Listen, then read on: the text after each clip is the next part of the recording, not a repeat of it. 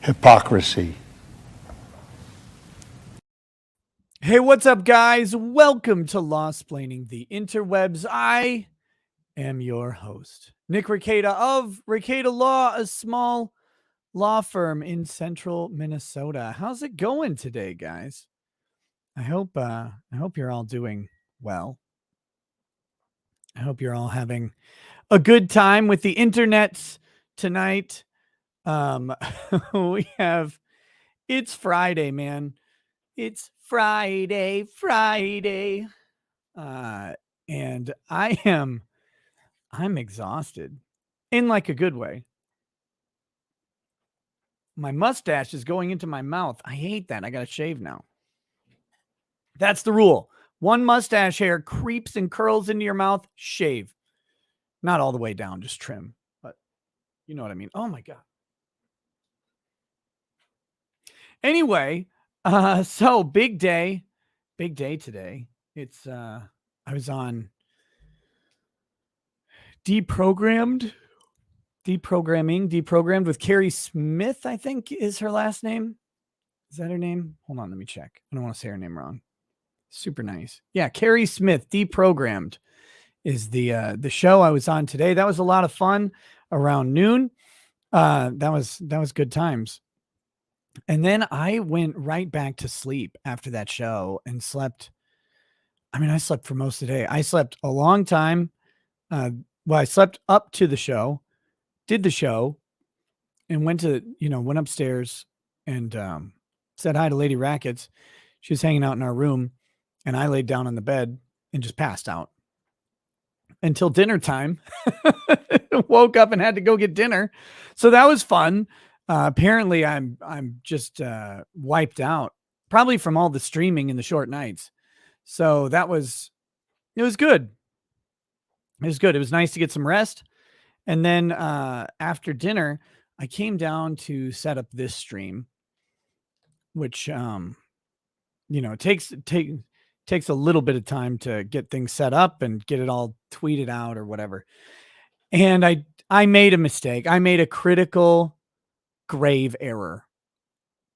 I turned on the debate between Medicare and Nick Fuentes.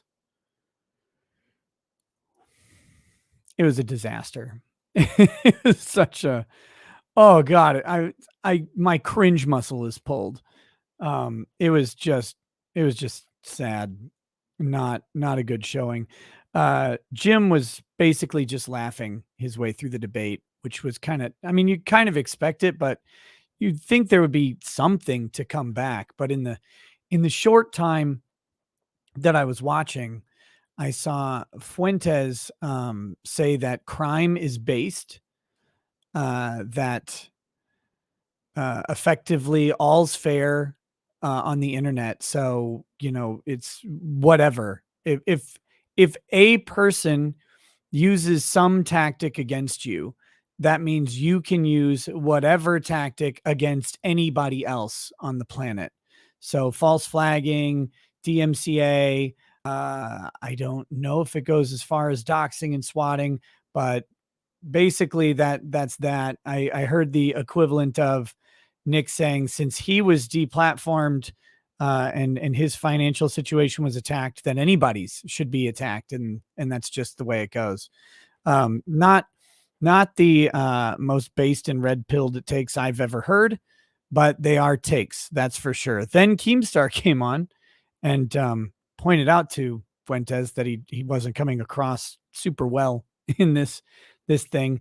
And then they accused him of employing unfair tactics against Baked Alaska by reporting Baked Alaska to the feds for routinely assaulting people with pepper spray. A crime which I believe he pled guilty to, if I'm not mistaken. So I think he was convicted of that one. So there was that.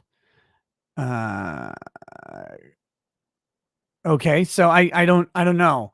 And then Keemstar was then part of the New World Order, which was pretty funny, I guess. Then Ralph came on Ralph came on to insist that he did not eat poop. That seemed to be the main reason that Ethan Ralph came on the show. He really wanted to be clear that he did not eat poop.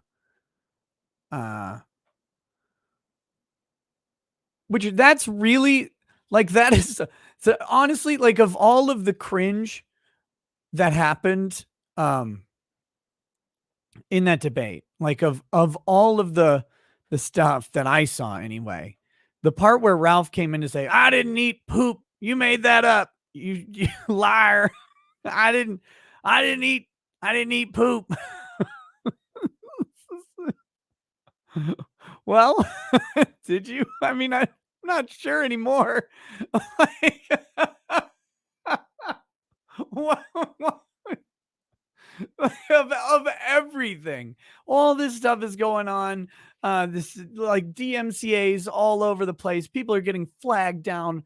There's swatting. There's allegations of people going to houses. There's crazy shit going on in this sub community, and emphasis on the sub of the internet. And I didn't eat poop though.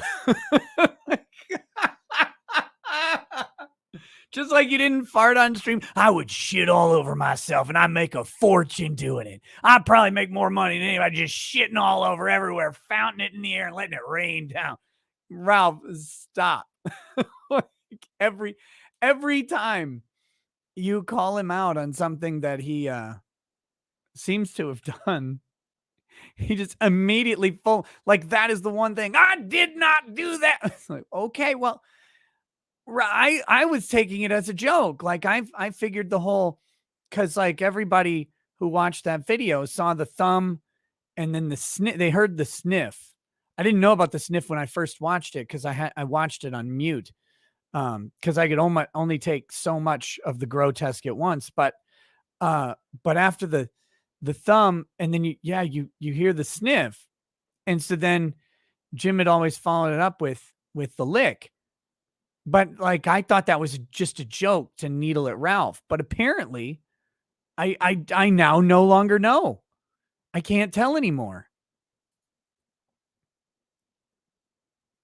So it was the weirdest thing. Like, of all this stuff they're talking about the propriety of flagging and mob tactics and all of this shit and everything. And that's what you come on for? It's amazing.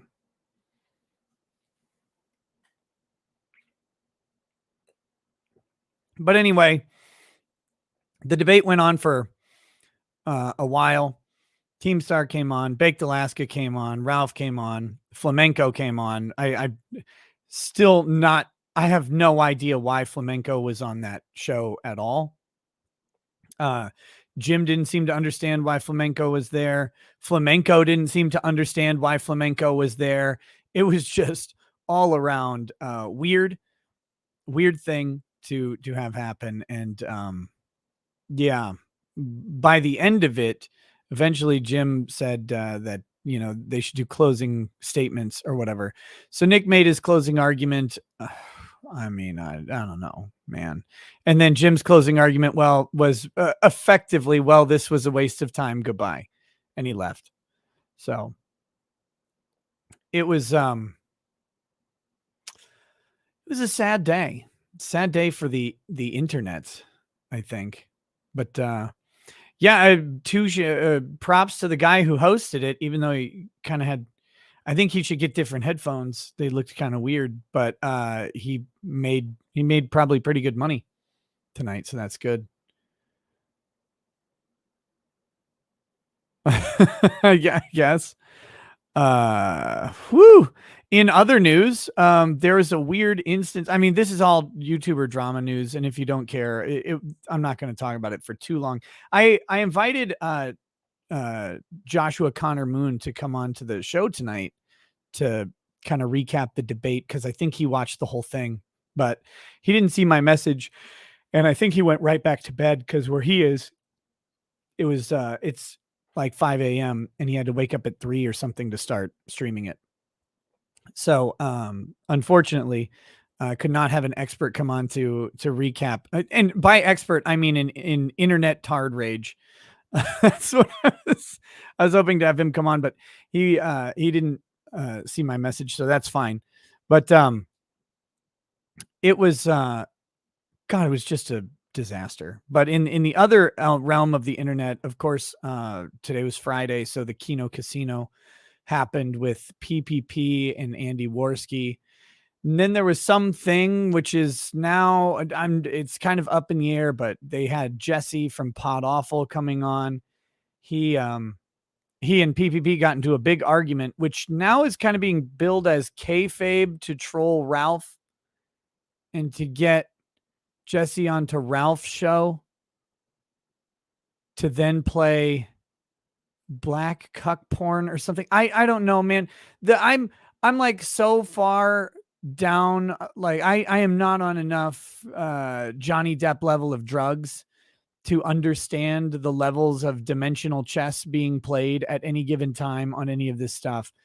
But it's a weird day, man. Weird shit happening, and I don't know why. I don't know why any of it's going on. So with that, that's about all the time I'm going to spend. I mean, if someone sends questions in about it or whatever, I will probably, address them like normal. But other than that, I don't have a ton to add. A bunch of people do like wonder what the drama between Nick Fuentes and I is. There really isn't any drama between Nick Fuentes and I. I've never spoken to him or anything at all, but he's not a big fan of my of me or my takes, which is that's perfectly fine. But I think I can trace it all back to when I said for someone who's intent on saving the white race, he probably needs to start having some babies. But then people pointed out that his name was Fuentes, so that probably wouldn't work either. And that's on them. But yeah. Other than that, more recently, and why he's calling me a mediocre lawyer is I pointed out the DMCA is not the appropriate vehicle for someone making fun of you. Like if someone is just mocking you, the DMCA is an inappropriate choice.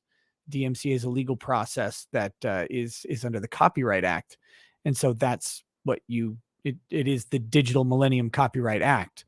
So that's what that's for. It is not for I'm butthurt about people calling me a gay catboy lover on the internet or whatever. And since I said that in a tweet, he's been it's been under his skin, I think, because he keeps mentioning me. People keep sending me like, why is Fuentes talking about you on his show? I don't know. Okay. But that's the more recent thing that has made him very mad. So I don't know, man. These are weird people. These are supposed to be the edgelords of the internet, and they're coming off as the cringe lords of the internet. I mean, this like flagging and bitching about people all the time it's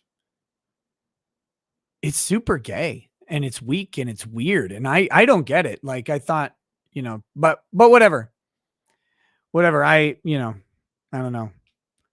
I feel like it would be the same if like I started filing professional ethics complaints against the law Twitter people or something because they did it to me. So it's like, haha, I'll get them now. Like if I started doing that, like that would be pretty cringy, right? Like I'm not aware of them specifically breaching any ethics, and certainly not with me involved. So like what? But they made fun of me. So like who cares? Like when was that the acceptable response?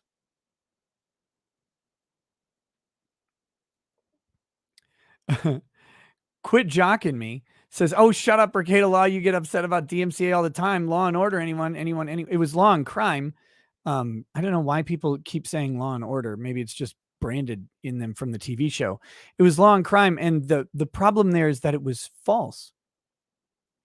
But I didn't go like DMCA them back. Like I responded to the DMCA. That's a super weird take. But okay. Sure. Whatever. I didn't tell anybody to flag their channel or even stop watching or anything like that. I just made fun of them because that's the appropriate internet response. We're in the age of just make fun of the person, because what else are you going to do? Like what? I'm going to try and get their publication shut down? I mean, for what? Improper use of the DMCA, sure. But you know, they resolved it. They withdrew it. So I don't know.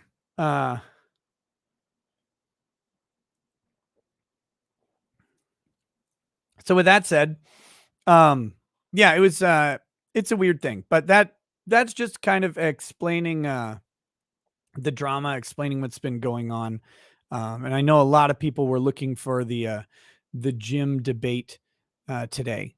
So that's all I saw of it. I didn't see the whole 2.5 hours. I probably saw a combined 30 minutes or so.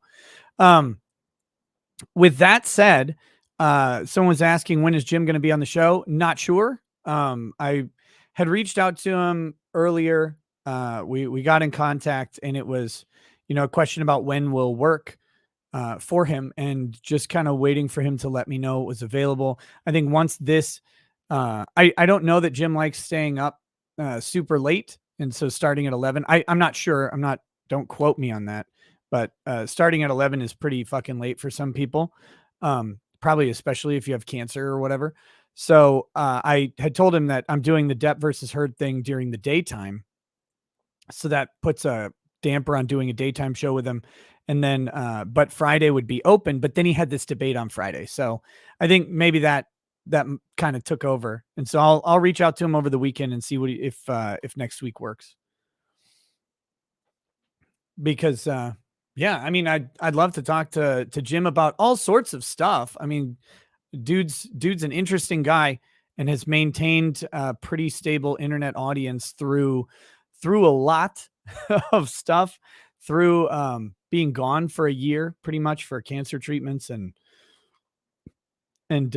he has interesting perspectives on things. Also, we can talk anime, so that'll be fun. Other than that, what's going on? Oh, I have bad news. This is actually, this makes me really sad so far. So give me just a second. I got to do this appropriately with redactions.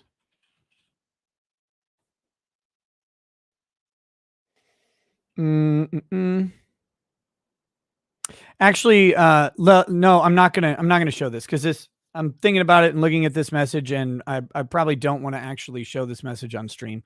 So I'll summarize it. Phase Connect is not going to have me do a stream with Pippa at this time. So as much as Pippa and I both want to make that stream happen, it's not going to work right now. And there's no expiration date on that was given. So sorry. Really wish we could do something, but you can't do anything about it. I was perfectly willing to work within whatever restrictions or structures they had, because I just wanted to have a fun talk with Pippa about silly subjects. Like that's it. And I don't know what they're worried about, if it's drama or whatever, but like if they didn't want to talk about drama, then I don't care. Like what?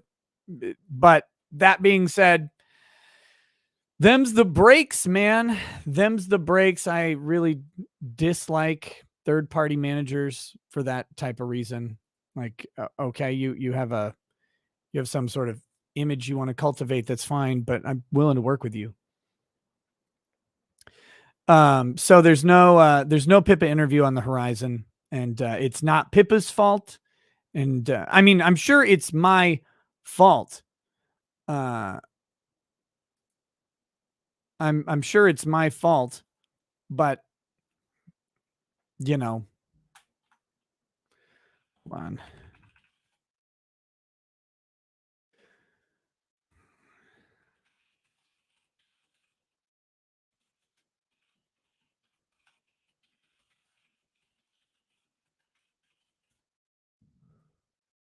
So anyway, I'm sure it's my fault as in who I am and what I talk about and stuff like that. But it's not like there's a lack of follow up. I sent them, yeah. So I sent them a message on March 28th, uh, connecting with the person that I needed to connect with after the other people I had to talk to. And then they said they would put up a group chat with me and Pippa on the 29th. I said, sweet. Didn't hear anything until I followed up on April 11th. I said, hey, just following up. And then on April 22nd, which was today, I got the message saying no. So nope. You know, so you're telling us to go call them cucks for not letting it happen? No, I am not. Please don't mess with them. Please do not. Don't make trouble for Pippa.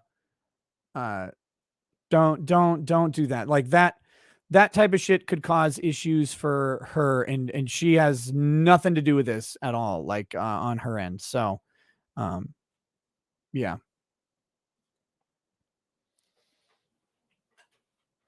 So it's silly, but that's the way of the world. That's the way it goes. Let's put it out on Twitter. I don't give a fuck if you're 6'3". I'll slap the shit out of you, fucker. That was, I don't know if you guys have seen, this is the voice of FaZe. FaZe Let's put it out on Twitter. I don't give a fuck if you're 6'3". I'll slap the shit out of you, fucker. that's what they said to me. I doubt it. So anyway, that's where all that stuff is. So I'm still working on the Medicare interview, trying to make we'll try and get that locked down at some point. But the Pippa interview is down for the count. There's some people on my radar that I need to talk to at some point. Styx, Hexenhammer, Gothics, and Matt Christensen are all people on lists of that I would like to do shows with. Eliza Schaefer said he was looking forward to coming back on. He popped in at the end of last night, so hopefully hopefully we'll get that get something like that put together soon. But anyway, I just wanted to give everybody an update on where we were. So I have some stories today to talk about, just shit I found in the news that is kind of interesting and kind of like more standard fare that we've been doing on the show for a while, because you can't always be covering Johnny Depp. I don't have anything extra to say on a live stream about the Johnny Depp Amber Heard trial today. Obviously there was no trial going on today. I don't know if they had motion practice. I slept through the whole day, so who knows what they did. None of it was broadcast. So I'll probably put out like a summary of the case so far if I can get some time. I don't know if I'm going to have any time tomorrow to do that, but so I have a thing in the morning and then I have the Make-A-Wish tomorrow night. So there's like a gap between those two before I need to start driving, where Lady Rackets will be getting her hair and makeup done. And so I'll have some time, and if I can put together a summary video, I would love to do that. But we'll do that. Oh, Brandon Herrera is also on my short list of people to get on the show, because I'd love to talk to that dude. He seems super interesting. But yeah, so I might have time to put together a Johnny Depp like first 2 week recap. Get my hair cut too. Shit. I mean, I don't think I can get in there. I don't think I can get in to do it. But yeah, I would. So I'll be reaching out to him sometime, really soon. I think. Loving having guests on and stuff like that. So we'll see if we figure that out. Yeah, King Boom was it? Chat scrolled by too fast. Where'd you go? Yeah, King Boom. No Vic news this week. Well, I mean, I guess there is some Vic news. He's voice acting in some game or something, or series or something, and something to do with NFTs, or I don't know how that works. Cash Patel, I think, wasn't I on Tim Pool with that guy? Wasn't I on Tim Pool with Cash? That guy's kind of interesting. When's the Chad Dad stream happening? I have no idea, man. Yeah, Cash seemed really nice. I think I have his contact somewhere. Yes, the makeup company came out against Amber today. I saw that.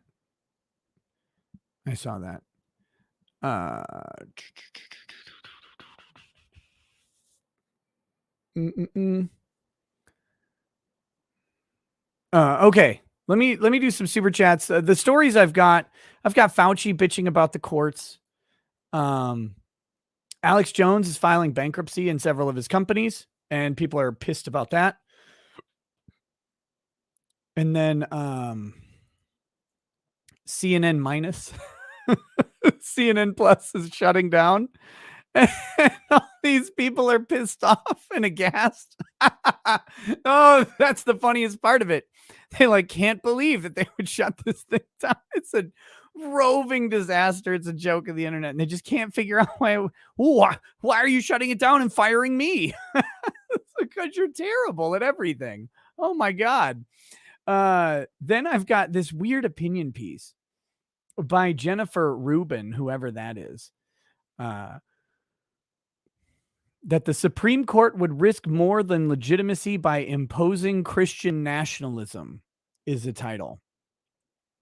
Which sounds like occasionally you get one of these think pieces that is just so out of the woodwork, batshit insane that you want to look at it. And that's so I think we'll probably read through that whole opinion piece because it's fucking ridiculous. Wait, Shadowban Warrior says Brian Stetler gave the reason why. It's hilarious. What was the reason? What did he say? Where do I find it? Oh, well, let me see if I can find that real quick.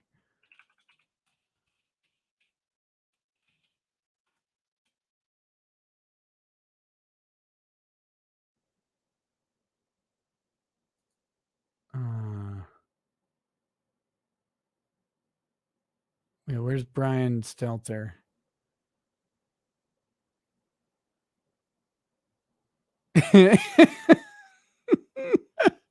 It's he says it's too early to know if this service was a success or a failure. It was less than a month, man. It was less than a month.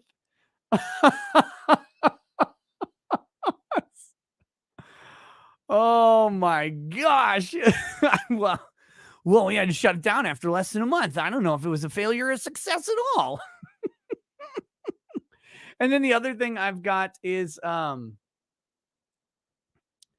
don't know, Kevin McCarthy, the Republican House Minority Leader,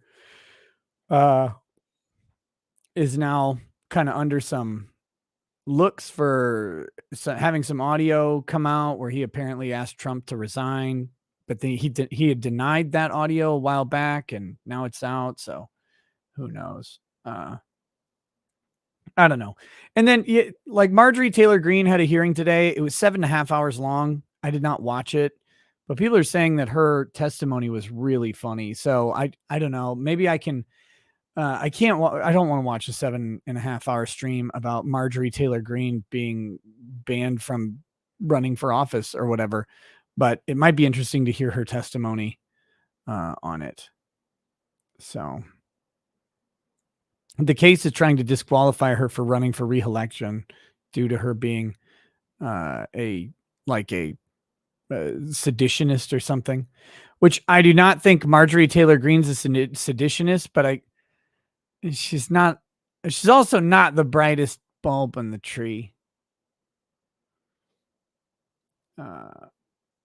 So anyway, those are the subjects we've got going, but I am happy and fully willing to be distracted by super chats. That's the show outline. So if you guys don't know how this goes, professionally run shows, like real shows, they have a showrunner and researchers, and they put together like a big fucking stack, the stack they call it, of papers and stories and topics, and they're all organized or whatever, and it's like it could be 20 pages of stuff for a couple hour show, and then you get to none of it ever, right? Because you start talking about whatever the topics du jour actually are, and then you get off on a tangent and you do nothing. The show, when I went on You Are Here, I mean, we had a big thick packet of topics to cover the first time, and yeah, we did nothing at all with it. So but I think I'm trying to figure out what I should drink tonight.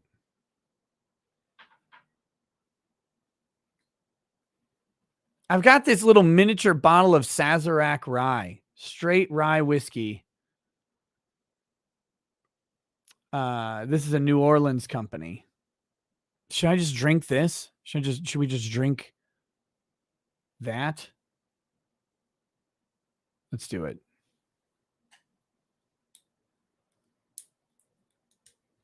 Bull semen? I don't like Red Bull.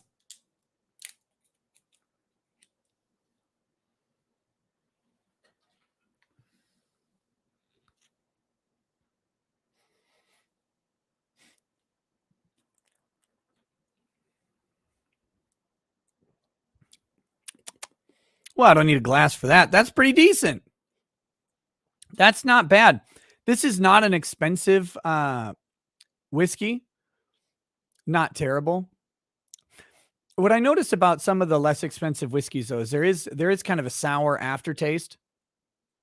And yeah, that it's got a little bit of that. But it's I've had way worse than that. It's not bad. So you're going to drink the entire bottle tonight? We might get there. I don't know. How much do you guys want to party? This is, how much is this? What's the volume on this? I don't know. Is this like 500? So normal 750. This looks like maybe 300 milliliters. It might be a lot. I got to be up early, so I don't know. Well, we'll see. We'll see. Let's party. Chug, chug, chug. I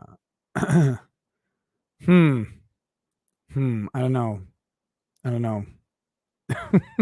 So it's always a strange proposition doing a whole bottle of anything. Oh shit. Fucking, I hate YouTube sometimes in the way they, like, why would you do this? Sorry. Just adjusting something real quick. There. Okay. Let me do, where are my fucking super chats? Here we go. There were a couple right before the show that I got to make sure and get.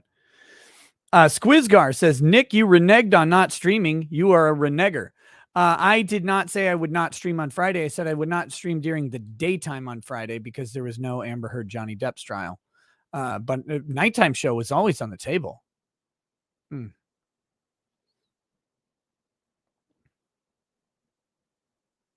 Oh shit.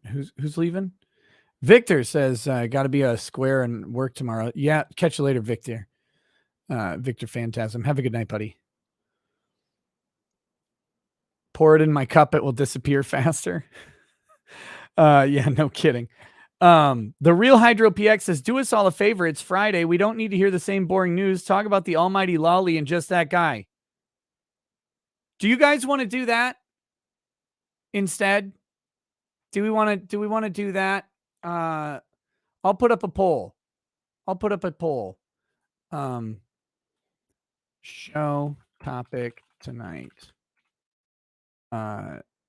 News stories selected by feds or almighty Lolly takedown of JSG.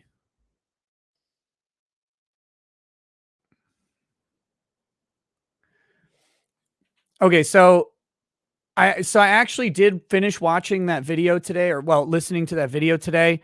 And the interesting thing is, I think there's a bunch of stuff in that video that can just lead into natural conversation. So, I'm not opposed to doing that because I think it'll take us all sorts of places.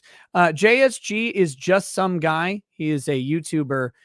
He and I got into a spat because I found out that he is a communist, effectively a communist, on a flashcast, and I called him out on it, and I was being a little tongue in cheek saying communist, but he's for a centrally planned government and an economic system, which I vehemently oppose.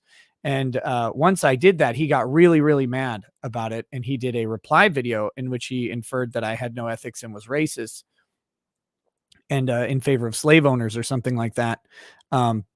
This is a guy whose entire channel is about not having wokeness in Disney or whatever. But the more I see of his pedestrian takes, the more he just appears to be woke. So almighty Lolly is a guy who did a video about just some guy, and I was already going to encourage people to go watch it since I finished it today, and I thought it was really, really well done. I don't know how people like him put together videos like that. It's not a skill that I have because it requires so much like cataloging and going through other material to pull. But it's great. So we'll take a look and see how the poll goes. But I think maybe we could do that. It's an interesting thing. Zachary, oh, this is on point. Huseman says, just some guy either blocked or force unfollowed 18,000 people, or all his Twitter followers were bots and got deleted. He literally has 97 followers left. No, he does not. You're joking. I don't believe that at all.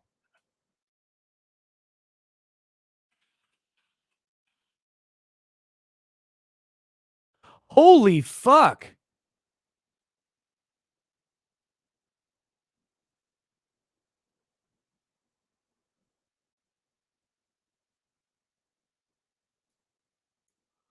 I mean, holy shit. I thought that couldn't be true.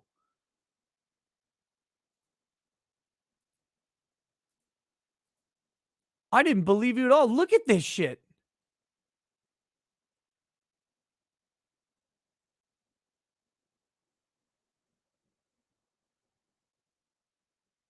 Whoa. Wow.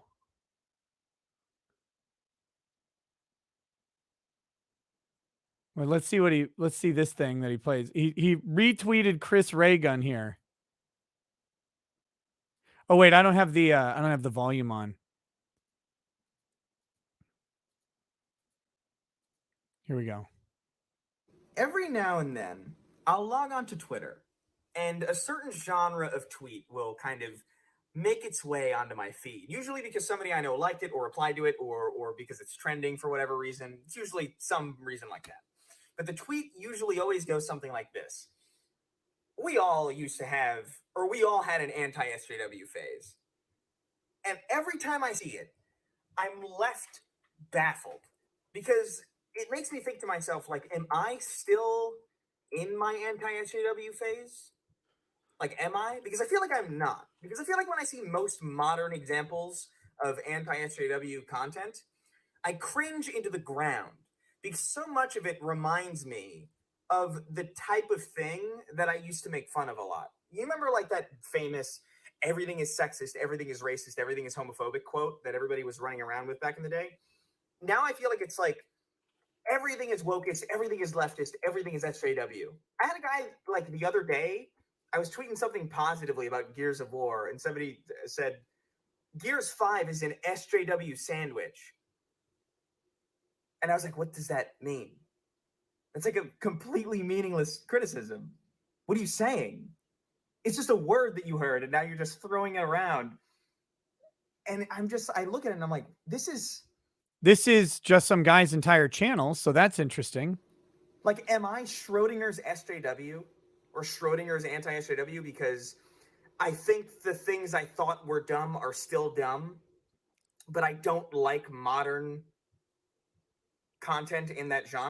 Oh, Chris Reagan's a fucking anti-SJW hipster. Like, I was on the anti-SJW train before anybody else was. I was on it before it was fucking cool, and now it's just full of a bunch of glamons. Oh, stop it. Cut it out, you. God damn it. Genre? Like, is that who I am now? Like, I don't...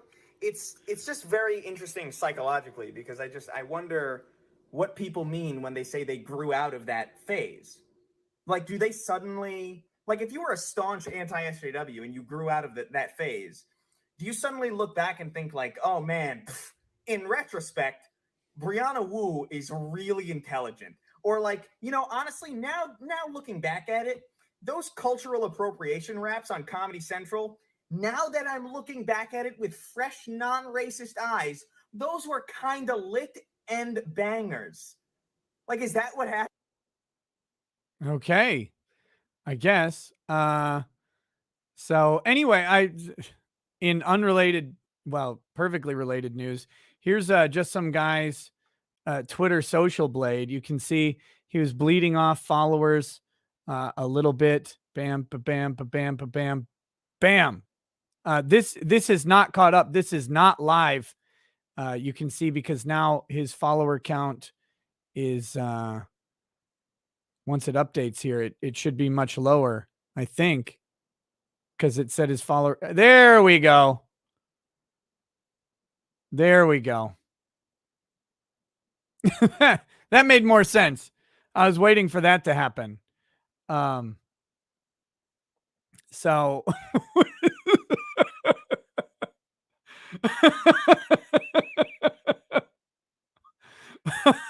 I don't know what happened with that. Like, I don't know if he did that. It's like, if he did that on his own and shut everybody out, but yeah, I mean, he was at 18,000 followers. You could see, look at this. He was, gaining followers through 2019, 20. This is when probably around the time, I'm going to guess this is around the time he appeared on stuff like Friday Night Tights or whatever. He was growing, then he lost some there. He was growing up, doing well there. And then, January minus 351. Or no, December minus 351, January minus 140. Then he gained some in February, and then off a fucking cliff in March. And then, of course, today he just dropped the other 18,000. So he had probably been up to about 20,000 followers in February. And wow, that's wild. Holy shit. I wonder how his YouTube views are doing. I have no idea. Let's get a couple more of these super chats in. Wolfgang Deo says, I FedExed a letter using my Japanese last name in place of hers. She signed with my English last name. Looks like it's a FedEx official. I'm married. Okay. There you go, I guess. Where was it?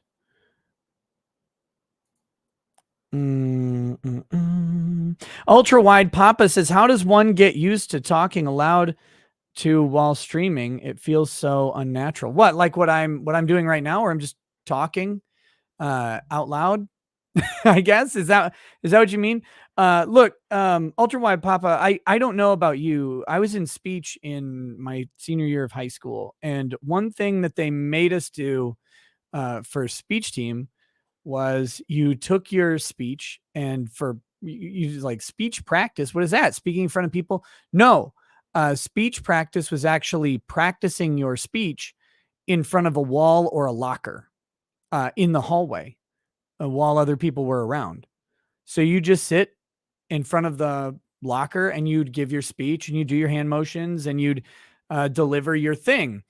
And when you've done that like 100 times, you don't feel that weird talking out loud to a camera. For me, but you got to do that stuff to kind of get out of your head, get used to hearing your voice kind of bounce back at you, and all of that. So try it. Go to a public place and just like walk up to a tree and start talking to it. I mean, you'll probably get arrested, but you should try it anyway. But no, I don't know how you do that outside of the context of like high school or whatever, but find a place and just talk. Just talk. Write down a 10-minute speech and just say it. Do that. If you don't want to do that, do it in front of a mirror. Because when you're streaming, you're looking like I'm looking at it's odd. My camera's up here. My face is over here. I look at my own face. I don't know. I'm sure there's narcissism somewhere in there, but it's just a natural place for me to look. And it's kind of neutral. And I also feel like looking directly at the camera all the time is super weird. But just go to a mirror and talk in the mirror. Talk wherever it works. You just have to do it. I don't know. Is that I think that's what you mean? Aaron Allums says, "Hey Nick, can you give a shout out to my hubby David, who lost 70 pounds in 5 months and won a weight loss contest at work? He's still going and wants to reach 130 total pounds lost." Whoa! To David, Aaron Allums' husband David. Big props, my man. Big props to a smaller man than before, but bigger on the inside. Keep going, buddy. Shed those pounds. Be less of a fat. Be a skinny. Be alive. Be a healthy. Be whatever you need to be. But most importantly, continue being better. If for you better is trimming 130 pounds, cut that shit off. Get it off of you. Shed that weight. Be free of it. And enjoy your new life, man, because I'm sure that is life-changing weight loss. Cheers to you. Keep going. You're an inspiration. This is going to get bad. CL Hunter says, Tatake. I don't know what Tatake means. Kosk says, early. What is this nonsense? Not much. Not much. Pirate Tomsky says, Nick, I opened the wrong bottle of whiskey. Jameson's time. Why would you open the maker's mark? Oh, dear God.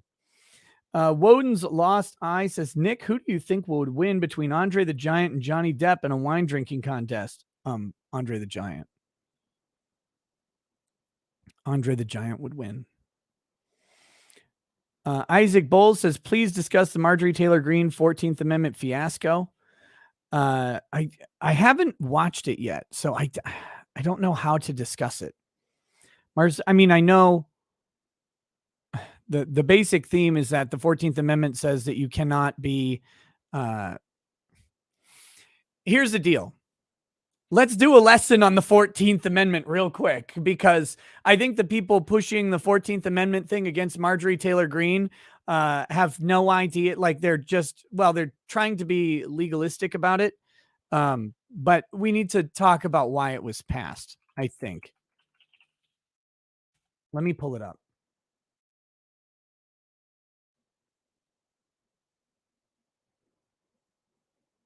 Okay.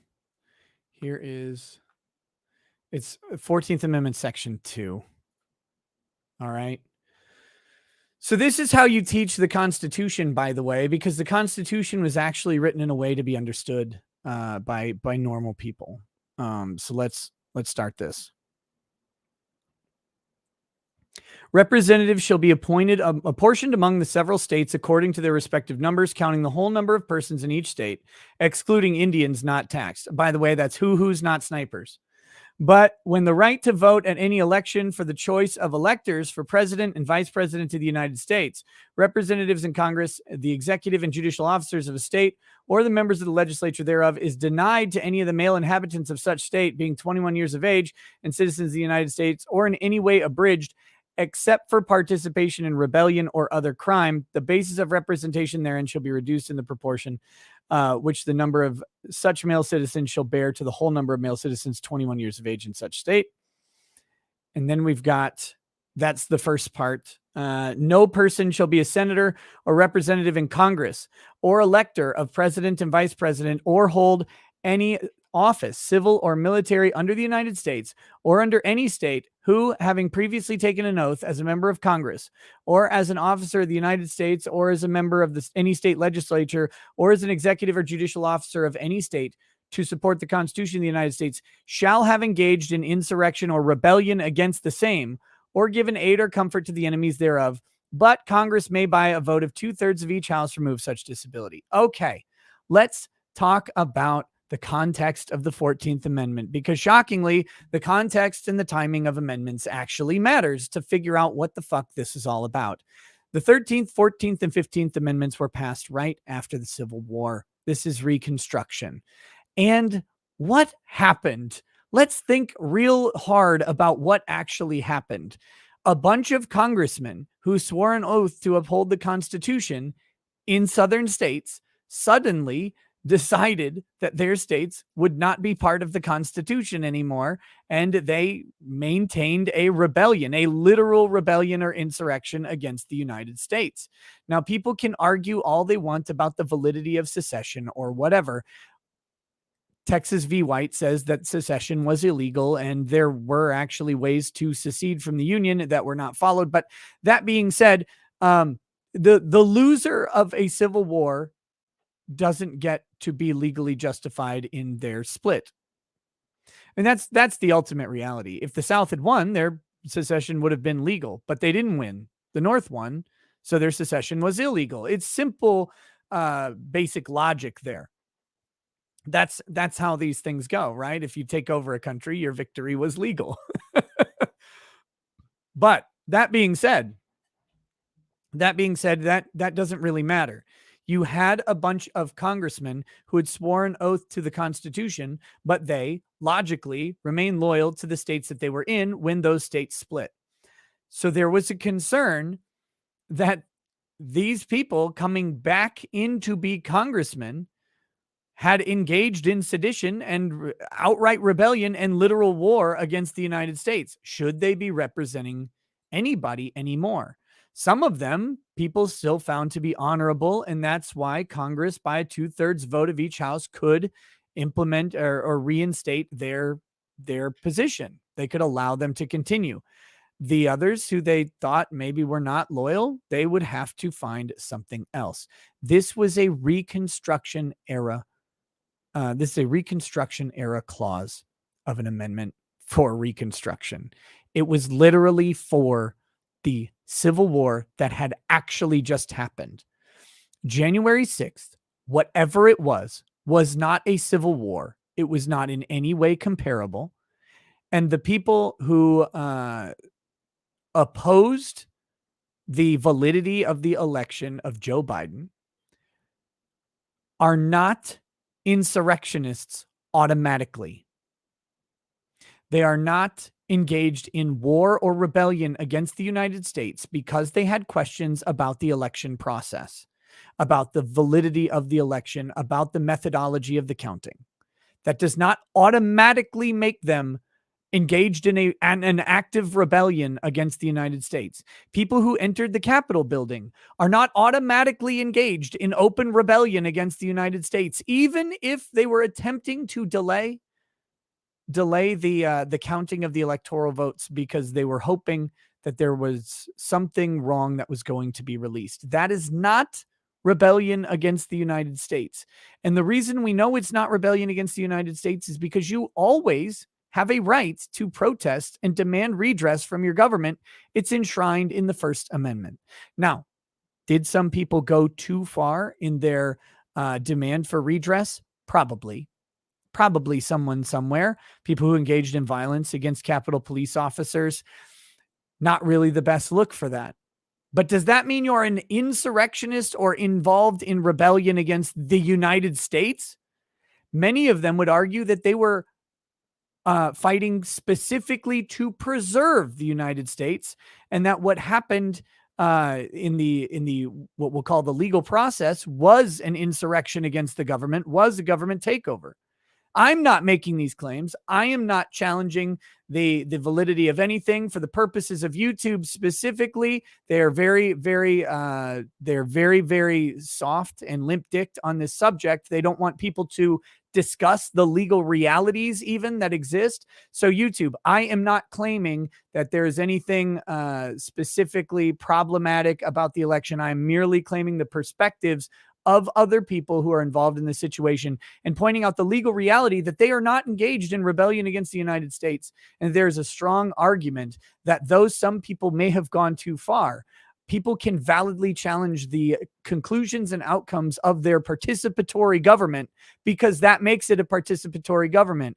And if you dumb motherfuckers at YouTube don't understand, because you've got such commie cuck mouths that you take all that commie semen into, like if you're so fucking brain dead that you don't get that there is a distinction between rebellion and merely questioning the integrity of a governmental process and the necessity of being able to question government at all times for anything, no matter how ludicrous someone else finds it, then fuck you. Okay, we got to point that out here. I hate having to give these qualifying statements because we're exploring the very real idea that I said earlier, right? It's legal when you win, it's illegal when you lose. Our secession from England was super illegal until we won. Then it was right. Make no mistake. If the rebellion against England had been stamped out, all of the founding fathers, instead of writing a document, would have been hanging from trees. That's how that would have gone, because that's the reality of questioning government, and specifically questioning a tyrant government that was hell-bent on political dominance. And that's why we have the system that we have, so that we could question our government, so that we could petition our government for redress, so we could question the outcomes of elections without hanging from fucking trees. So YouTube, I don't need you to tie the goddamn noose, okay? I don't need you to do that. Let us just speak openly and honestly about the realities here. And that is to say that neither Marjorie Taylor Greene nor any of the January 6th protesters that I've seen, based on the evidence presented, are engaged in anything akin to a 14th Amendment rebellion or insurrection against the United States. They're talking about the literal fucking civil war here. They're talking about taking up guns, forming regiments, and going to battle, costing the lives of over 500,000 Americans. We're talking about towns being burned to the ground as troops march by. We're talking about Union troops and Southern troops pillaging towns, raping women, burning buildings, hoping to literally overthrow the opposition party's government, to reincorporate the South into the North, or to so break the North that they can make their own sovereign in the South. Those are the aims. The South was engaging in rebellion against the government because the government technically included the South, and they said it shouldn't, that the government should be something less than that. They wanted to change the nature of the governing body of the United States fundamentally, not having a bitch fight over who won an election when people were confused about data and having questions about how it's collected. Those are vastly different things.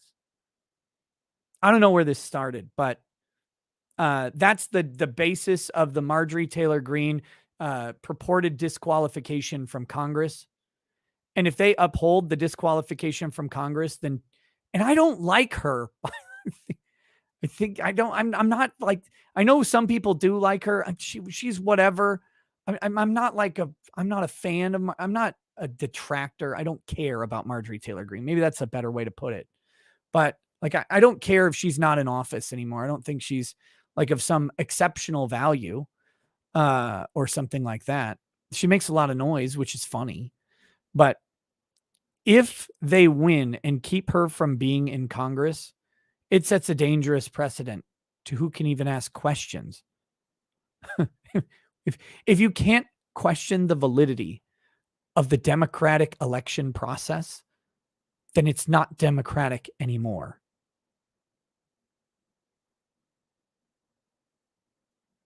That's the problem.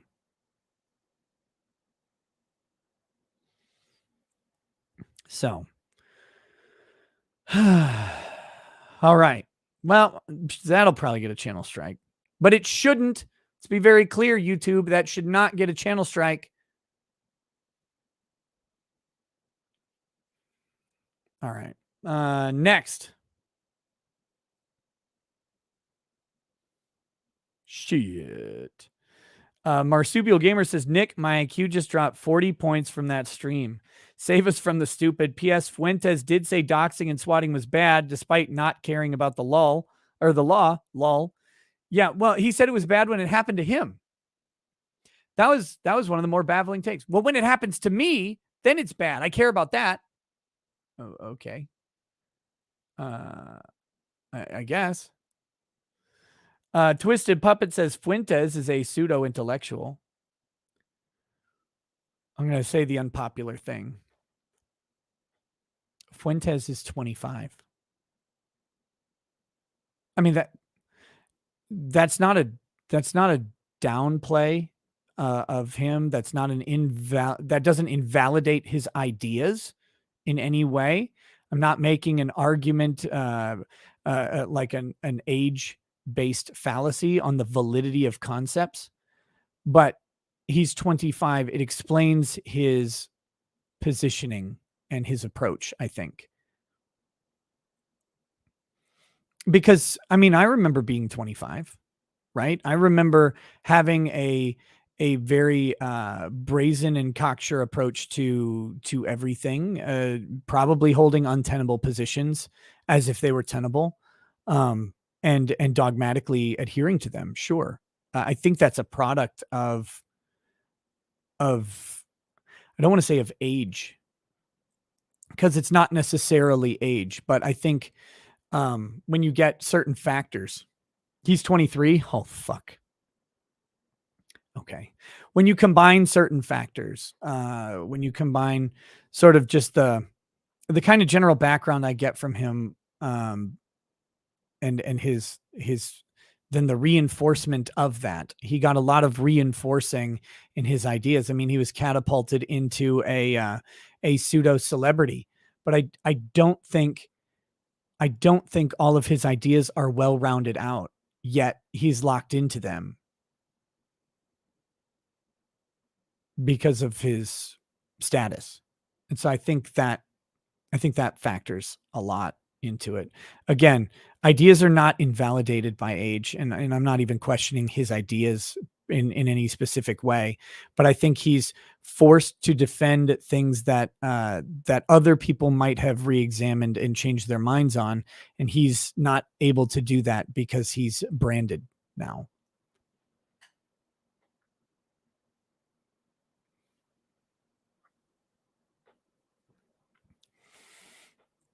But yeah, I think that puts him in a tough spot. I don't know if he's conscious of it, but it does. But tonight was just really, really, really weak, in my opinion. Eric Winberg. Oh, wait. Digitalis says he total narfled the Garthok for a Hershey drop. You got to narfle the Garthok. Eric Weinberg says, hey, got some overdue good news today.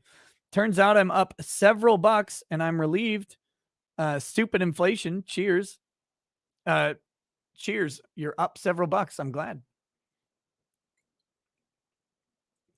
Zach Carr says, yo. Tony K. Hi, Nick. Can you join me in a celebration toast? This Sunday, I'm turning 36. 2 months ago, wife and I moved to Florida from New York. Wow. Yeah. I can do that. Let me get a Gatorade chaser here.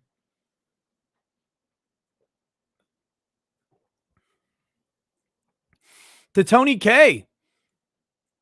First off, he's upgraded from New York to Florida, which you cannot even compare. His tax burden is about to change. His cost of living is about to change dramatically. His perceptions of, the people around him's perceptions of freedom are about to become more realistic, all by just moving about 1,200 miles away. So that's a fun start, but couple that with turning 36. The mid 30s are an interesting time in a man's life, at least in my opinion, because that is when people start to arbitrarily respect you. I was just talking about Nick Fuentes' age, and it is unfair in many ways that that men are not respected as they're young. Oftentimes they have, and this doesn't necessarily apply to him, but oftentimes they have very very effective ideas and innovative concepts that could attack longstanding problems, and they're overlooked because of their youth. But as men become, as they move through their mid 30s, that starts to change. Suddenly, all their ideas that they've had for years become good, become respectable, become something that must be a product of their venerable experience, when in actuality, it's the same way they've thought for forever in a lot of times. But congratulations, buddy. Toast to you to making it into that age of respect that will bewilder you probably for the rest of your life. Cheers, man.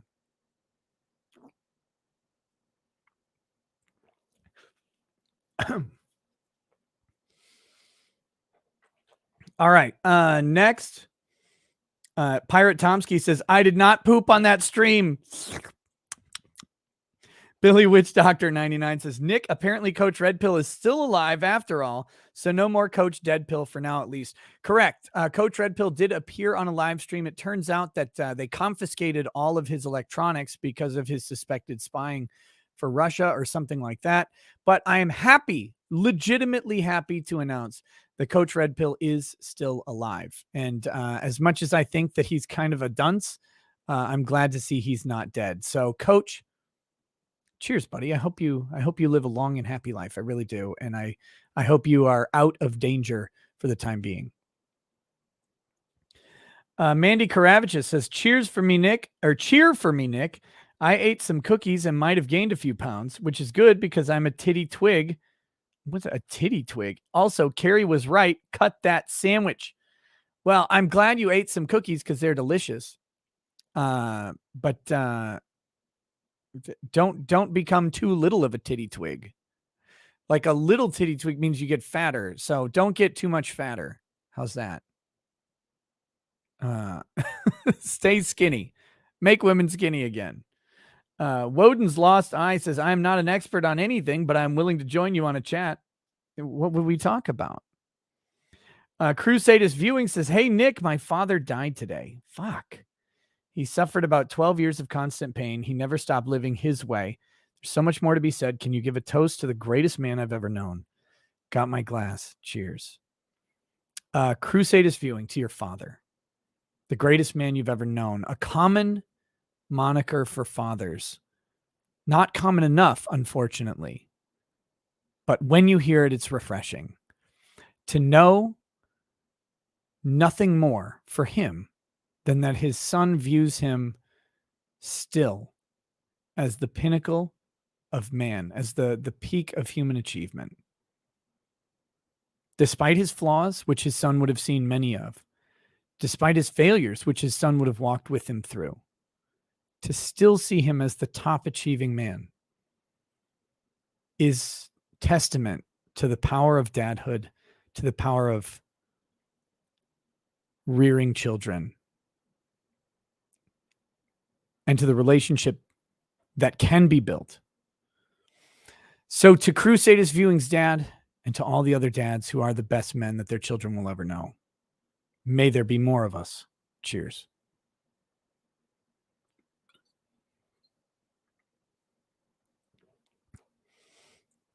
True Anonymous Shabbat, bad pressure, bad calf care.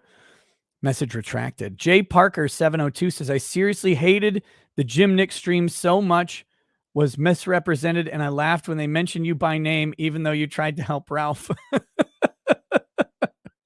Yeah, I don't know why.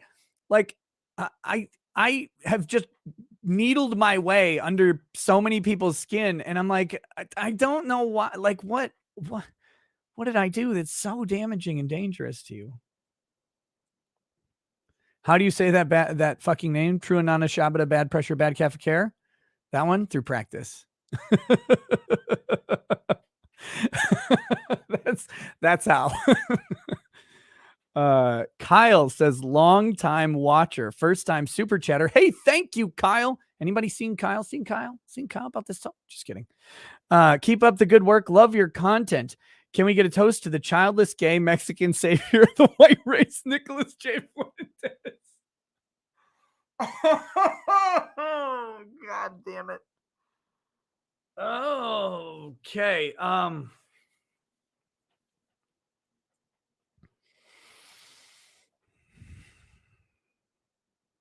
To Nick Fuentes, the tannest white identitarian, mustachioid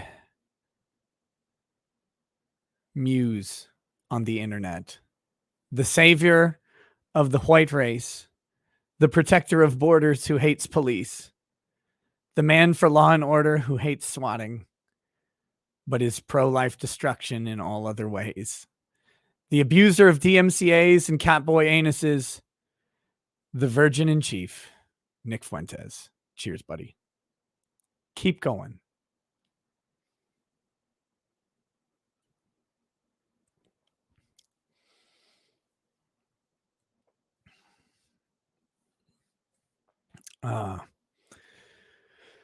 Okay.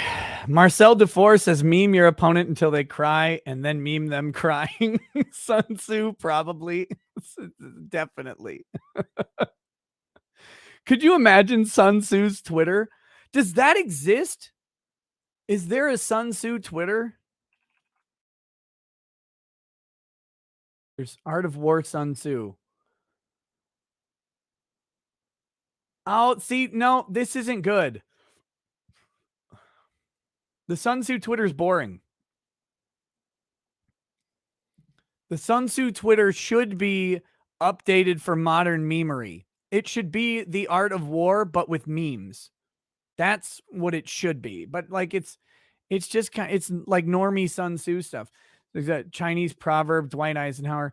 Here's Sun Tzu. When an army is penetrated into the heart of a hostile country, leaving a number of fortified cities in its rear, it is serious ground. No, okay. That's good. Kalea, we're almost to the Just Some Guy video. Yeah. Sword and Scale says, Nick, I couldn't wait to tell you about that little Mexican Fuentes shitting on your good name, but you beat me to it. It's too, you know, it honestly, like, I'm bewildered by it, right? Like, that's where I am. I don't care. Like, people shit on me all the time. It's fine. I don't have any problem with it. But like, I'm just bewildered that, because he's like, look, I have a small amount of respect for Nick Fuentes. He's running this thing. He puts together stuff like AFPAC and stuff like that, which I can't organize shit, man. I'm not an organizer. I'm bad at that stuff. So I would need so much help to do it. I don't know how he does it. So actually, like, he's trying to run this like political movement and trying to like Sargon his way. And I love Sargon, but his name has become a verb in some circles through like interneting a political party into existence. He's trying to do that. And you know, go for it, I guess. I just don't understand how he has time to like bother with little old me. Like, I'm just an asshole over here, and I seem to keep popping up in his stuff, and I'm like, aren't you busy? I don't get it. Like, I'm just shit posting online here, buddy. It's fine. Like, go do your thing or whatever. Go have fun with it. No skin off my teeth. Real quick, we do have to visit the importance of the most important tweet online tonight. is from Elon Musk. In case you need to lose a boner fast. Why? Like, look, I don't know if Elon Musk will be good for Twitter or bad. I have no idea. Probably a disaster, in all honesty. But can we let the man buy Twitter, please? Like, can we please do it? He seems to be real in some way. I know he's not. I know he's a billionaire who like doesn't spend any money and like borrows pizza from his friends or whatever because he's so autistic. But like, can we please just let that guy buy Twitter and see what happens? Can we give retardation a try for just a minute? Like, just give us this thing. Gods of the internet. Just please give us this one thing and have Twitter run by someone who knows how to not be serious 100% of the time. Like that's all I want. All I want, like, please, just someone who knows that you can be unserious for just a minute and tell a joke. I'm so like every one of these motherfuckers. Like, have you seen Jack Dorsey lately? Like, do you remember when he was CEO of Twitter 4 months ago and he's going on like meditation, transcendental self-realization trips to Thailand and talking to the Buddhist monks and going through this fucking thing? It sounds like one of my sibling explaining to me about living amongst the world. It sounds like that pretentious prick you met in college who's like, I've traveled to 23 countries and I've experienced other cultures. And you're like, fuck off immediately. And like that's what every one of these asshole CEOs becomes. They become such self-important blowhard bloviators that you don't even know what they are anymore. They're not people, right? And how can they be? They literally run the world. They run Mark Zuckerberg probably knows more about what Ralph's penis looks like than Ralph, because Ralph can't see it. But Mark Zuckerberg has probably examined that through his AI programs and fed it into that USB 3.1 port in the back of his head. Like, they have seen everything and they know the outcomes. They control elections. They control everything. The flow of information goes right through their prostate. How can they be normal? But please put a weirdo like Elon Musk in charge, because he seems like he might be one of us. And by one of us, I just mean not broken on the inside, not so self-important. He's self-important in a different way. Like, he just wants to make 2050 into today. That's what he wants to do.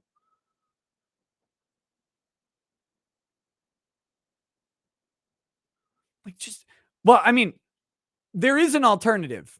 Someone kind of, Jordan reminded me there is an alternative. If you don't want Elon Musk, give the people me. I will run Twitter for no salary. I will run Twitter for free. And I will make it great. Just do that. Put me in charge of Twitter. If you don't want Elon, put me in charge. I'll make it better than anything. It'll look like a GeoCities page within a day. I'll promote the personal Twitter of Anton LaVey. Does he even have a Twitter?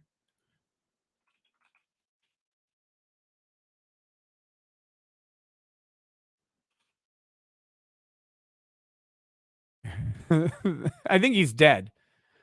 Yeah. there's a LaVey bot, quotes by the founder of the Church of Satan, the author of the Satanic Bible. Yeah. See, that would be on the front page. That would be trending all the time if I were doing it, because it'd be funnier. Like I said, it looked like a GeoCities page. Okay. Joey W. Bush, Nick, can you invite famous musician Shooter, aka Negative XP, on the show? He's considering legal action against Antifa and is looking for lawyers. Is Negative XP the guy who did that song?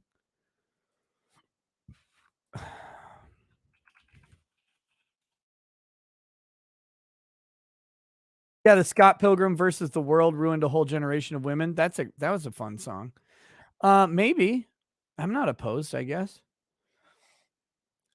He's also his new album Gamer 3 just dropped. Also, he's chatted with Doug TeNapel before. Very cool. I mean, I'm not opposed. He's pretty interesting. I heard him on the Dick Show years ago. Jay Parker, 702, welcome to Lawyer Status. Mike Mysterio says, Nick, Sunday is my 32nd birthday. Been a follower of your content since around the Vic stuff. Mind doing a toast for my upcoming birthday? Sure. Mike Mysterio to 32 years. 32 years on this planet. 32 years of education, experience, and trial and suffering and victory. All of them combined. They're what make us what we are, right? Our triumphs and our failures. Our foibles, our follies, those are the real character builders. As we laugh at ourselves, the benefit of age is looking back at the serious moments and making them non-serious.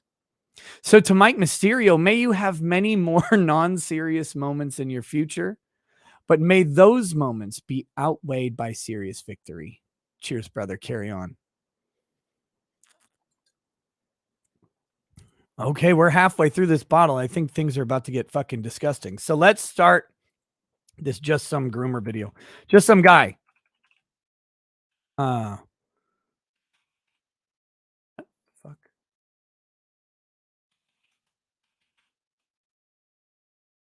I said. All right. So guys, this is from a channel called The Almighty Loli. Hold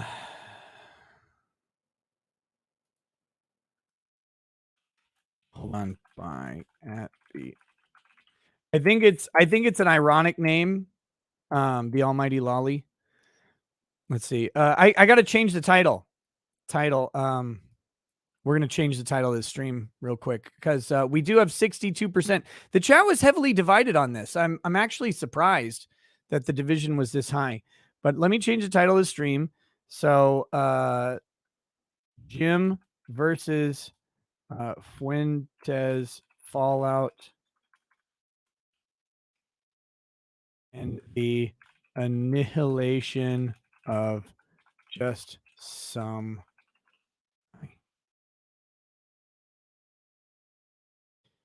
by Loli. Go. Let me change that. Be careful watching the video. Kenny Rogers music plays at the beginning. Let me get through that real quick.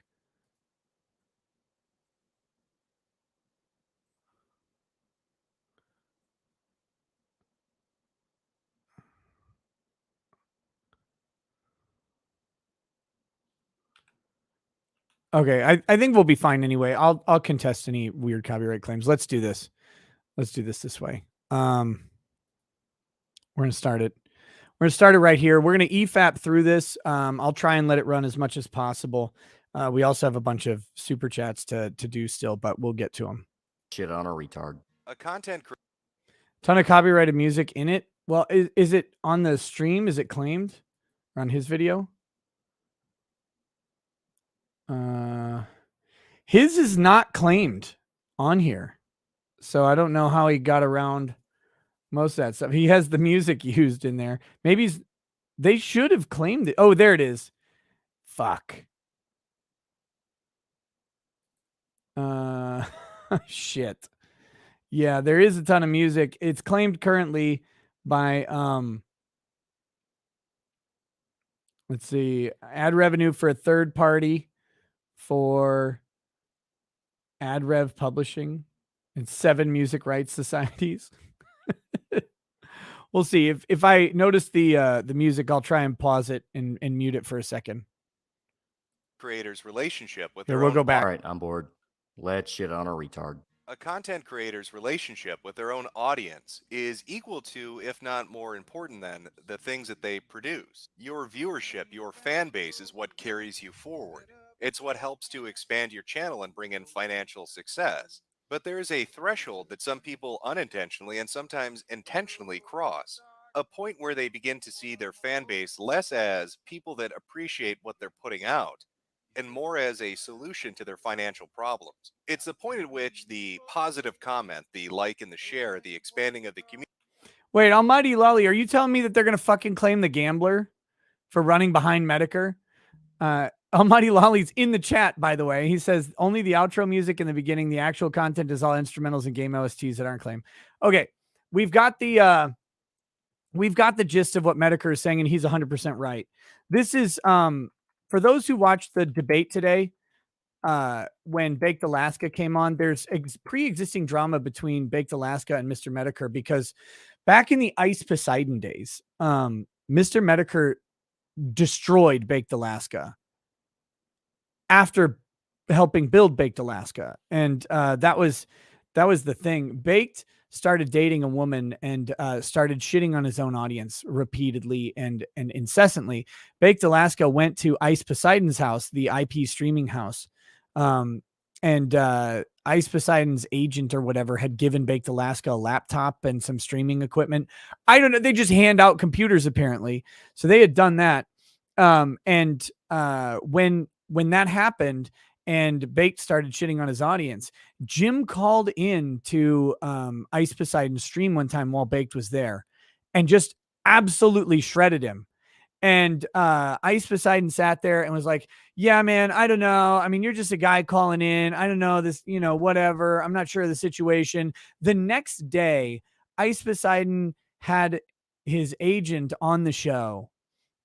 And that guy did a mea culpa and fell on his sword over supporting Baked Alaska. And they did a hard fucking heel turn on supporting Baked Alaska after that because they were getting a shitload of drama from that.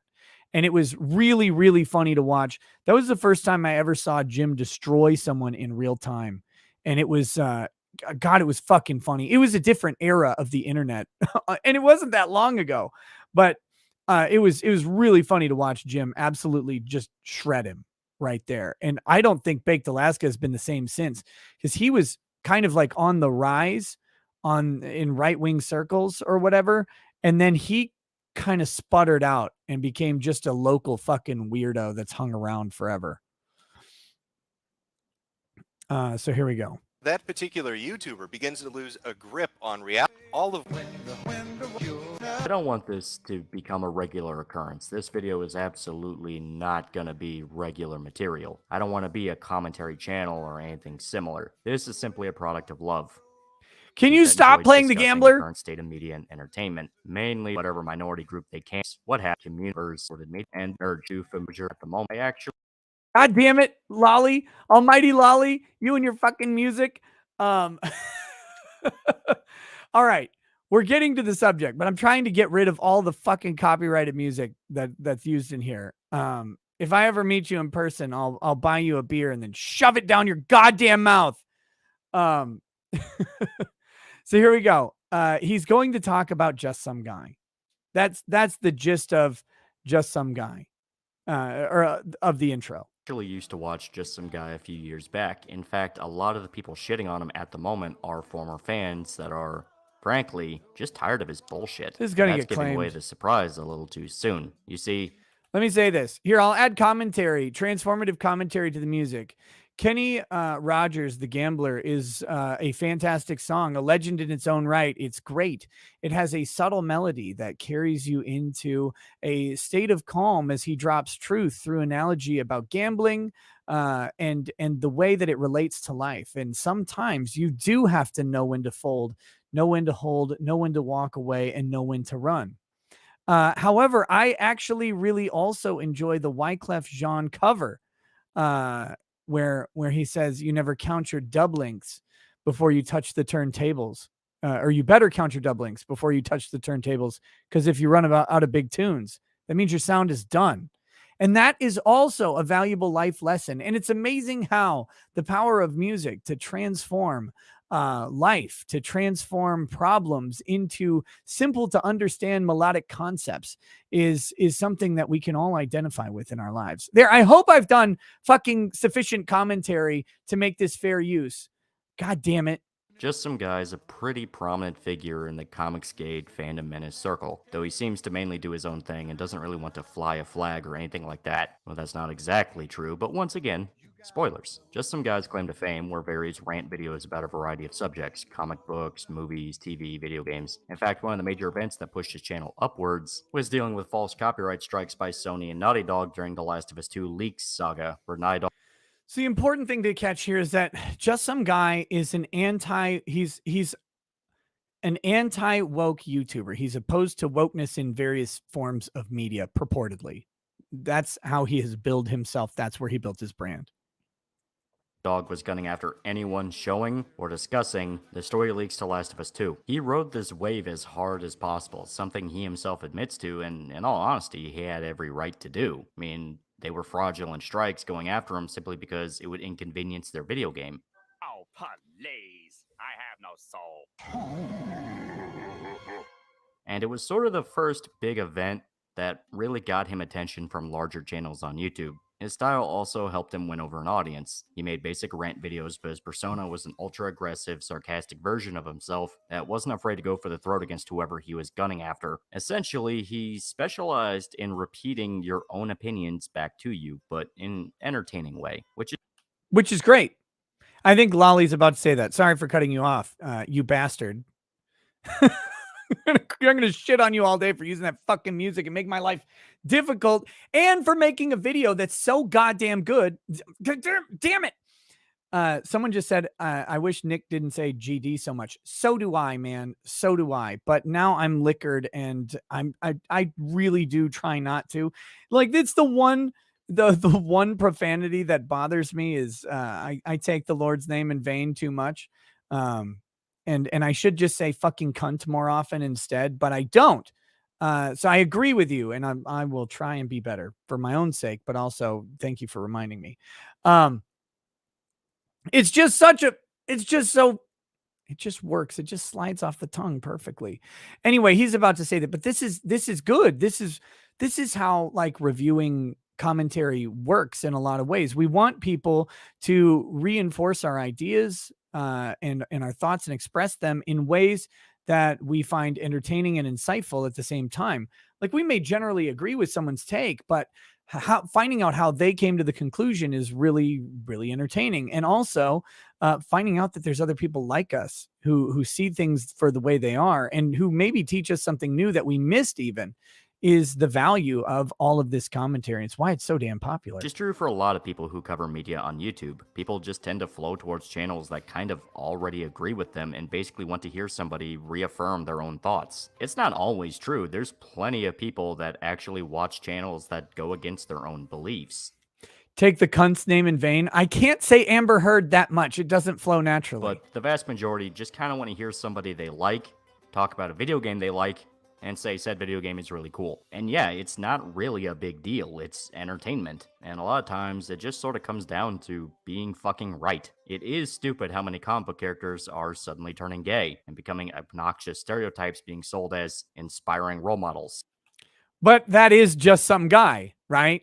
He is a comic book character on the internet who is gay. I mean, he's not suddenly becoming gay. He's openly gay. And he's being touted as a role model by a bunch of people who watch his content and are like, yeah, anti-woke takes, until, as we will see in this video, there's nothing but woke takes. It is stupid how desperate Marvel and DC are to run off the wrong fans and completely rely on demographics that, frankly, don't give a shit about their franchises. There are sleazy fucks who work in media that get away with terrible things and use pink capitalism to win over middle-class socialists who unironically say eat the rich while funding Starbucks because they're too fucking stupid to realize the company that films movies in a country with active death camps don't give a shit about minorities.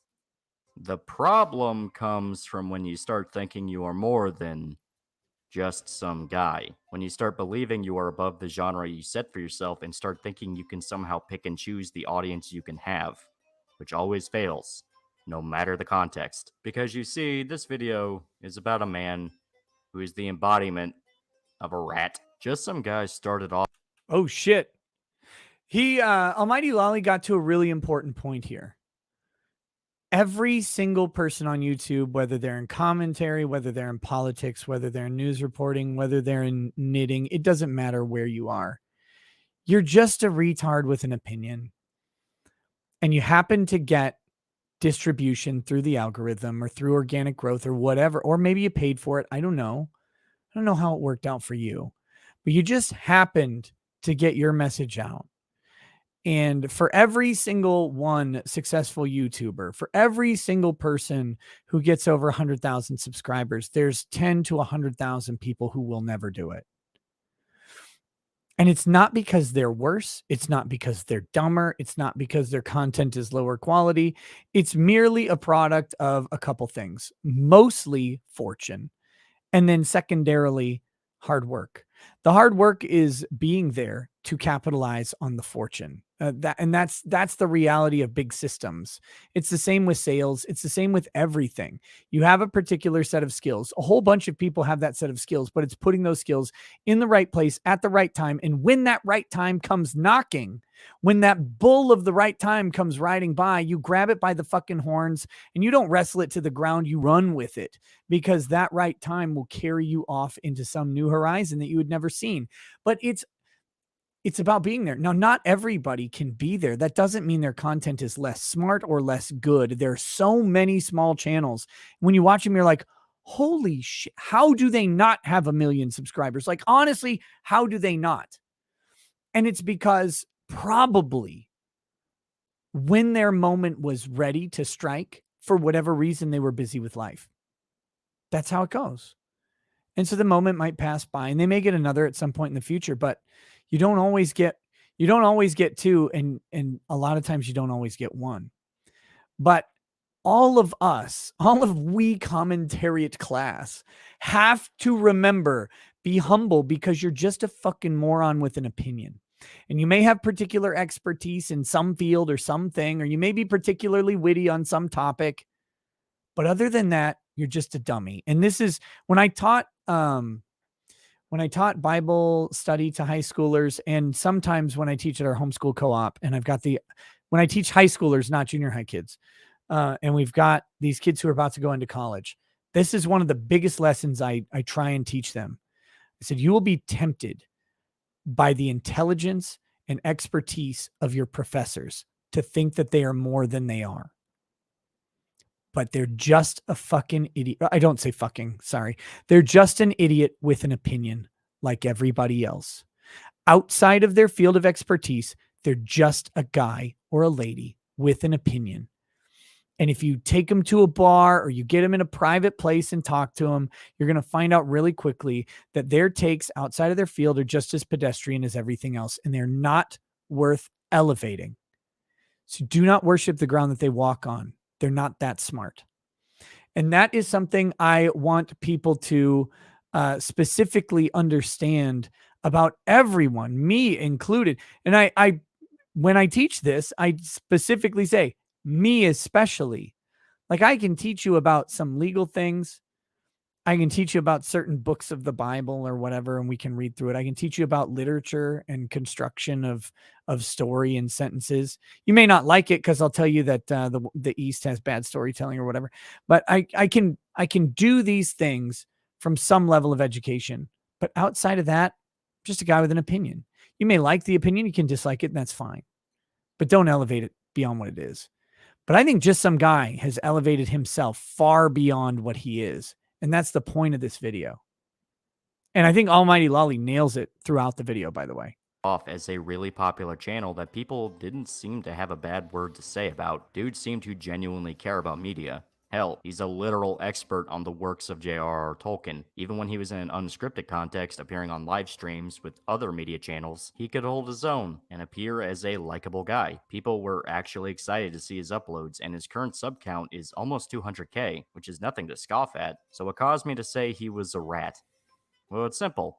When he's not talking about gay characters in Star Wars, he has no clue what the hell he's talking about, which was fine at first. The dude built his channel around discussing media, something he clearly knows a lot about and has a lot of passion for. Yet, he fell for a very familiar cycle that has consumed a lot of different channels, no matter the stripes. Fucking politics. JSG. True. Hey, what's up, Drunk 3PO? Drunk's in the chat, y'all. By the way, check him out. That dude is fucking funny. Check out his channel. Reviews theme parks for geeks and gamers, I believe.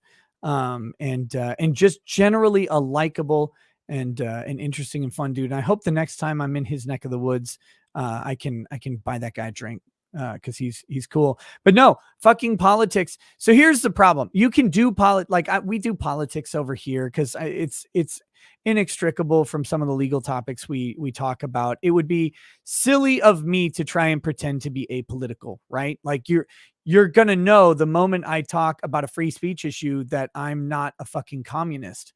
You're gonna find that out right away, because the moment we talk about the legal case that we're protecting speech, I'm going to say, yeah, by the way, hate speech doesn't exist. And you're like, oh, right winger. It's like, well, okay, sure, whatever.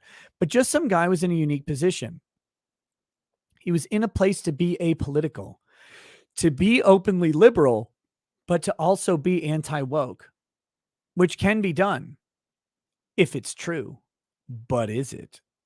That you'll have to answer yourself. He decided to become political. Exceptionally so.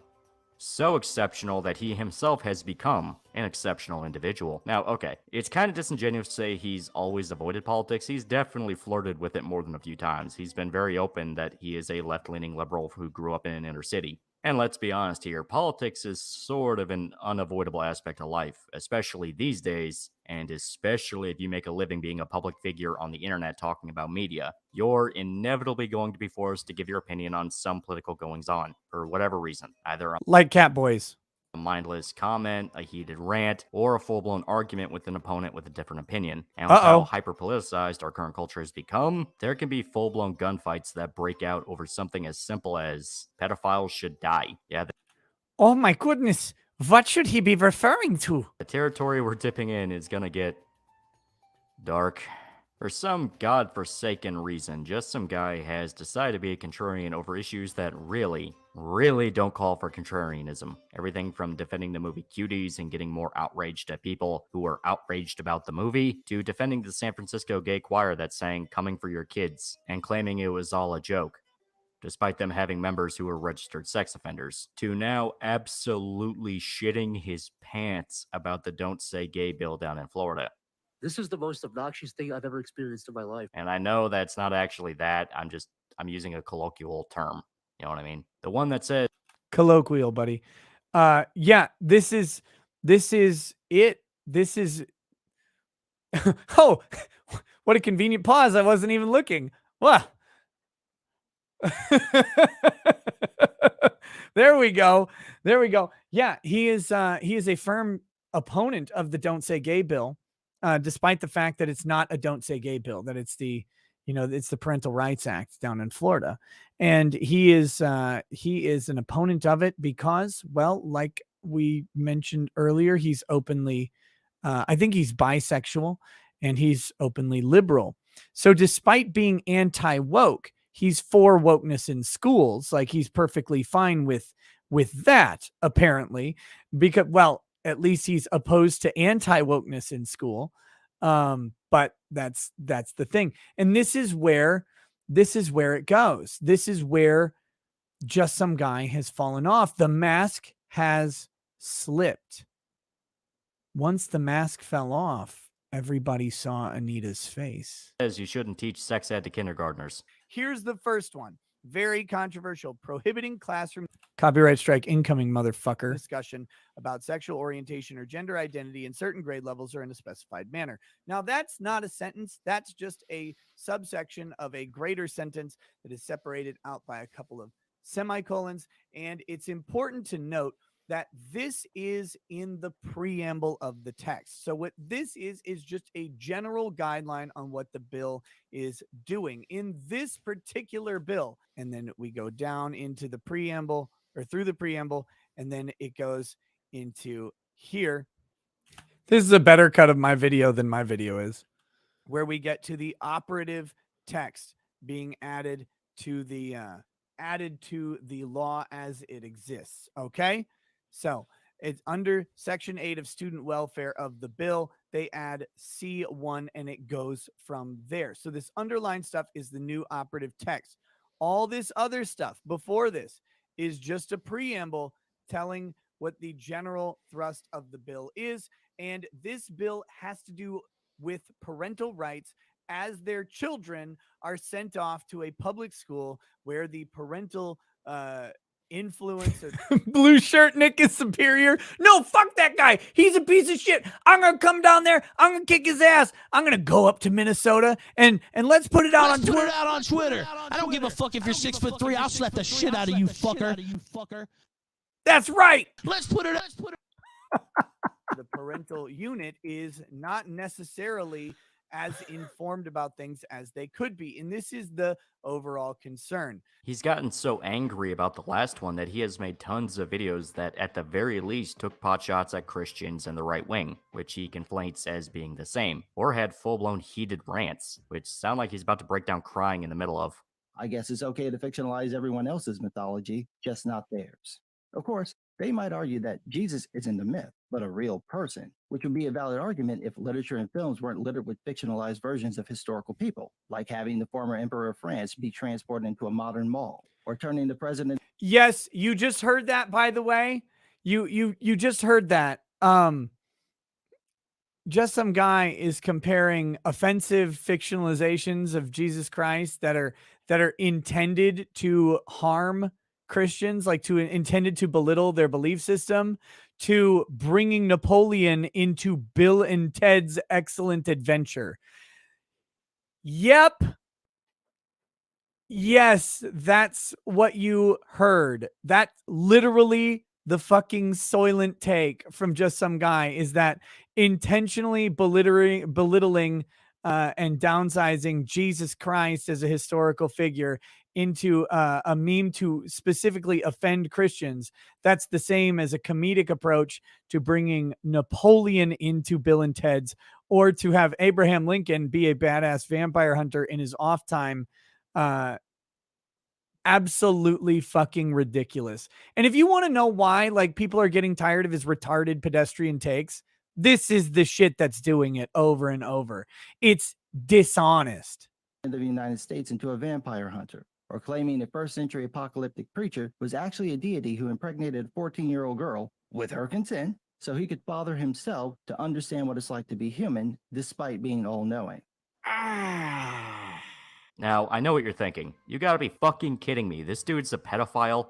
That is an accusation you have to be dead certain of if you're going to lay it at the feet of somebody. It's something that can absolutely destroy a life if it's mishandled. Jokes are one thing, and just throwing it out there to annoy a guy is another, but actually full-blown accusing somebody of sexual misconduct with children, that's a whole other ballgame, Chief. And I don't think just some guy is actually a pedophile. Instead, I think he's basically an egotistical, spiteful ex-girlfriend. And here's what I mean. Up until the Cuties fiasco, Just Some Guy practically had a perfect record in regards to his audience. People liked hearing his thoughts, and even if you didn't agree with him, it felt like he had basic respect for your opinion. He could be a smartass, but you understood it was part of the character. But when that controversy happened, the Cuties, something shifted. The guy said the movie was wrong, yes, but he had this very weird hate boner to some of the figures that talked about the movie. Especially guys like Ted Cruz, going absolutely ballistic at the idea of Texas launching a case against Netflix to find out why they thought a movie like this would be appropriate to broadcast to the larger public.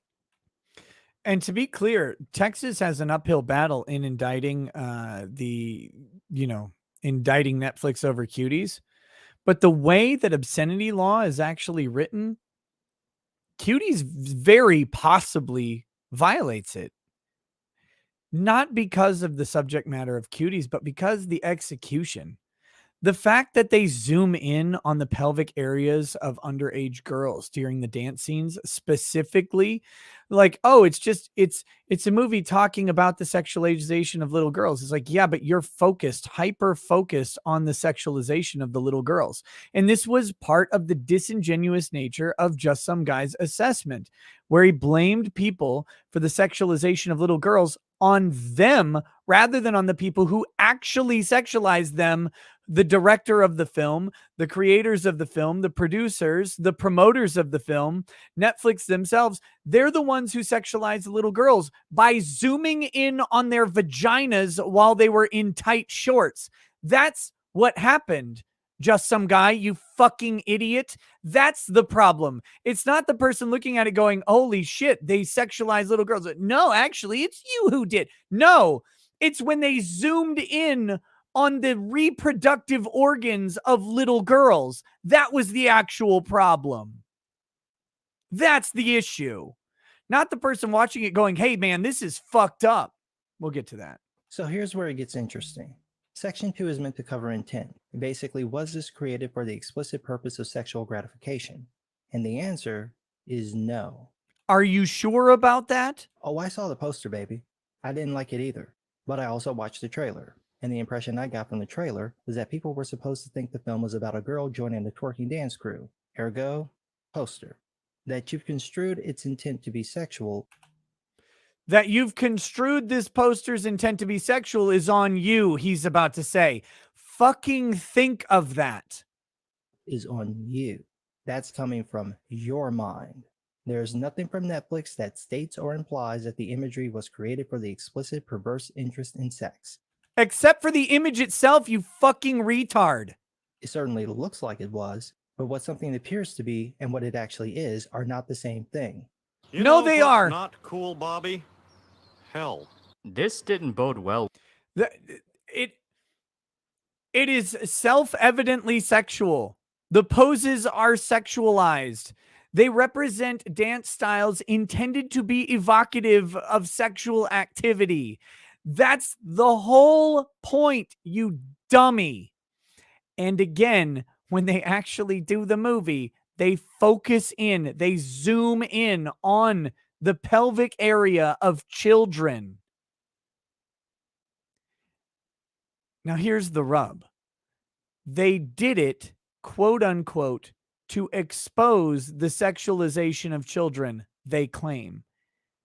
But just some guys ignoring the fact that they sexualize children to expose the tendency to sexualize children.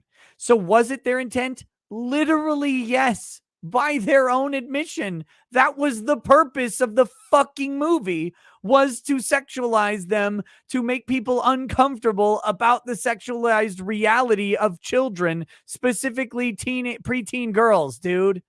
That was the point.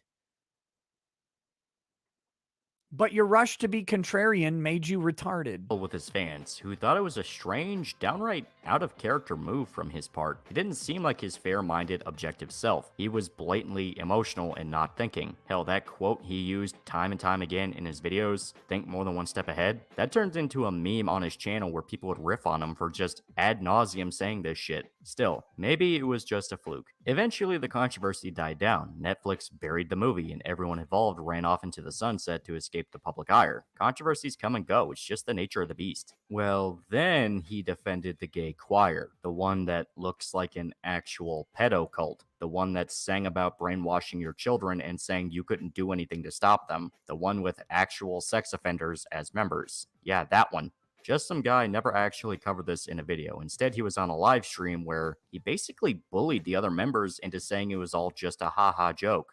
I will say someone's this. saying like the pics look the same, but I mean, even then, like, Well, I mean, there's like two of them where they look very similar, and I shit you not, like one of the pictures, it's like the guy. That's literally the same fucking guy, by the way. That is most definitely and obviously the same person. If you think that that is some other person than that, then you need help. That's the same person. Look at their fucking faces. He just has less of a beard and less hair down here. It's the same person, and that's not even a fucking question.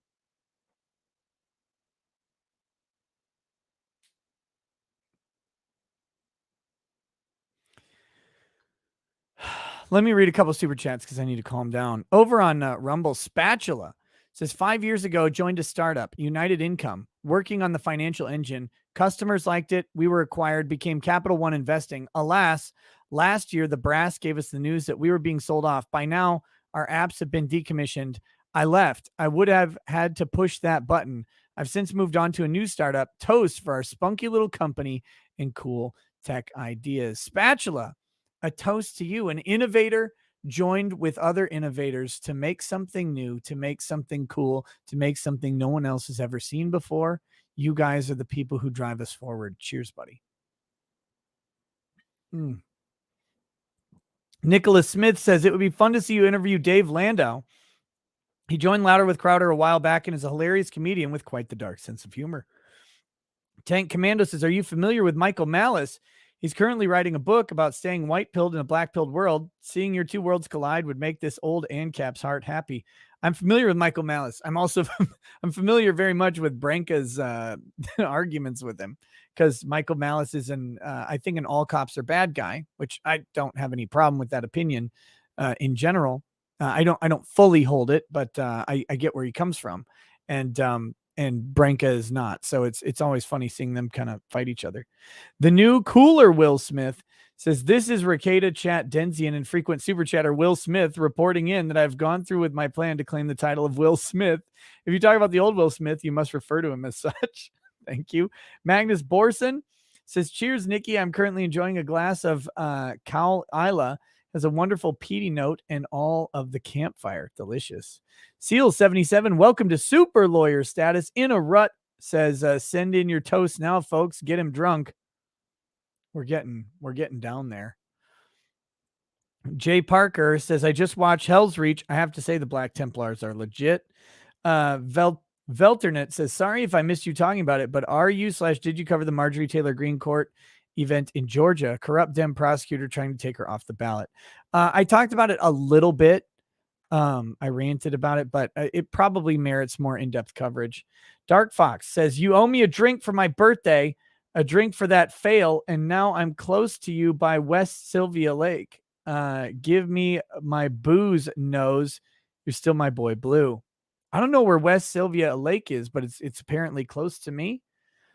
But cheers, Dark Fox. Happy birthday, brother. And if you're in the area, hit me up. I'll go we'll go have a drink in person, man.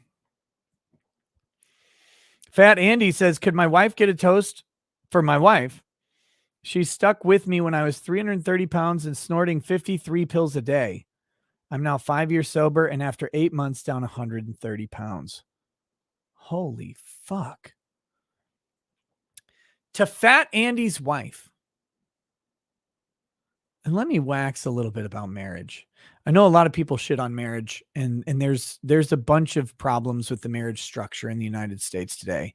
But ignore the legal structure of marriage and talk about the personal commitment structure of marriage for a while. The one that ignores government and transcends labels that are imposed by bureaucrats. The one that says, I commit to you because I want to and because I believe in commitment. That one, the pure one, the real one.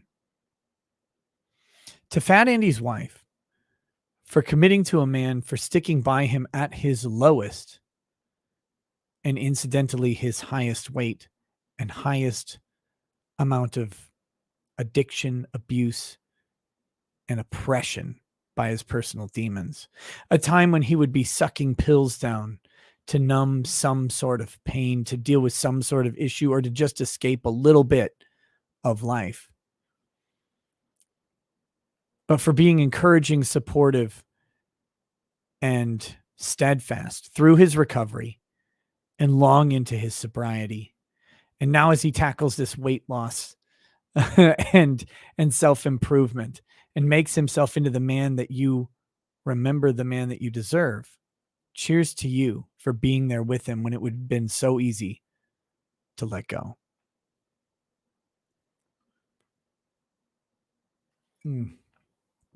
Wow. Bobby Lane, epic rant here. Take my money.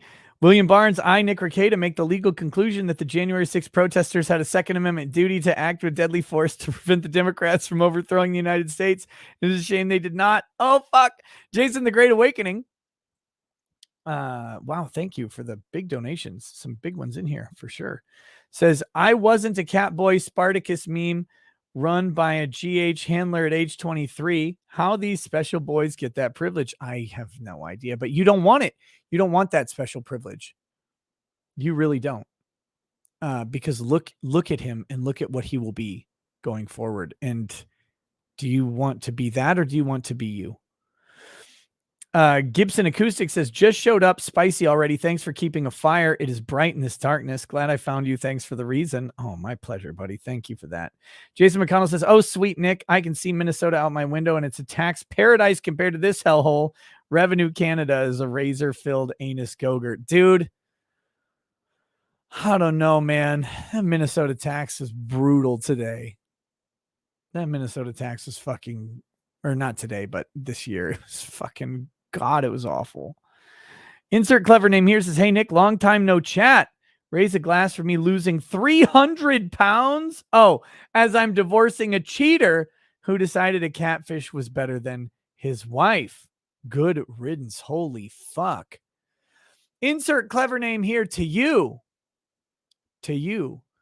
for shedding the falsehood of a relationship when it became appropriate, for enduring pain that should not have to be endured, and for moving on to something better in spite of someone who doesn't respect you. Cheers.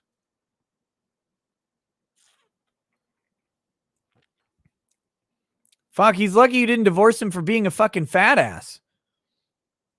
Holy shit. Matty Ice says, when Nick becomes the patriarch after he takes over the U.S. and is excommunicated from the Catholic Church, what is the funniest position Ralph might have under his theocratic despot regime? Will he wear a mitre bishop hat?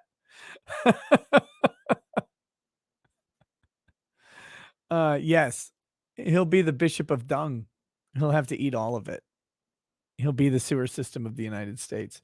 Jeffrey Fidley says, according to the Beanie in Chief, you were only slightly ahead of Chicken City and Griffin's power. Here's some scratch to keep you going afoul of suck clucks. I don't even know what that means. According to the, I thought isn't the Beanie in Chief Tim Pool? Did he say something about me? C. Neal says, you said you'd cheer and toast his non-death. You're a man of your, I think he means word, respects. Yeah. No, I really do not want Coach Red Pill to die. I'm not a big fan of the guy, but shit, fucking getting killed by Ukrainian special forces would be really, really shitty way to go. Matthew Brazel says, headed home from work. Thanks for making the hour drive better. I'll toast when I pour one at home. Cheers, buddy. Jonathan Duger, my wife's grandmother Jan passed away a couple days ago. She was 82. Her lungs hardened and couldn't expel the CO2. So she died from CO2 poisoning. She raised 5 kids and 2 grandkids. She was married for 65 years. She will be missed.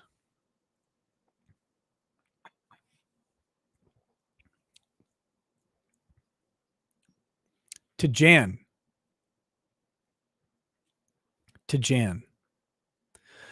A woman so immune to the world. A woman so strong and steadfast in raising a family, in rearing a legacy, in remaining true to her husband, that fate had to take the very breath from her lungs to keep her from persisting in those endeavors. May she pass on pain-free into the night and be remembered by her children every morning. Cheers.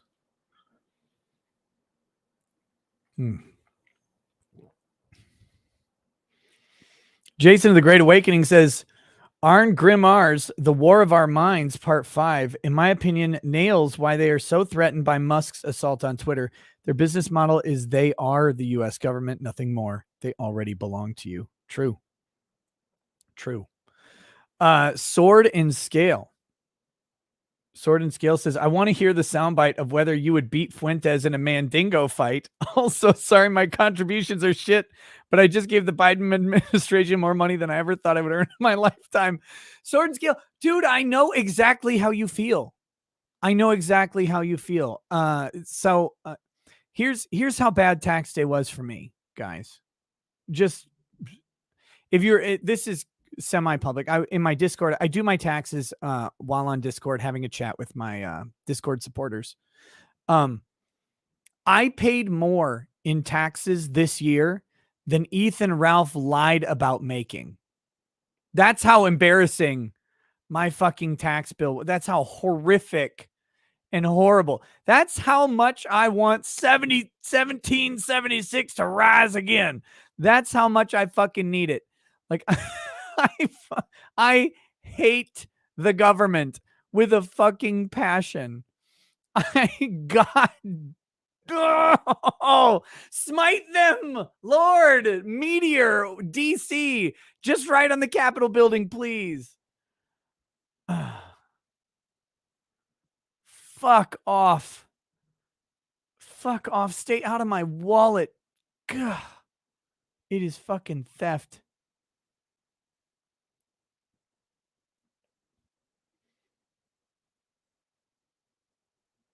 Hire a tax attorney, you cheap lawyer. Dude, a tax attorney wouldn't have saved me any money. By the way, don't hire a tax attorney, just hire an accountant. You hire a tax attorney when you get charged with tax evasion, not when you're contemplating it so much, because the accountants tend to be a little bit better at the planning aspect. Tax attorneys want to talk to you when you've got a problem. Ola Kyle says, I'm an artist and was contacted to be included in a Friends of the Court brief for U.S. Supreme Court 303 Creative versus Illness. What does that mean? And what are the positive, negative impacts? Thank you. So to be included in it's an amicus brief. That it means someone is writing up a brief in support of one of the parties in the, they're technically not in support of one of the parties. They're neutral on the issue. They're disinterested, but they're always in support of one of the positions. Maybe that's a better way to do it. So find out what the position is. What are the positive, negative impacts? Nothing. They're just saying, hey, we think that you might agree with this. So read the document. If you agree with the conclusions of the document from the perspective of an artist, you can go ahead and sign it. If you don't agree, don't. That's that.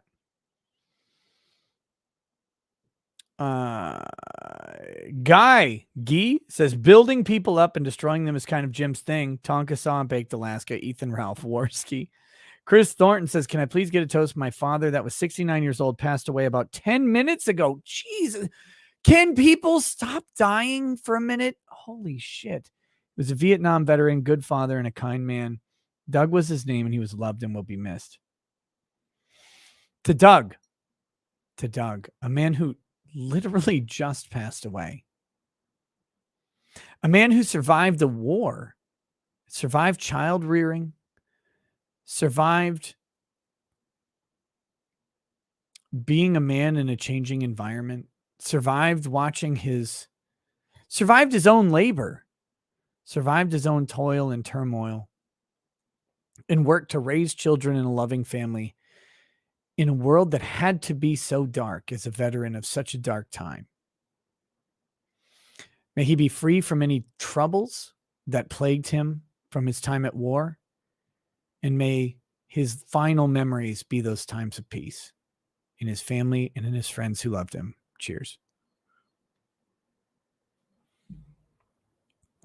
Doomchrome. By the way, heard an interesting lecture from a Catholic a long time ago that talked about how prayer is a weird thing because prayer invokes God directly. Or if you're Catholic, it invokes people who then intercede to God on your behalf. But either way, prayer directly invokes God in your time. However, God exists outside of those structures.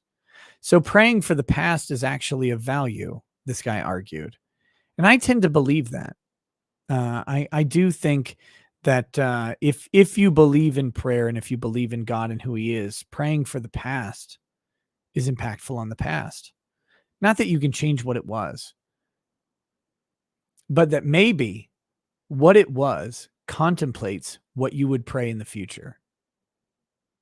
And that's a God who's omniscient can make that happen. So there you go. I do pray that his final moments were peaceful. Doomcrow says, God damn it, is not taking the Lord's name in vain. His name is Yahweh. Matthew Brazel says, here's the promised toast to Nick Rekieta. Thanks for producing educational and funny content, having a shot of Tito's vodka and pouring a beer into my U.S. Marine Corps mug. Hey, Matthew Brazel, drink that crayon flavored vodka. It's almost gone, ladies and gentlemen. Change the screen? No, we're about to go right back into it. Nick Afifi says, you inspired me. 100% unsolicited plug for Flapper on YouTube. No connection to me, but I'm personally offended that he doesn't have more followers. Fantastic, hilarious documentaries on French and Russian revolutions. Get him to 1,000 subscribers. That's FLAPPR. All right, 2 more chats and then we're back into it. Stephen Oglesby says, found out today that because of my latest diagnosis, I can no longer imbibe. Please let me live vicariously by watching you have a long pull on the bottle. This is the longest pull I can give you is the rest of it.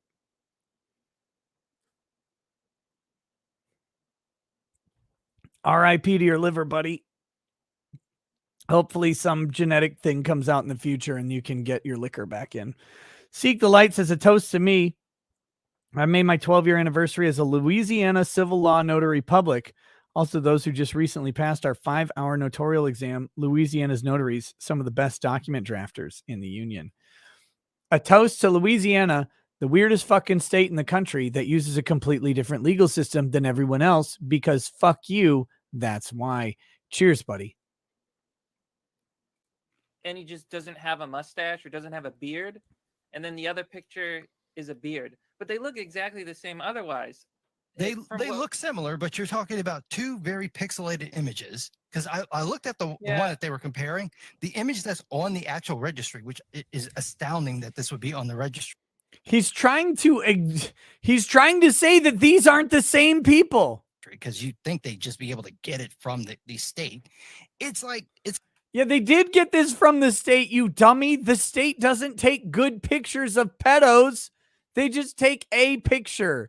Your booking photo as a fucking child fondler is never good. You're a goddamn child fondler. What? No picture of you is good. They all look like this. He looks fucking creepy in the second photo too. It's like they took it with an old flip phone. The song itself. They took it with like a 360p webcam. Yes. Have you ever been to the DMV? Those pictures aren't good either. Do you think the government takes pictures of kid fuckers in 4K, you dumb motherfucker? Do you know literally anything about how the world works? Oh, wait, the answer is no. And what they were making was really messed up. Oh, Yeah, are these the motherfuckers did the coming for your kids shit? Yes. It's It's irrelevant. It's a stupid song to make, right? I understand it, but we all understand that it's a tongue-in-cheek song. We all understood that, right? Well, I mean, I think they joking. repeated the "I'm coming." We don't get that they're joking. We actually don't get that they're joking. Because here's the deal. No matter, he's going to go into this more. Fuck, I hate EFAPs sometimes, especially when I'm drinking, because they all turn out like this. With me ranting and raving and going fucking apeshit. These people are coming for your kids in the same way, and just some guy denies this because he's fucking stupid, that teachers in Florida were coming for your kids. They are grooming your children. They will do it. They will do these things to make children into what they want them to be. They will turn them into the gay, the trans, the bi, the lumberjack, whatever it fucking is that they desire. And they will do it for whatever reason it is. And the fact that people still deny that people are trying to do this actively to children who are impressionable, who are vulnerable, and when they are specifically away from their parents is fucking beyond me. We have reams and reams of evidence. We have video, dozens, thousands of hours. Dozens to thousands. That's the drunk brain. Thousands and thousands of fucking hours of video of weird gay groomers professing their desire to turn more kids away from heterosexuality and into their lifestyle. We have it. It's all on fucking tape. It's all over the place. And people will still say, well, they don't actually want to. Why do you think that they're lying? Why do you think that they're joking? All of them, every one of them is, they're just doing it ironically. Here's the reality. It's always irony until a kid says yes. And then they're like, oh, well, actually, I wasn't joking. Let me tell you how to touch a penis. And then they pull their fucking pants down because it's every fucking time. Every time it's like this. And every time they deny that it happens, and it happens constantly. Well, Florida teachers aren't actually trying to groom students into being gay. Let's just remember that this is largely the reaction to a video posted by a Florida teacher of second graders who really, really was excited to come out as gay to his students and explain what that meant, as if that has any relevance in a fucking classroom. Because it happened. Not it was hypothetical, because it was going on. Part like several times. It's just fucking creepy. I have no doubt creepy, that some of them you do understand that they are joking. It's just a joke, you see. They don't want to actually fuck your kids. It's all a prank. Even getting really defensive when people challenged him on it, saying if South Park did the same bit, everyone would have laughed. The song is something that no one would have had a problem with 20 years ago. This could have wrong. 20 years ago. Oh, in 2002, in the George Bush era, right after 9/11, you think really this is the fucking stupid dishonesty of just some guy. Again, this guy does not believe a word of what he's saying. He hates George Bush. He hates the conservative right that elected George Bush. He hates everything about all of them. So George Bush, at the literal fucking peak of his popularity after 9/11, 90% approval rate president, a war president that had a unanimous authorization to do whatever he fucking needed to get those goddamn towelhead motherfuckers who blew up a building and bury them in the fucking dirt. That George Bush, you think that at that time, at 2002, 20 years ago, that people would have been okay with a bunch of fucking gays coming out and saying, we're going to come and turn your kids gay? Really? Really? You're going there? In 2002, by the way, 2004 was when they would reject gay marriage at state and national levels over and over and over again. It wasn't until 2015, you dense motherfucker, that gay marriage would become imposed by the Supreme Court and even be close to being acceptable. In 2008, California, the fucking communist center, the Mecca of America, couldn't pass gay marriage in 2008. 6 years later than what you're talking about. But 20 years ago, they would have been fine with this. No, they would not. No, they would not. It would have been on major news networks. Let me give you a reality check. CNN 20 years ago would have talked about how bad this was. Barack Obama, running for office, talked about the problems with gay marriage in 2008, you dummy.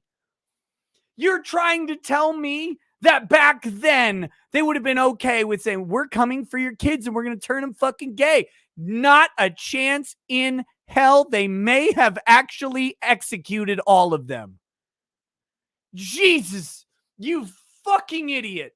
This is the delusional retardation of a liberal moron. Not just a liberal moron and a chameleon. Well, remember, guys, we're all okay with gays now. They weren't 20 years ago. 20 years ago was a long time. I don't know how old Just Some Guy is, but I'm guessing he was pretty fucking young in 2002. But I was 20 back then, motherfucker. I remember what it was like. I remember that 2 years from now, Minnesota would have a debate about gay marriage, and it would be one of the first debates about gay marriage that anyone had ever heard of, and we would reject it openly.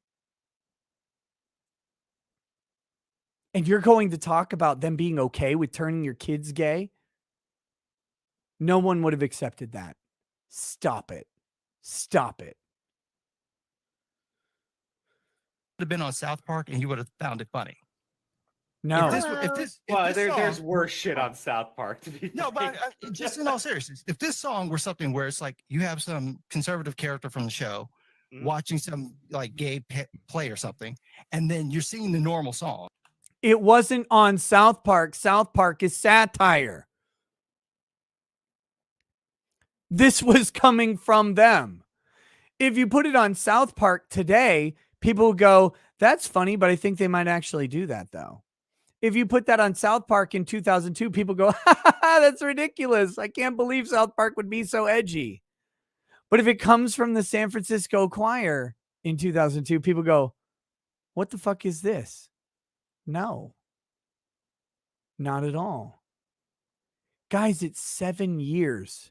It's only been 7 years since the Supreme Court forced gay marriage on the country.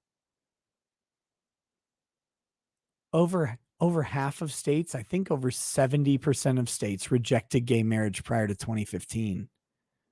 It's hard to think about that because we're so accustomed to now. It's just a thing. Something like almost 3/4 of states, gays could not marry 7 years ago. All of them can marry in every state today. And we act like it's been this way forever. It's only been 7 years. That's how fast this shit changes. Right. And then in their mind, this is. And by the way, me saying that is revelatory to me. And I know this. Like, I remember all of this. I know the legal aspects of this. I remember these arguments. And it still blows my fucking mind. The song that you're hearing is the one from the Gay Men's Chorus. We would have all laughed. This is ignoring that South Park is a fictional show aimed at adults, and even then, the joke of the bit would have been this pedophile choir is obviously going to try and molest your children. They're outright bragging about it. Want to know how I know? Remember the Nambla episode? You see, I've learned something today. Yes, Our I remember this. forefathers came to this country because they believed in an idea called. This is the funniest fucking episode of South Park, and this was a long time ago, and they fucking nailed it like they often do. Freedom. They wanted to live in a place where a group couldn't be prosecuted for their beliefs, where a person can live the way he chooses to live. You see us as being perverted because we're different from you. People are afraid of us because they don't understand. And sometimes it's easier to persecute than to understand. Dude, you have sex with children. We are human. Most of us didn't even choose to be attracted to young boys. We were born that way. We can't help the way we are, and if you all can't... This just shows that South Park is literally, 18 years ahead of culture. And understand that, well, then I guess you'll just have to put us away.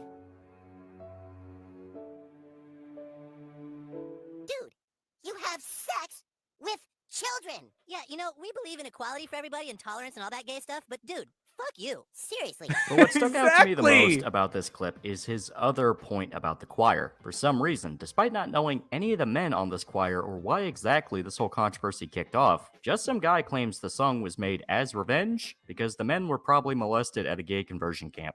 Take the same situation and then reverse it. This is if you notice, this is on my channel. I don't talk during this thing at all because this is the first show I've been on with just some guy. The next show would be the second show I had been on with just some guy. I just was not in the mood to argue the gay choir situation. I hadn't really looked at it. I didn't know what it said. And I'm pretty sure I talked about that on the stream. Like, I haven't really watched the video. I haven't looked into it. But I'm pretty quiet during this thing. The next show would be where I absolutely torched him, which is coming. Would anyone actually have a problem with someone going up to gay kids and saying, we're going to convert you to Christianity? Yeah. Oh, God. No one would have a problem with it. Would you have a problem if they took those kids and put them into camps where they psychologically, physically, and sexually abused them? Yes, of course you would have a problem with people taking children into camps and psychologically and sexually abusing them. Stop with this false equivalence. What the fuck? But this is where just some guy's veneer broke. And this may have been the actual first time that it did. But he is saying that people would not have a problem with Christians psychologically and sexually abusing gay kids, which I'm not sure actually happened in any targeted way, because of the Catholic abuse scandals. Well, in all likelihood, no. How do I know this? Because that actually happened for decades. It actually didn't happen for decades. it happened in isolated events over a period of time that does look like a lot, as specifically because it's over a fucking like 40-year period. But when you analyze it and look into it, you'll find out that the church had no more of a problem with pedophilia than literally anywhere else. And that is not excusing the church for its problems. The church should be better than society, but this is a time when the church was literally just equal with all of the other fucking gross kid fuckers out there. And just some guy is using it as apologia for the fucking gay men's choir, saying they want to groom and fuck kids. And no one gave a shit. And everyone gave a shit, by the way. The moment this came, the Catholic Church cannot shake. The Catholic Church cannot shake the reality of this scandal. They cannot get away from it. They cannot apologize for it. They can't pay enough for it. They can't do anything to shake how fucking devastating this scandal was. Oh, and everybody's just okay with it. No one was okay with it. No one. And the people who did it are still going to prison. And the people who covered it up are still being removed from posts and maybe going to prison. And everybody wants them gone. Nobody's okay with fucking kids. Except kind of you weirdo. No one was okay with this shit. The same people that had that done to them are the ones making the fucking song. That doesn't make sense. If the people who had that done to them are perpetuating abuse onto children, for the record, that doesn't make it right, and they should specifically know why it's wrong. The same people who were raped are just advocating more rape. So it's okay. No, it's not okay. This is a retarded point. So at a certain point, when you're being upset about it, you have to realize you kind of did this to them. Did you think that they weren't eventually going to want to get revenge on you for? Oh, revenge? So they're doing it intentionally, not because they're traumatized and unable to avoid it. So they're doing it as a point of so they are specifically trying to revengeance on you by fucking your children. Oh, okay. I guess that makes it fine then. Fucking them up. Habibi, my son, my brother in Christ. How in the fuck did you come to that conclusion? You don't know these men. You don't know what they did, what their childhoods were like. They were strangers coming out of nowhere and talking about coming for your children. Why are you... Kevin F says, why did you go on his show? That was on my channel on Flashcast. I invited him as a Flashcast guest to my show. To Yellow Flash's show. Yellow Flash was out for the week. So it was on my channel. I wasn't on his. I've never been on his show, except when he used my videos, or when he used our debate that was also on Flashcast on Yellow Flash's channel to try and smear me as a racist. Are you writing their autobiography for them? This was one of the big blows that flat out started making people stop trusting just some guy, but this was quarantined to a live stream that only aficionados of this circle of individuals really gave a shit about or watched. This isn't insulting anyone, just pointing out it was something only big fans would have seen. No, just some guy's breakdown would begin with a slap fight that kicked off between him and Nick Rekieta. Uh-oh. Context. Nick Rekieta is a lawyer from small-town Minnesota whose blood alcohol content is so high that if you drop a match on his paper cut, it'll look like a Michael Bay movie. Still. Hey, fuck you. What are you talking about? I don't know what you're saying at all. Hold on. I don't know what you're talking about at all, you piece of shit slanderer, disloyal shyster.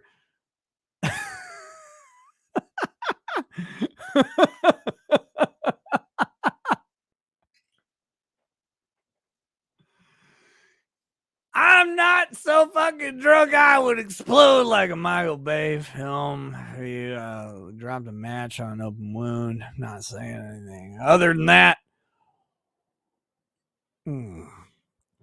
All I gotta say is just some Loli. Replace a 6 with a 5, you fucking little man. Let's put it out on Twitter. I don't give a fuck if you're 6'3". I'll slap the shit out of you, fucker. That's right. I'll slap the shit out of you, Loli. I don't care if you are 5'3", you weird little person.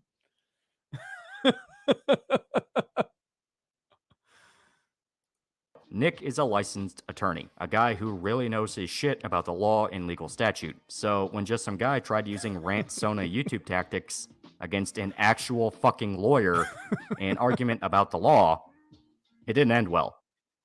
Aha! I want you to listen to that because I am going to point something out here.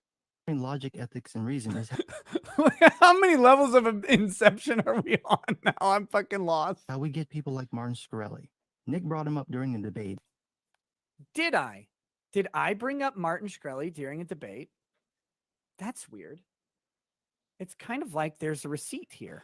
Look at how many Nicks are on the screen. This is the Nicker screen. Oh my God, there's so many Nicks on this screen. Would that be possible? Would there be a receipt on this? I don't know. Why would there be a receipt on this? If you do it for there, then eventually they're going to do it for other stuff. Like you saw with that dude who got sent to prison with Shkreli, whatever his name was, who got sent to prison with the drugs because he came up with some drug and he was going to sell it for like some exorbitant amount of money. When you have one person hoarding everything. Did you notice what just happened there? Who brought up Martin Shkreli? Who brought up Martin Shkreli? Was it me? I don't think it was me. It wasn't in me. that instance. I think it was just some guy. For context, the argument was over a situation in Tennessee right at the start of the COVID outbreak. A man bought massive amounts of hand sanitizer and was trying to upsell them on eBay and Amazon to make a profit. Really Chad. shitty, really scummy tactics that took advantage No, of super people champion panic buying tactics. and not thinking. Everyone agreed that the dude was an asshole for doing it, but the problem comes down to how they believe the situation should have been handled. Nick believed that while the guy did something stupid, it wasn't illegal, and the free market naturally adjusted to make this guy's plan fail because Amazon removed his listings and people simply didn't buy the product. Just some True. guy believes the police should have gotten involved to arrest him and seize his property, even saying the guy could have gotten people killed. Because he's a fucking dumb communist. Because he hoarded hand sanitizer. Not even soap. Hand sanitizer. Nick rightfully called this stupid commie shit out for what it was, and JSG had a full-blown meltdown, where he made a video calling Nick a scummy lawyer. Now, The criminal aspect of that is that his video got so many fucking more views than mine. God, you motherfuckers, YouTube, you pieces of shit. I hate you so much. I hate your distribution model. Look, I don't care if you are 6'3" YouTube. I'll slap the shit out of you. Fuck you. My video is so much better. at first, Nick took it on the chin and wanted to EFAP the video as a joke. Which is, if anyone doesn't know, EFAP is a reference to the podcast Every Frame a Pause, where they talk about different videos on movies and shit. The joke is they're super long and they always pause like seconds into the video to make points. Anyway. So much Inception right now. I don't even know. Are we on level 4 yet? Is there even a level 5? But a ways into the interaction, you can tell Nick stopped having fun and was genuinely upset at how badly JSG was misrepresenting him and trying to convince his audience that Nick was an unethical lawyer, which is a pretty major accusation. It's the ethics of what he's doing. And yes, I do realize the pointlessness of arguing ethics with a lawyer. Nevertheless, I realize the pointlessness of arguing ethics with a lawyer. Remember, we are not using straw men or ad hominem attacks in Just Some Guy's video. And I only will bring this up every single time to illustrate the disingenuous nature of his very calm and reasoned response. It is all based on premises, rules that he established that he refuses to follow, and he has been called out in the comments on it several times. But I would like to, since again, this is an element where Just Some Guy does not seem to have any sort of particular knowledge base, educate him on lawyer ethics. Lawyers actually have required ethics classes that we have to do to maintain our license. Not only that, we are subject to a review board, a specific review board that reviews our behavior and demands that we act in an ethical way. In fact, our First Amendment rights are lightly curtailed from the rest of the population. And should we breach our ethical... Everybody's making fun of my voice. I make fun of my voice all the time. Like, God, I fucking sound like that. Oh my goodness. Where's the cyanide pills? I just want everybody to know that we have an ethical board as lawyers, and we have to follow a structure of ethics. We're subject to review, and we can have our license removed. Obligations while exercising our First Amendment obligations. we can have our licenses removed. So, the gloves came off, and he completely ripped the guy apart. And ass fucking so bad that I'm convinced it broke Just Some Guy's brain for good. Because you see, after this stream, Just Some Guy started doubling down on a lot of his stupidity. And I do mean stupidity. He had his hot takes before, one so bad that you have people just outright refer to him as just some pedo. But after Nick bent him over the barrel and went full deliverance on him, JSG started to actively I didn't go full deliverance on him, then he would have liked me. attack those considered right wing. Now, as mentioned before, JSG was always an open liberal. He was honest about it. He grew up in the inner city, for Christ's sake. I think it was even outright Chicago. But he was always cordial with the right. He made his jabs at rednecks and Trump voters, but it was in good fun and nobody took it seriously. Well, after he was humiliated by a guy who is openly right-wing, JSG developed a full-blown vendetta. He started off slow, making the occasion I love that I get. I never thought about me getting credit for breaking just some guy, for book breaking just some guy, but apparently I did. I don't know. This guy says I bent him over a barrel and made him so wee, but I don't. I mean, I don't know.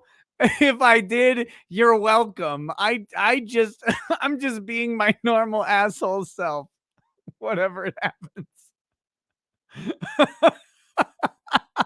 Twitter hot take that made people roll their eyes, but eventually it developed into a cycle. He would make a hot take going after the right wing, usually Bible thumpers, and he would get heat from people basically telling him, shut the fuck up, usually devolving into long Twitter arguments. It would quiet down and he would stop posting for a bit. He would then return to dunking on the woke media by calling a decision by Disney stupid or something of that nature. And again, let's just be clear.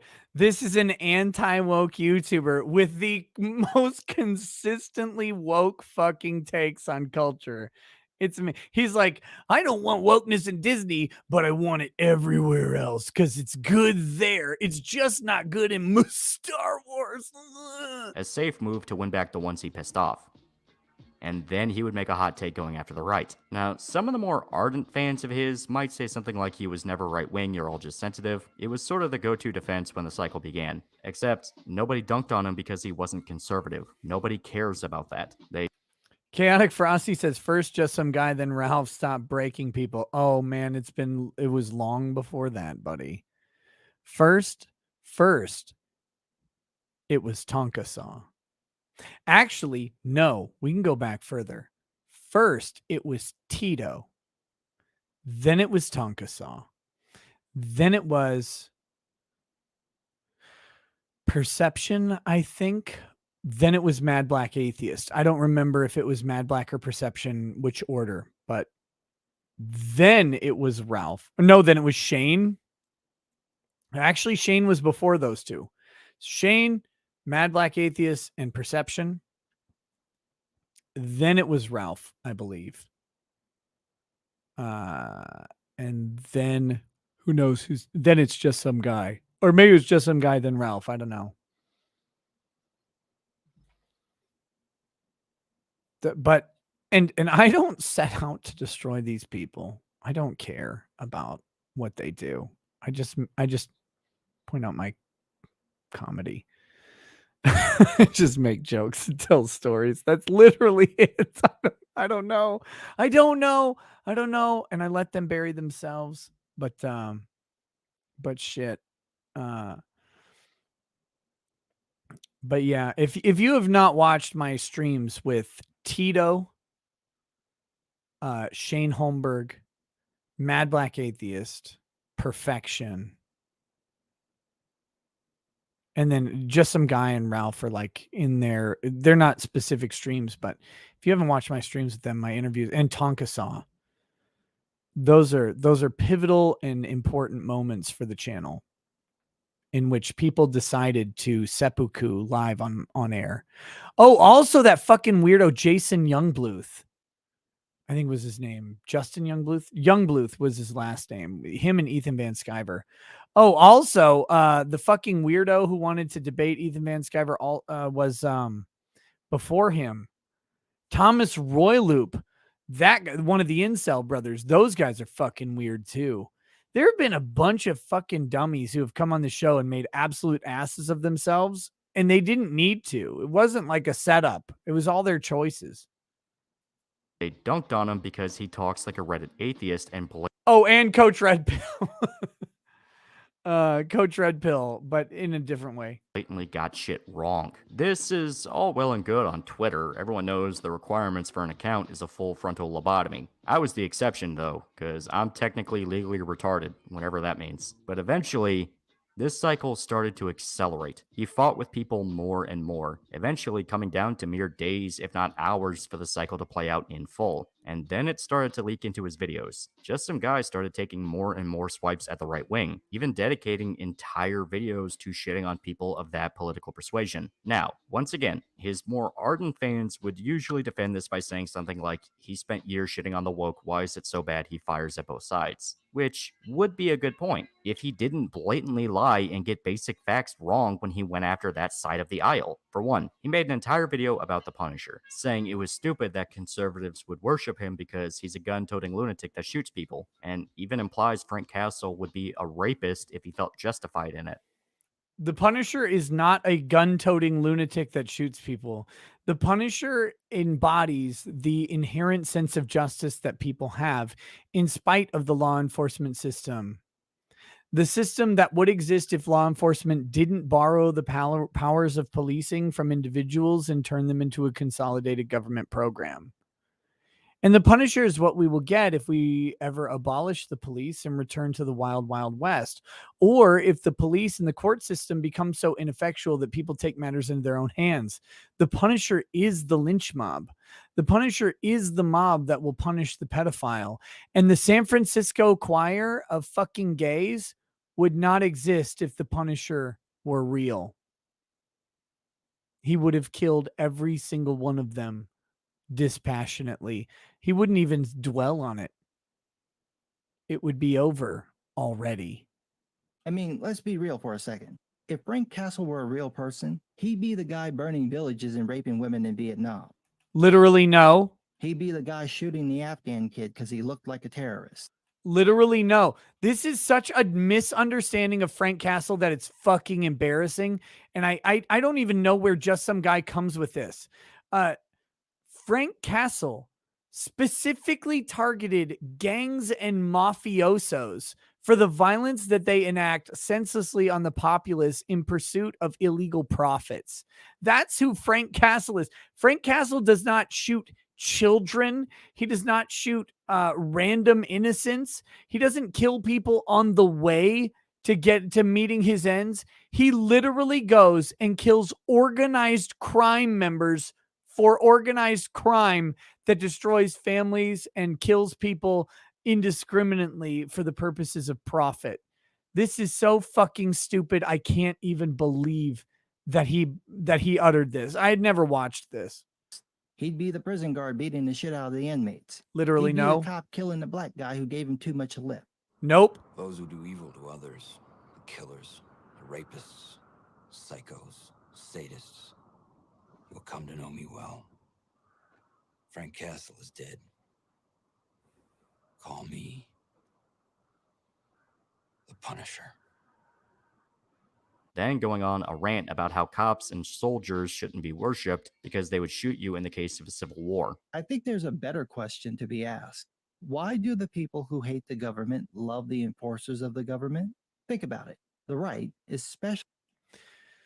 I can answer this, and it is a complicated question. It's a valid question. They love the enforcers of the government because the enforcers of the government they tend to know and are people who they don't believe have the government's values at heart, but rather their community's values at heart, and aim to protect individual members of the communities. That doesn't mean that all cops are good. Certainly several cops are bad, but let's be real. The overwhelming majority of cops don't have negative events with people. They don't kill black people.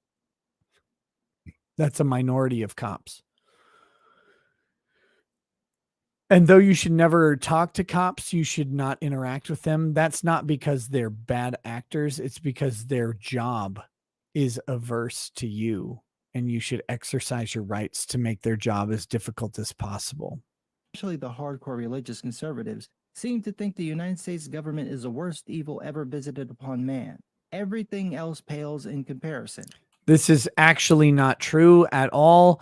The religious conservatives do not believe that the U.S. government is the worst thing ever conceived upon man. This is a straw man argument. People believe that the U.S. government has problems and overreach is an issue, and they rally against it because it affects them directly, not because they think it's the worst thing ever. That is fucking stupid, as are all of this tape. The His government takes. can't be trusted. Unless conservatives are in power, then it's perfectly trustworthy. Because it'll abuse its power. It's going to put its boot on the neck of the people. All governments do. But the people whose feet are in those boots, they're the bestest people ever. A very weird, out of But their feet aren't in those boots yet. And you actually don't know that they'll be the worst people of all time until their feet are actually in the boots. But until the order comes down, ordering cops to confiscate guns or imprison people based on views, you actually can't tell which cops will follow the orders and which cops will say, I can't do it anymore. And there are a bunch of cops in the latter category, by the way, because they'd be enforcing on their own family and friends, and they don't want to do that. They're not political tools, they're people. But just some guy has a way to make everybody into a monolith. nowhere sequence. Now, here's the thing. Conservatives tend to support cops and soldiers not because they think they take their side in the Civil War. It's because a lot of cops and ex-military tend to be conservative. It's part of the culture in a way. This is already coupled with a fundamental misunderstanding of the character and why people like him. Add on the political rant and it feels like he made this entire video for the rant, not because he wanted to talk about the Punisher. Of course he feels did. like it was made out of sheer spite that Frank was adopted as a right-wing character. And so I think that's what the police and the military are looking at, that this is a badass symbol for a badass character. Right. Just to make sure I understand this correctly, the cops and the troops support a villain who's the very antithesis. The Punisher is not a villain, by the way. He's not been written as a villain. Let me do this. I'm not a comic book guy. I'm not a movie guy. I'm just a humble storytelling aficionado and a constitutional expert. Let me say this very simply. The Punisher represents the police power of the people. And if you want to know why he's so fucking attractive to Americans, why his story resonates with Americans, is because he is the police power that the government borrowed to create the police force. I know just some guy doesn't recognize this because he is a communist who recognizes only the power of government, but the government has to derive its power from the rights of the citizenry. Without the police force, without a military, then all you have are the inherent powers of people to police their own communities. And guess what? Guess fucking what? Pedophiles do not live in the system without police. Murderers do not live, they don't even go to trial in the system without police. Rapists do not live in the system without police. It's vigilante mob justice. It's where the community comes together and says, actually, this is a murderer. This is a rapist. This is a child fucker. Let's just kill them because it's easier than putting them in prison. The reason that these people get to live through the next day is because the government has borrowed the police power from the inherent authority of people to police their own fucking communities. And they have taken that police power and put with it the constitutional restrictions that a government must adhere to. Without those constitutional restrictions, pedophiles don't get 2 years in prison. Pedophiles get a hot rod up their ass until they're fucking dead, as they goddamn deserve. That's justice. That's community policing. That is the community keeping its people and its women and its children safe. Do you think men would tolerate a rapist in their presence when they have wives and daughters? No, they would put the sword through their fucking eye after they shoved the spear right up their fucking ass. They don't have time for constitutionality, constitutional rights, innocent until proven guilty. Their suspicion was sufficient for the person to die. Frank Castle is the embodiment of the communal right to police itself that the government borrows and turned into a police force. You are fucking lucky that the government did this, because it would be a bloodbath if they didn't. And everyone who wants to shit on police and defund the police or whatever, remember what happens when the government doesn't borrow the power of policing from the individuals in a community. Then the community has the right, under the 9th Amendment, by the way, the constitutional right to enforce its own law. And trust me, you do not want community policing as it originally existed, because felonies all had the death penalty. Theft, rape, murder, dead. It didn't matter if you were 12 years old or 80 years old. You got the fucking bullet like you deserved. These notions that are out there, they're like, well, police are bad. You don't want the alternative. The alternative is literally the mob, and worse, the mob is justified. So when just some guy's about to describe Frank Castle as a vigilante, no, he's the embodiment of our rights. He is what we would all, and why do you think people like him? Because it's what we would do if we didn't have to bother with all of those pesky constitutional protections. Oh, wait, you murdered a woman? Fuck you. Die painfully. Oh, wait, you shot up a school? Fuck you. Die painfully. Oh, fuck, you thought you could sell drugs to children? Fuck you. Die painfully is the answer that we all give. Government can't. It has restrictions. Be fucking thankful that the government runs the police force, because you do not want to see the ANCAP police force. They are way more red-pilled than you can fucking imagine, and they will just kill indiscriminately. Frank Castle is probably not even exaggerated enough, to be honest. Of how they view themselves, because they see him as a badass. And you're shocked that the people who are concerned about the government. Frank Castle is not a badass. Everyone sees Frank Castle as broken. Everyone sees that Frank Castle sees the justice system as weak and inept, because he would impose justice according to his own will. But we all know that that's not acceptable. That's our base desire. But that doesn't make Frank Castle not a hero.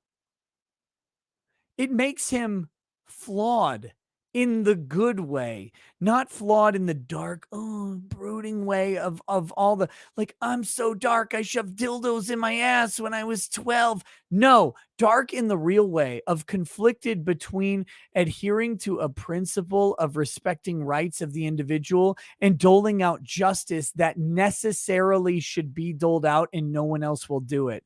The principle of dealing with a system that is ill-equipped to handle evil, because it treats evil as potential good until it is proven evil, and evil has a way of masking itself. It's not that we view Frank Castle as like this glorified saint. Frank Castle is regarded as the amygdala of the United States.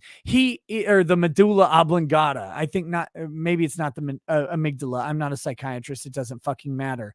He is the aggression, the response, the answer to the problem, the simple answer to the issue, not the nuanced, complicated, civilized answer. But we don't view him as a villain because his motives are pure. His methodology is just brutal and circumscript. And I cannot even countenance someone who purports to be some sort of fucking expert on literature, on comic books, on pop culture, treating Frank Castle in this way, in such a pathetically underdeveloped frontal lobe capacity. Government abusing its power would be bothered by the government's enforcers idolizing such a character. By wearing the Punisher symbol, cops are basically saying, he's right. They are too soft on crime. The cops should be the ones who decide the law. In fact, they should be the law. They should get to decide who's guilty. They should be able to put a bullet or 2 dozen into anyone they think deserves it. And they think this makes them badasses. Some of them may not even be aware that the symbol goes with the comic book character. Well, that just makes it worse. No, it doesn't. None of this. These cops are not out there just indiscriminately shooting people. Cops with Punisher logos on their shoulder do not just run around fucking killing black people, you disingenuous prick. In fact, I'm not aware of a single death by a police officer that involved one with a Punisher emblem on their uniform. You can kind of excuse the military wearing a skull since it's part of their job to kill, but the cops? You want me to think you're an honorable representative of the law and trust you, and you're wearing a skull? No, I'm going to think that you get to do whatever you want to do because you have a badge.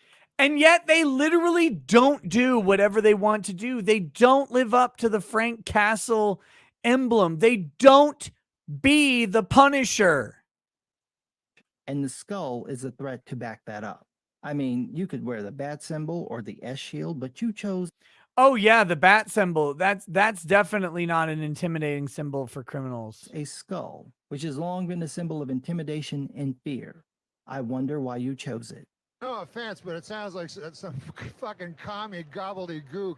Thank you. He's not. Frank Castle is extremely apolitical and can be used to gun after literally any side, so long as you show them as horrible human beings who deserve death. Plus, he's not totally insane, at least in good adaptations to the character. He has a logic, it's just very grim. A sin like this would be okay for somebody that doesn't know about comic books and only has a passing knowledge of the Punisher. But just some guy's entire brand revolves around nerd shit and comic books, so a mistake this big is either a massive fuck up or is outright malicious. So that's bad. It's the second one. But let's see another case of him outright lying. At the time of this video, there's a huge controversy in the nation regarding public schools and what they teach children. A lot of parents feel like schools are teaching their kids to distrust their families, so they can be agents of hyper-politicized teachers, and in the worst case scenarios, are being groomed for sex or exploitation in some way. It's a very dark situation, with parents of every creed and background stunned at what public schools are exposing kids to. From teaching preteens that being transgender is a cool and unique thing. And something cool about me, Miss Hammond?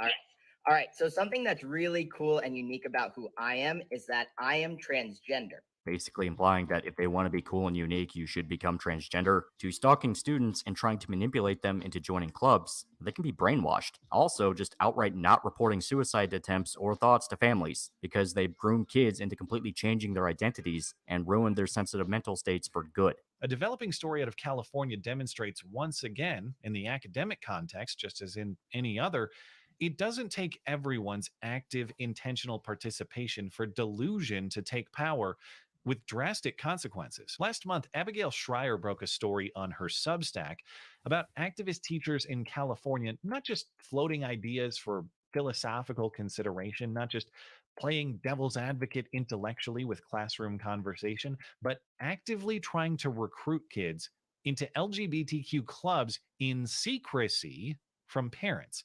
Schreier has sources who attended the California Teachers Association conference in October, the theme of the conference being LGBTQ issues beyond the binary, identifying and imagining possibilities. And the primary possibility imagined was how to hide this agenda from parents. Two teachers from Buena Vista Middle School in Salinas, Lori Caldera and Kelly Baraki, held a workshop called How We Run GSA, or Gay Straight Alliance. This is an amazing clip from Matt Christensen, by the way. It's phenomenal because he points out that this is not, and everybody who's been following this knew this, but for normies, this is not right-wingers speculating on people's intentions. It's their fucking words. In conservative communities, it does not take every single teacher to be in on it. It just takes these noisy few grabbing the levers of power. One of the teachers giving this presentation advises fellow activist teachers to grab every power lever they can. In fact, she gives the example of how she volunteered to handle her school's morning announcements, the other teachers thought it was a nice gesture of volunteerism, but it wasn't done out of niceness to her colleagues by her own admission. It was done explicitly for the purpose of controlling information and inserting LGBT content into the school's morning messages. So just to recap, these activist teachers struggle to maintain a gay and trans club for middle schoolers, and many parents oppose these clubs, but rather than just drop the issue, these teachers force it by spying on kids and coaxing kids into participation while hiding it from parents all along. And all of this by teacher admission and description, not opposition accusation. I like Matt, even if he is a lesbian. Look, I don't care if you are a lesbian. You don't deserve that shit. This is what they say about themselves, not what they're accused of. I give all of this backstory as context for understanding the next part because it matters in how you'll receive it. Jessica Conan is saying that these same teachers attempted to convert her then 7th grade daughter to transgenderism. Conan was called to a meeting with the teacher and the principal, during which she says she was admonished for failing to use male pronouns for her daughter, and advised that her daughter now goes by a male name, something she was told she now had to support. Conan says she believes her daughter was coached into this in exactly the same way these teachers were coaching their colleagues at this conference about how to achieve it. And if you think the football coach is tough, the transgender coach is much tougher. If you try to quit the team, she calls the cops on you. Conan says days after that meeting, police showed up at her home in response to a complaint made to Child Protective Services and questioned her children, asking if they wanted to be removed from the home. Conan says CPS later dropped the case, but upon further questioning of the school, Conan learned that school personnel were aware that her daughter had searched online at school about suicide. But that too was information withheld from mom. So pronoun noncompliance is child endangerment, obviously, but ignoring signs of self-harm is not child endangerment. What else is new in the Upside Down? This isn't even talking about the teacher in Florida who took kids to a very explicit gay bar without parental consent or even knowledge. Why are you taking kids to a fucking gay bar? Fuck off! Or the actual porn books in school. Actual porn books with stuff like drawn blowjobs or outright scenes of preteen kids having sex, sometimes with older men. This is Get on the fucking wall. something that, when one looks at honestly, would very obviously terrify families and make them outraged. Tax dollars are funding all of this, and the school boards are basically calling parents bigots for having issues with any of it. In the case of Loudoun County, it ended with the school board covering up the rape of multiple students because the perpetrator claimed to be transgender, even though Let's just go ahead and remember that, because that story kind of disappeared. In Loudoun County, they covered up the rape of 3 female students on the altar of transgenderism when it was false. And by the way, that was always the fucking complaint, was not that trans kids would go in and rape some girl, but that someone would use nefariously the guise of transgenderism to get access to a bathroom they didn't belong in, to pressure a girl into sexual intercourse, or to outright fucking rape her. That was literally always the concern, was that if you can't question who walks into a bathroom, how can you be sure that the bathroom is safe? And it wasn't the fucking giant RuPaul weirdo walking in, because everybody sees that and is like, well, that chick's got a fucking donger hanging out between. It's always someone who's like 6'5", by the way, and you know they've got like a 10-inch penis hanging there between their legs, and they're like, haha, fuck you, I wish it was a vagina. You're like, Jesus, what's wrong with you? It's always that. But that's never the person who's actually a concern. It's the fucking rapist who will say, oh yeah, I'm a woman today, who walks in and rapes a girl. That's the problem. That was always the problem. It's not the weird fucking transgender suicide watch patient. That is the problem. Put them in their own fucking bathroom. That's the solution. Make them all unisex individually. Why in high school do we still have multiple bathroom stalls and multiple urinals. Just fucking install multiple bathrooms with locked fucking doors. These are kids. I don't want a gay kid staring at another gay kid's cock because it's okay. I don't want some lesbian shoving some chick up against a wall and eating her vagina in school either. I don't care if they're trans, if they're straight, if they're gay. Let's just do what we can to prevent fucking rape and humiliation in high schools. Can we do that? Why on earth do we put kids in a shower together? What the fuck is wrong with our society that we're doing this?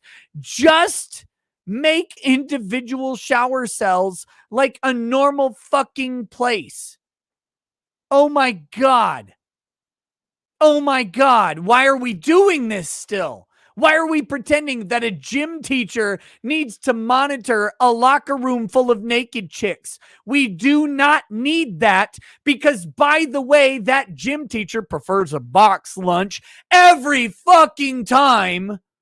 Every fucking time that gym teacher would look at labia over penises every single day, and they're sitting there watching a bunch of girls shower. Fuck you. Get on the wall, put the girls in individual showers, put the boys in individual showers. You don't need rape. You don't need shame in a high school fucking locker room. And it blows my mind that we're building $60 million high schools and we can't separate out a fucking shower system.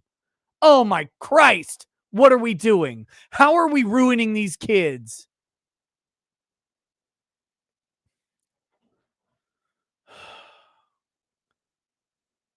I can't believe it.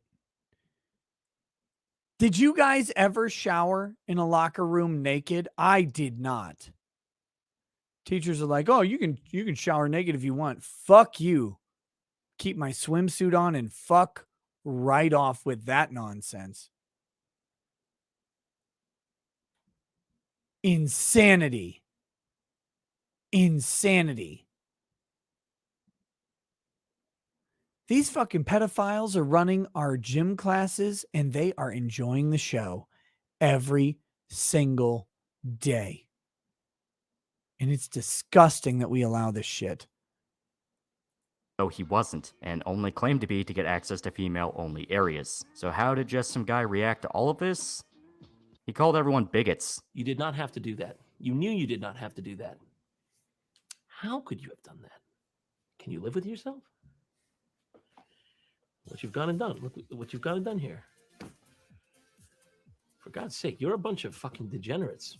More specifically, he went on a massive crusade against anyone trying to discuss the problem, claiming it's hypocritical for right-wing parents to be offended since the Catholic Church covered up sexual abuse, as if that makes either situation okay, sometimes outright denying a lot of the stories even when shown. Copper Grasshopper says, "I was failed in gym because I refused to change in the locker room." Insanity. Insanity that we subject kids to that. Kids who are different developmental cycles, kids who develop on different schedules than other kids. Insane that we do that to them. The amount of shame, punishment, and abuse that happens in high school locker rooms willingly and with the consent of the school and to the knowledge of the parents is not there. Kids don't go home and say, "Yeah, by the way, a bunch of kids made fun of my penis. A bunch of kids made fun of the fact that I don't have pubic hair and they do. A bunch of kids made fun of me and they spanked me on the ass and whatever. And they shoved me in a locker and locked me up." Kids don't do that because they're ashamed of what happens. And if they did, what would it change anyway? Right? The amount of fucking sexual abuse that we subject our kids to in a high school locker room is off the charts. It's insanity. It's insanity. And it's managed by groomer pedophiles who have no interest in stopping it. And in fact, probably enjoy watching it. Fuck this stuff. Sounds like you got made fun of in the locker room. Actually, no. No.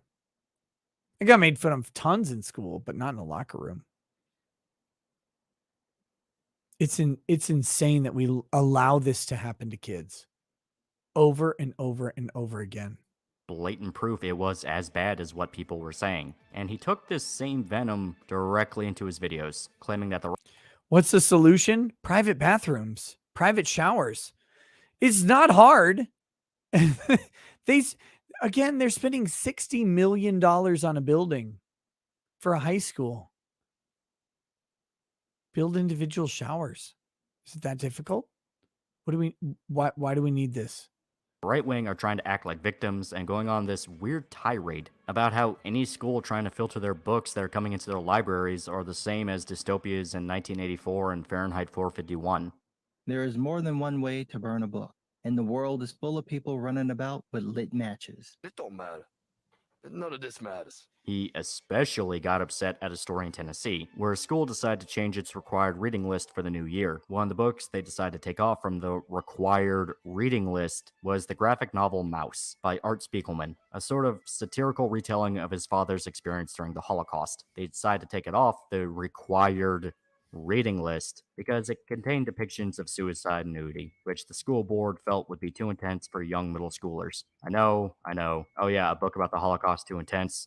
I get it, but this is what they decided. With the controversy going on in the nation, the media took this story and fucking ran with it, fully accusing the school of trying to cover up the Holocaust and saying it's evil conservatives trying to ban books. Except, Mouse wasn't banned. It's still in the library at that school. They simply didn't believe students needed to read it, and they were going to replace it with another Holocaust-related book. This is actually something that happens all the time. Schools change the required books often because it adds variety. One year, you might read 1984. Another year, you might read To Kill a Mockingbird. In high school, I got to read Heart of Darkness.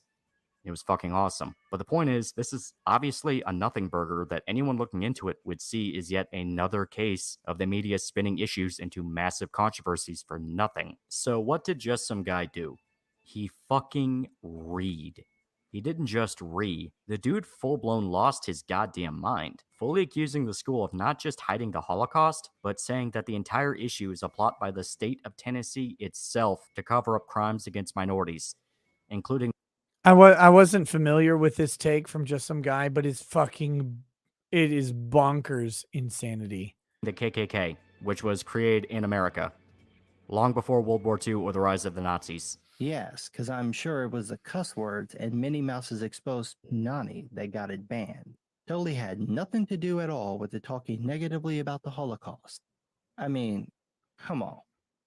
So just some guy in this segment is purporting that the banning of Mouse was related to Tennessee wanting to not talk bad about the Holocaust. That is how fucking broken this weirdo is. That the state of Tennessee is wanting to not besmirch the good name of the Holocaust. That's his honest take on this. It's fucking insanity that would be someone's position. Like, I know there are Nazis out there. I know there are people who are like, yeah, the Holocaust didn't happen, whatever. You know who's not that? The literal state of Tennessee is not a Holocaust denier, believe it or not. Like, I know that's a very controversial take, but shockingly, the state of Tennessee is like, you know what? The Holocaust probably happened. I think 6 million is a comfortable number. They're okay with it. They're okay with it. This is Tennessee, the literal birthplace of the KKK. The birthplace of the KKK, what, in 1890? You're going to have to try a little harder than that if you want me to believe it was the cuss words that bothered you. Dude, what the fuck? He even went so far to claim the school is actively trying to remove education about the Holocaust entirely. I expected something like this to happen with this book, actually. And I think it's going to keep happening because this is what the right does. I wouldn't be surprised if the next book on the list is March, or They Call Us Enemy, or Persepolis, which I think is actually on the Texas ban list, or Habibi, because this isn't about stopping indoctrination. That's a red herring. This is about controlling the narrative and pushing a biased, dare I say, whitewashed view of the world. It's actually about not having vaginas in school textbooks in Tennessee. I mean, it's really that simple, by the way. Like, that they don't want depictions of vaginas going home, because think about this. Let me stop this and make this here's a Tennessee legislature, and they go, wait, so we're sending a graphic novel with illustrated depictions of vaginas in their pages home with kids and demanding that they read it.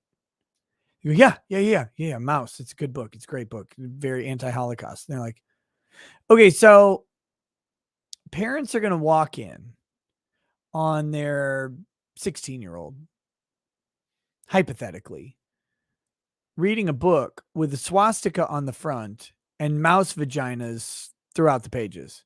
Like, yeah. We think it's a really great good book that illustrates the problems of the Holocaust. Wait, are we teaching beneficial things about the Holocaust? Well, no, but we want to teach some obvious problems of the Holocaust, like the murder of a people group. But like, are we having trouble showing the murder of a people group? Like, do we have to have a mouse vagina in a graphic novel that kind of looks like a comic book that the kid may have bought from the store, has a swastika on the front? Like, do we want to, like, is that what we need to do to show that there was murder of a people group? Like, well, no, I mean, there's other books that talk about the murder of a people group. Like, well, do they have pictures of vaginas in them? Well, no, I mean, they just go ahead and focus heavily on the murder and stuff like that and all the bad things that the Nazis did. Well, can we just use one of those that doesn't have vaginas in it? Like, because if a kid is sitting at home reading what looks like a comic book and a parent bursts through the door and says, like, why is there a bunch of vaginas and swastikas on your comic book? And the kid has to then explain it and stuff. Like, we could just, like, have him read The Wave or whatever. Like, that'd be cool. Well, yeah, I mean, The Wave is pretty good. Oh, okay. Well, let's do that then. We can just, allegorically talk about the problems of the Holocaust by demonstrating how it would work in real life. Like, that'd be a good idea. Yeah, I guess we could do that. That's how this shit happened. Like, honestly, this is not that complicated. And if that means hiding the history of sexism or racism or anti-Semitism to the point that you'd rather ban books than let kids read 8 dirty words.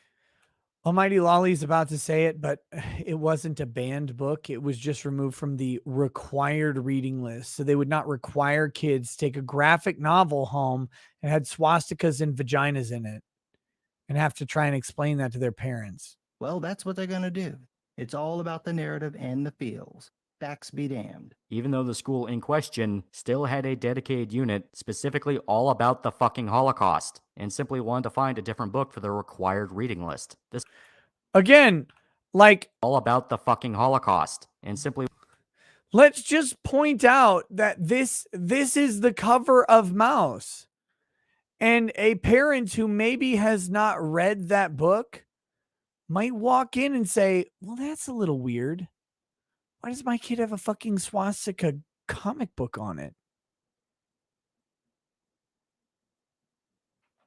they wanted to find a different book for their required reading list. This wasn't just a case of just some guy having a different opinion than his audience. He full-blown misrepresented and lied about the issue, feeding into the exact hysteria he built his brand on calling out. People even went so far as to show that he was blatantly wrong, showing quotes from the school board meeting, and he scoffed at them all, never even attempting to correct himself and blatantly relying on the controversy going away instead, which it did, because it turned out it was a fucking nothing burger. This is a major fuck-up. In fact, it's not even a fuck-up, it's outright dishonesty. STFU says, even the Diary of Anne Frank removed all the explicit discussions about Anne's love of masturbation, and there were many. Forget the swastika, look at the Hitler cat in the middle. Well, I mean, yeah, it's so fucking obvious why they would maybe want a more, like, Mouse is shocking. It's intended to be so. Like, that's the point of it, because the Holocaust is a serious issue. So they want to shock and garner attention. But 8th graders may not be ready to deal with that.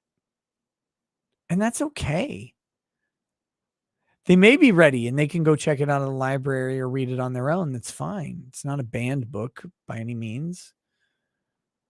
But requiring it, like, you're gonna thrust that upon kids, like you're so, like, we have to protect the Jews so hard that 8th graders need to know about the destruction of the Jewish people in this particular way and not in any other. I mean, come on now. It's not like these schools are not going to teach what the Holocaust was. I mean, everybody learns about the fucking Holocaust in schooling in the past 40 years. Like, you just learn it. You have to, you get the context of World War II. You probably get even a propagandized version of it. But Mouse is shocking, intentionally so. And schools are averse to intentionally shocking materials. And he's only doubled down since, getting more hostile towards his audience and taking more and more potshots at the right wing. It seems like not only is it not getting any better, but he's full-blown on the path to completely burning his career to cinders. Just Some Guy is a victim to what I call the skeptic effect. You see, the internet skeptics used to be on top of the world in regards to YouTube shit. They had money, clout, a big echo chamber community that sucked their dicks like no tomorrow, but eventually something happened. The skeptics got so arrogant that any slight against them became a major sin. They couldn't let it go. They needed to call it out. And from there, they devolved, becoming petty. R.I.P. to this motherfucker whose name right now I'm too drunk to even remember. What was his fucking name? This guy, this weird Indian dude who was like, you know what? Maybe I am a cuck. I guess I am a cuck. Remember that guy? Bunty King. Yes, Bunty King. Thank you. Thank you to the chat. Look at him fucking on here. Look, wait, Andy Worski. What are you doing, Worski? No, no. Oh my God. These fucking weirdos. The fucking skeptic community. It's such such a disaster, such a pile of trash. The skeptic community. Oh God, so cringe today. Egotistical children. Why can't they see my genius? I'm an important cultural figure. Fucking Kraut is on here. Oh my God, broke split dick Kraut. Said, fighting their dirty bongs in their trash-infested rooms. And when someone has an ego that big, that means only one thing. You're prime material for someone to poke fun at, eventually becoming the very laughingstock you milked for cash for so long. Academics, please respond. This also kicks off when someone decides they don't like their audience, that they can just replace them like designer shoes and expect no backlash. A lot of those skeptics went on to try to become bread tubers, failing miserably as they tried to win Worski's in literally all of these clips. It's fucking amazing. over an audience that doesn't want them and shitting on the people who brought them to that point to begin with, which is exactly what Just Some Guy's in the middle of doing, believing he can chase off all the right-leaning viewers and replace them all with leftists. Except they don't give a shit about this dude and already view him as a filthy chud. And all those guys who he, to put it in a dramatic sense, stabbed in the back aren't going to come back just because he called a Disney movie stupid. There are plenty of other guys to watch to do that. Plus, his stances on issues in regards to pedophilia and child exploitation just put a bad taste in their mouths to begin with. You can see it in a lot of the hate comments he gets on any of the Spurk videos he makes now. His audience is disappointed in him, feeling like they just saw a friend turn into a drug fiend, and they're just fucking their life up one step after the other. He really doesn't seem to understand the importance to keeping your audience. No, you don't have to kiss their feet and always agree with them, but at the very least, you have to treat them like human fucking beings. And this is where we reach the last stage of Just Some Guy's fall, the live stream. You see, not too long ago, Just Some Guy did a live stream with 3 other guests, a woman named Liana K, Nerdette's Newsstand, and Saggy. It was supposed to basically be a shoot the shit chat stream, where they talk with the live chat I wasn't aware of this at all, but it's amazing when I listened to it earlier. about various topics and collect super berries. All well and good.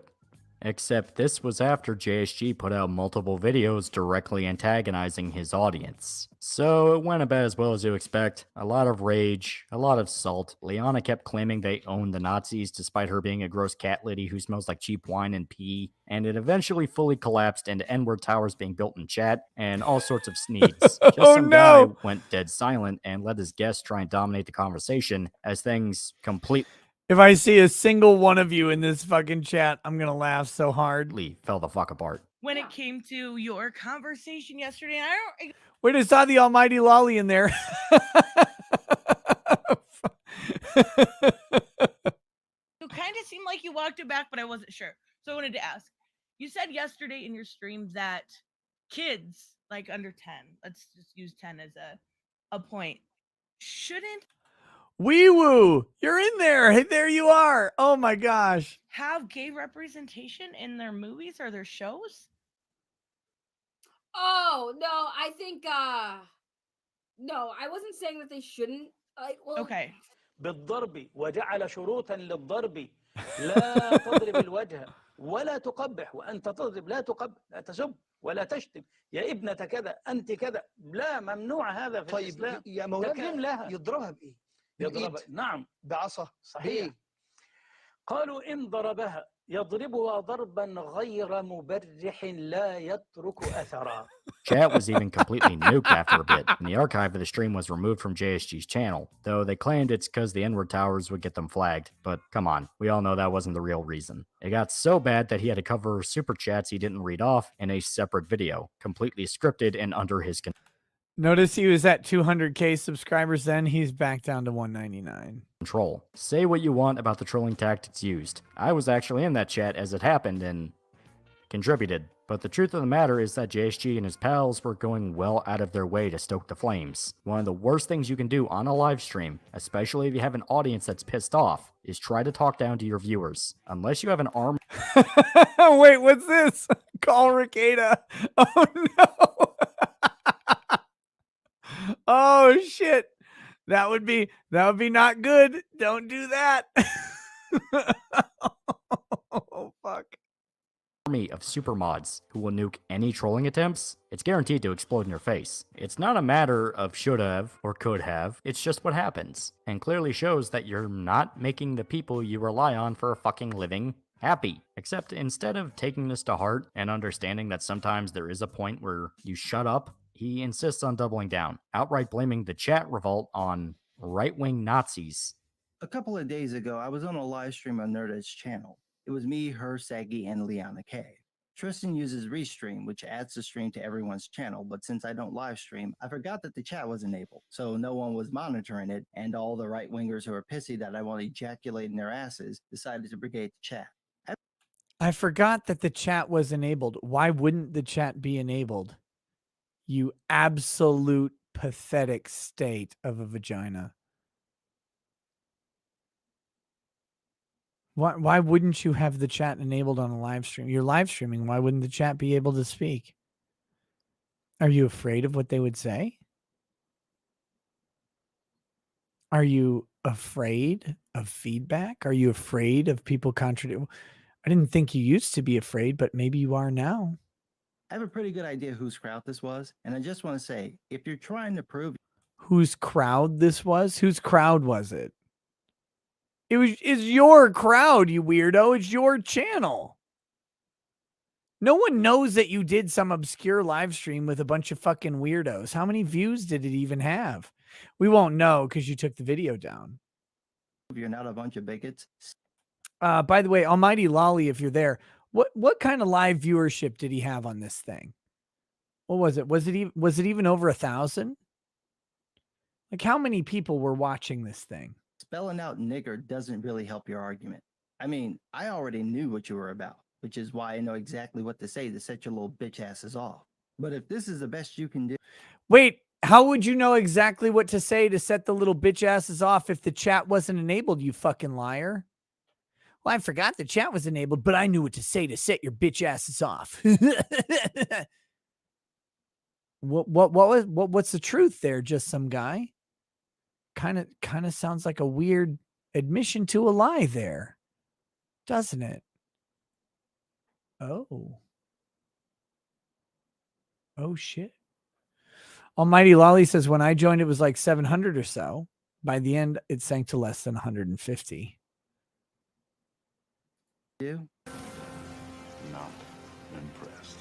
So once I realized my chat was the one causing the problem, I disabled the chat. Instead of, pissed off viewers that wanted to piss him off because they thought it was funny. Yeah, he's going the Nazi route. It seems like he's destined to devolve into a wannabe leftist YouTuber who will never be taken in by the ones he's trying so hard to impress. And guess what? He's burned too many bridges to go back. It's still very early in the descent, and it's never going to be an outright Lucifer banished from heaven affair, since this is a bunch of fat man children who talk about Star Wars, and nothing actually matters in the grand It'll be the scheme of slow it. spiraling. The real issues Same that as Ralph. impact the world are stuff like war, plagues, famine, and turning red not addressing 9/11.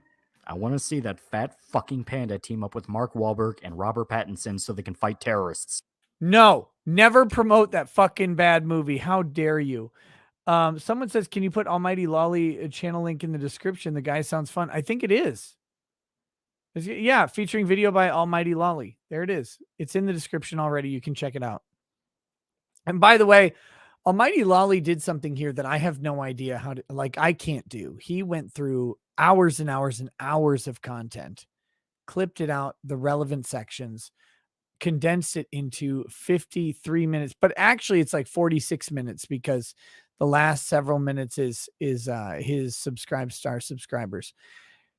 Go check out his channel, guys. See if you like his stuff and throw a subscribe his way. Give him some views. I hate taking someone's content and just playing it, like I really do, because we got 6,000 people watching and 6,000 views. Like, it doesn't matter what size your channel is. I would take 6,000 views any day. That's several, you know, we get paid like a couple bucks per 1,000 views. So 6,000 views is literally taking money out of his pocket. So go check him out. Watch this video or watch a different video or whatever. Well, this video is copyright claimed.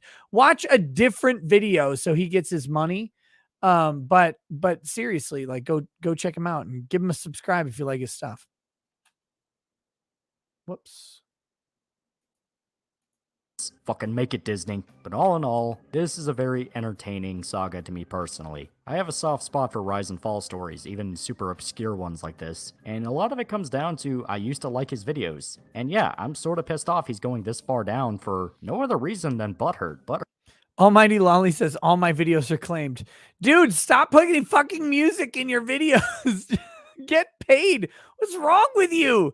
Look at all the fucking work you did for this. He's desperately trying to disguise as I'm better than you style arrogance, which never ends well when you resort to calling Dave fucking Rubin a homophobe.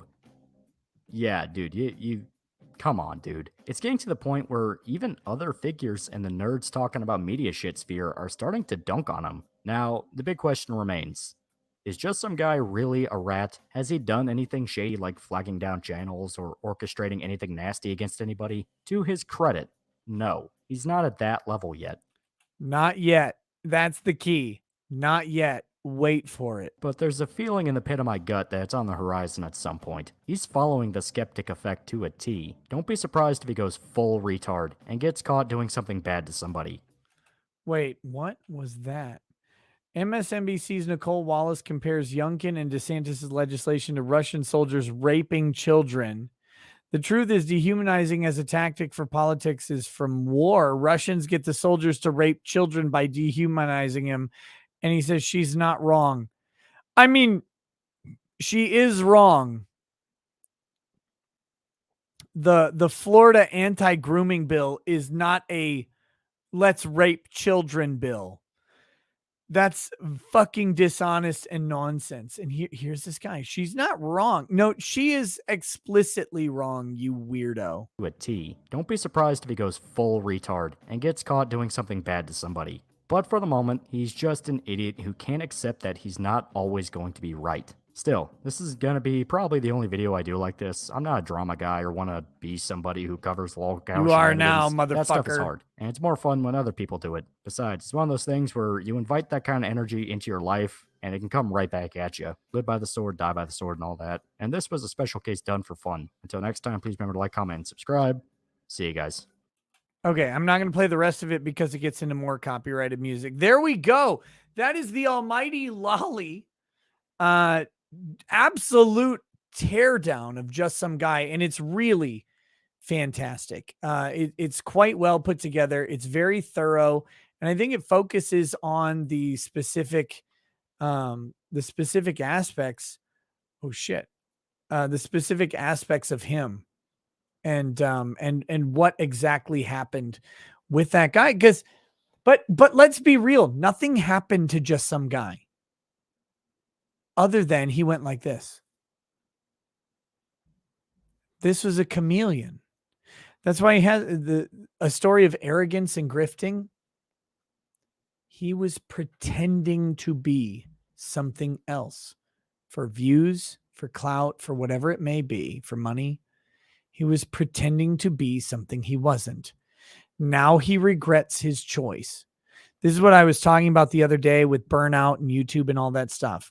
People who are experiencing burnout often are not honest. They're projecting a persona, and it's hard to keep that persona up. They're trying to be something that they're not because it got them views, it got them attention, it got them money, whatever it got them, they want to keep.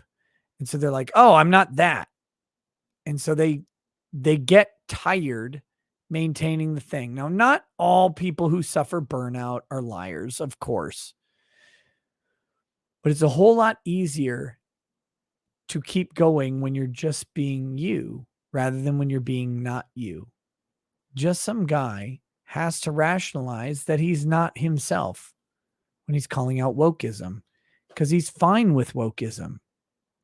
Just not in like one particular show or another. But everywhere else, he's perfectly okay with it. And in fact, if you're not okay with wokeism in every aspect of your life other than TV shows, then you're a fucking bigot. How dare you?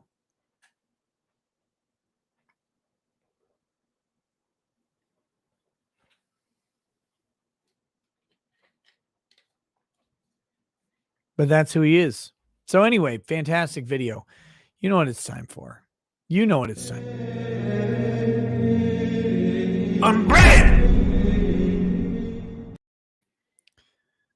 That's right. It's time for our daily unbreaded. We're going to do this.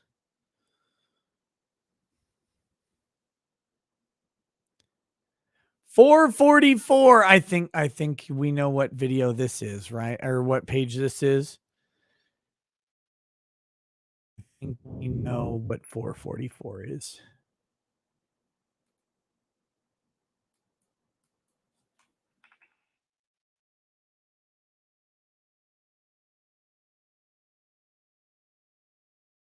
Oh shit.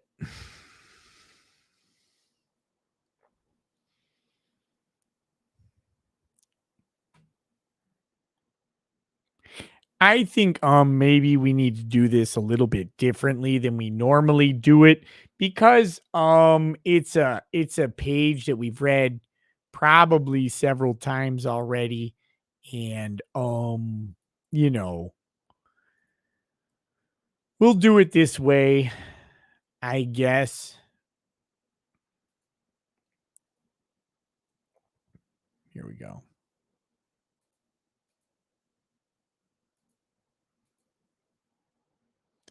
Where can I find the embedded stuff at? I have no idea anymore, frankly.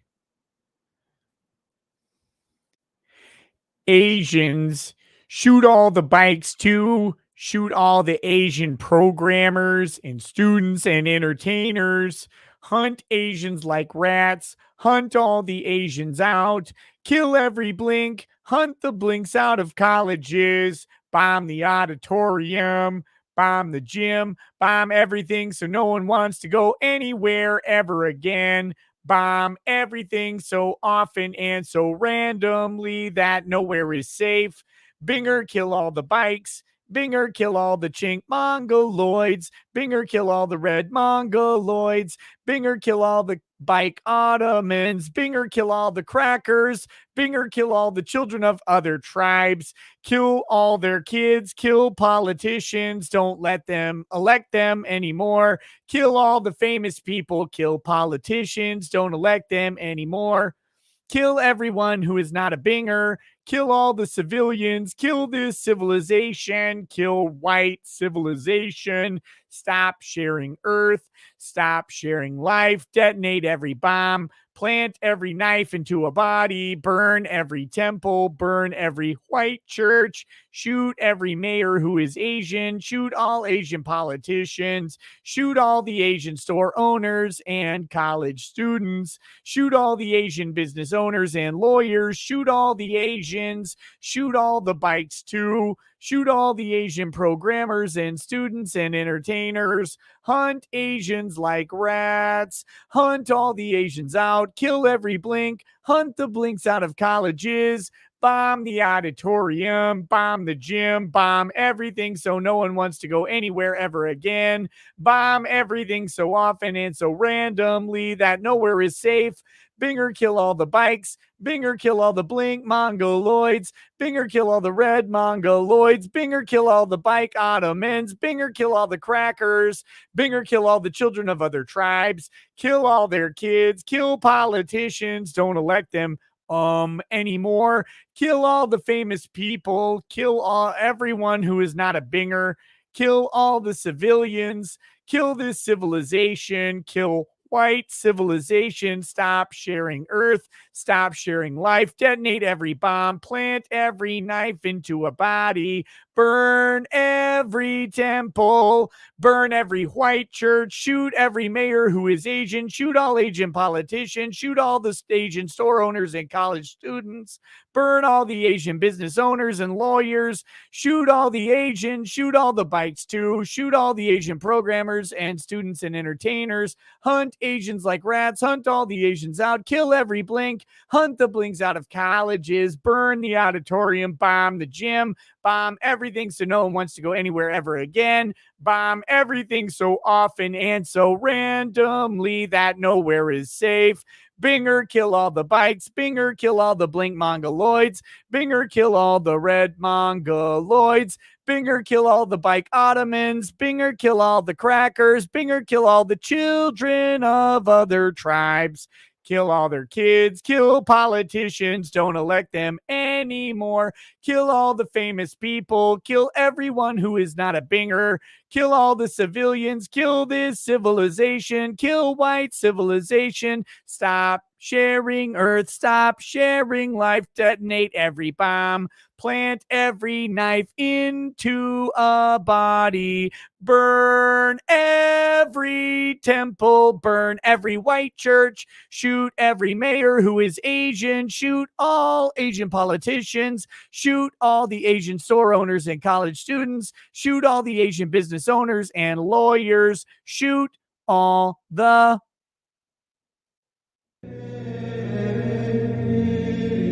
unbread. There we go, y'all. Okay. Okay. Wow. Woo. All right. Again, it is such a challenge figuring out a different way to read this every fucking night. But there you go. There you go. Nick loses 500 people when he goes unbreaded and they return when it's over. Oh, man. Never auto-tune again, you fucker. No, fuck you. I'm going to auto-tune twice now.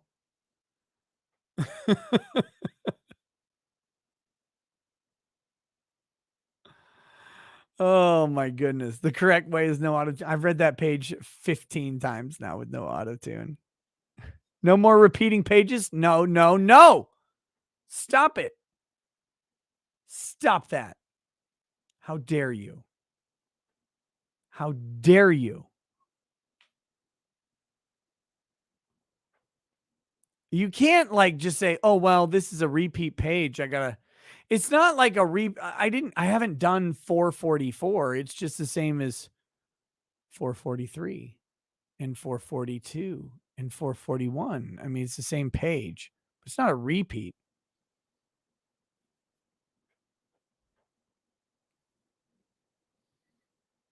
What is a Binger in this guy's eyes? Well, I say Binger. He says an N-word.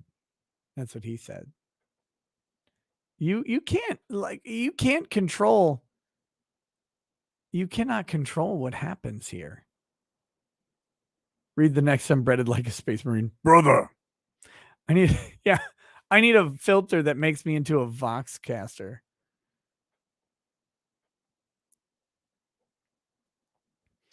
Okay.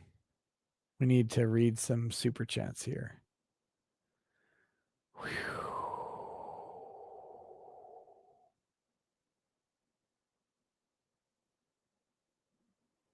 Okay, here we go. Here we go. Matrix Tech, I also hate government. In order to get a development permit to do a full remodel on a dilapidated house, I need to pay for an access permit for the driveway approach, $65 just to have an engineer say, yep, it's a driveway. Oh, that's just the first of your woes, buddy. You're about to have a whole shitload of problems.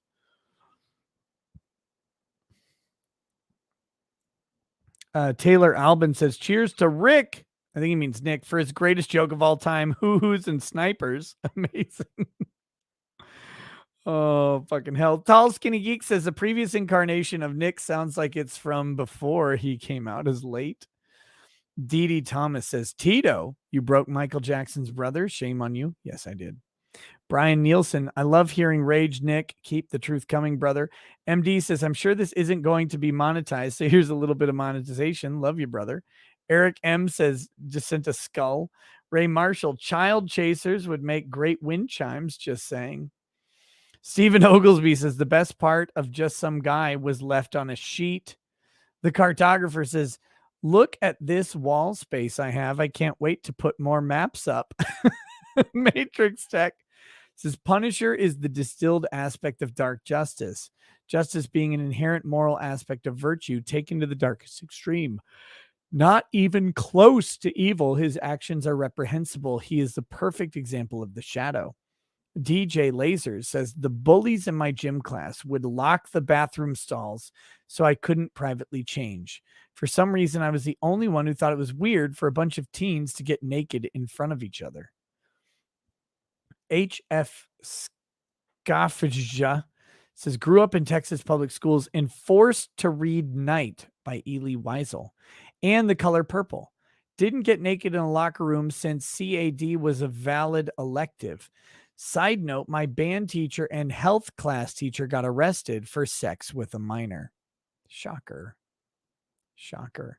By the way, the female 8th grade teacher at Lakeville Junior High, who I had, as my gym teacher,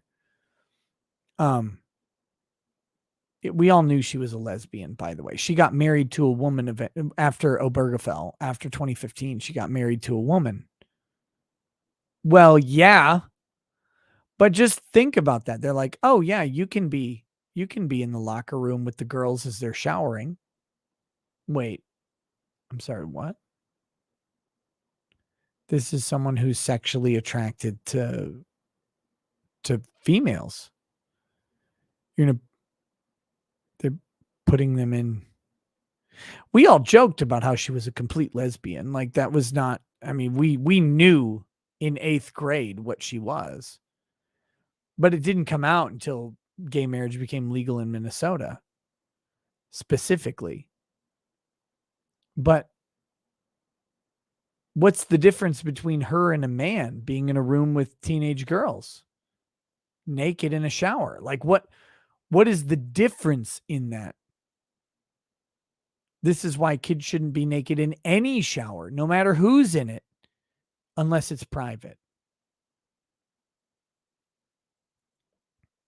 Bass player 2011 IFY says, I didn't know The Wave was a book. I remember years ago watched a German adaptation on Netflix when they still had good selection. The football team was changed to the water polo team, but the story was the same.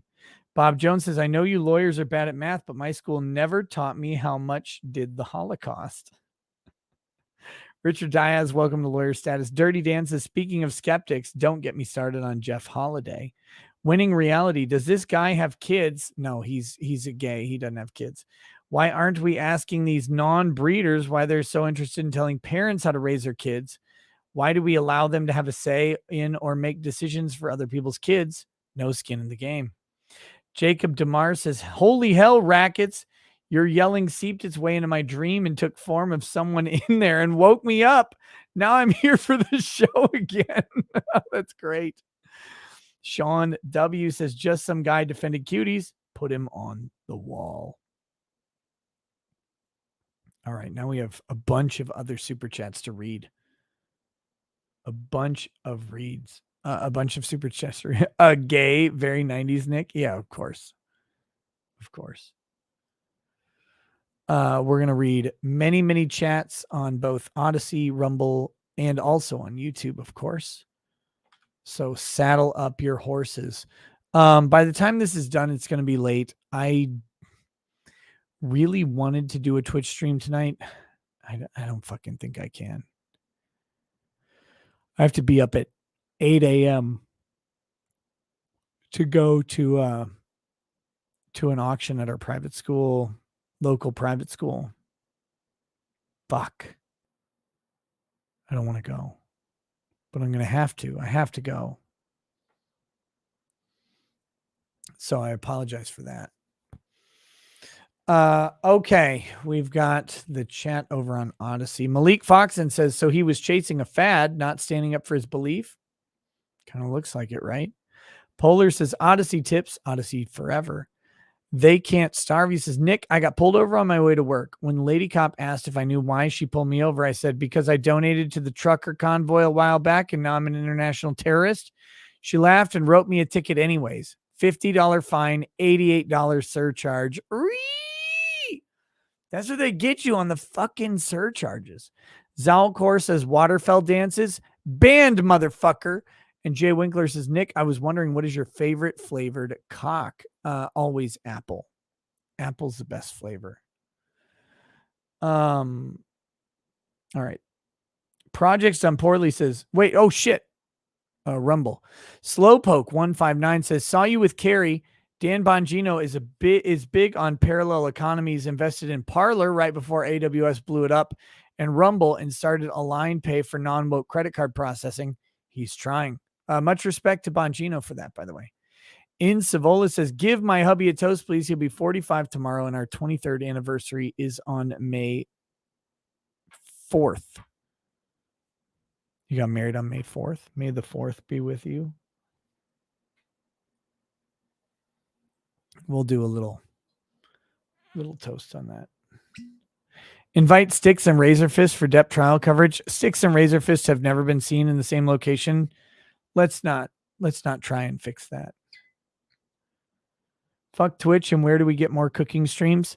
I'm gonna do another gumbo very, very soon with the we'll do the oven roux technique, which I've done a couple times now and is phenomenal. It's so fucking easy.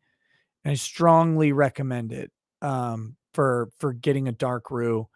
For getting we're talking a Nigerian roux here, which you need to do for a gumbo. Because if your gumbo is light colored, if your gumbo is Obama colored, you need to have that blurple gumbo. Wait, is Attorney Tom in the fucking chat? Attorney Tom, it's 3 a.m. Why are you here? What are you doing?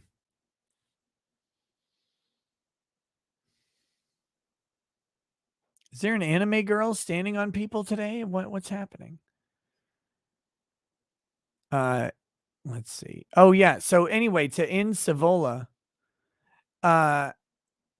happy birthday to In Savola's husband, and also to their upcoming 23rd anniversary, 23 years of marriage, commitment, faithfulness, steadfastness, and fidelity to each other. May there be many more in your future, and I'm sure you understand. Each of you gives 100 because each of you wants to, and because the other is worth it. Cheers.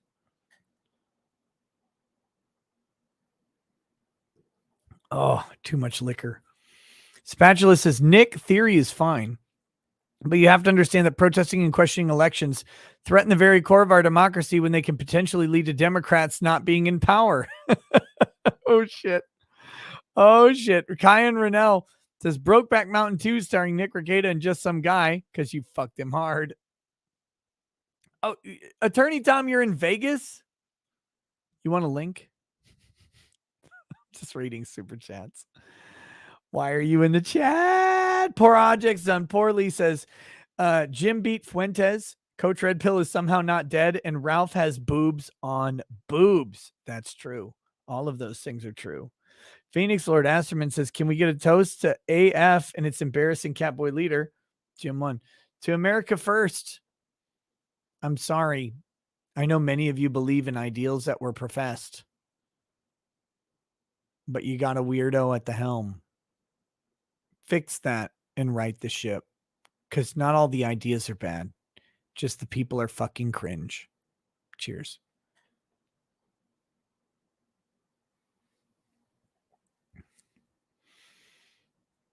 Movements are not beholden to people, by the way. And the fact that they get wrapped up in that is sad. Phoenix Lord Asserman read that one. Elian says, who is this? This can't be Ricada. He's on time. Sleuth says Jim won.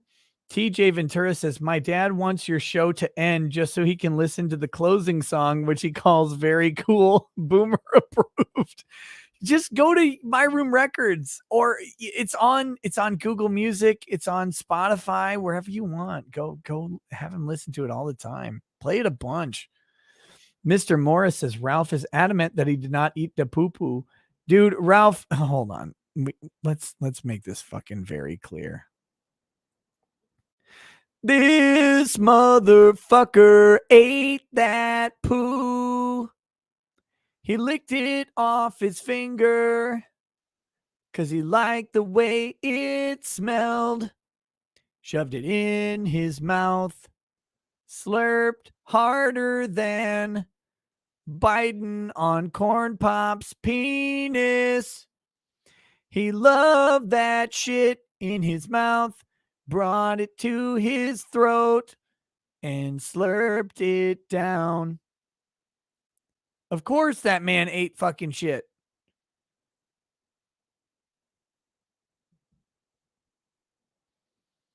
Of course he fucking did.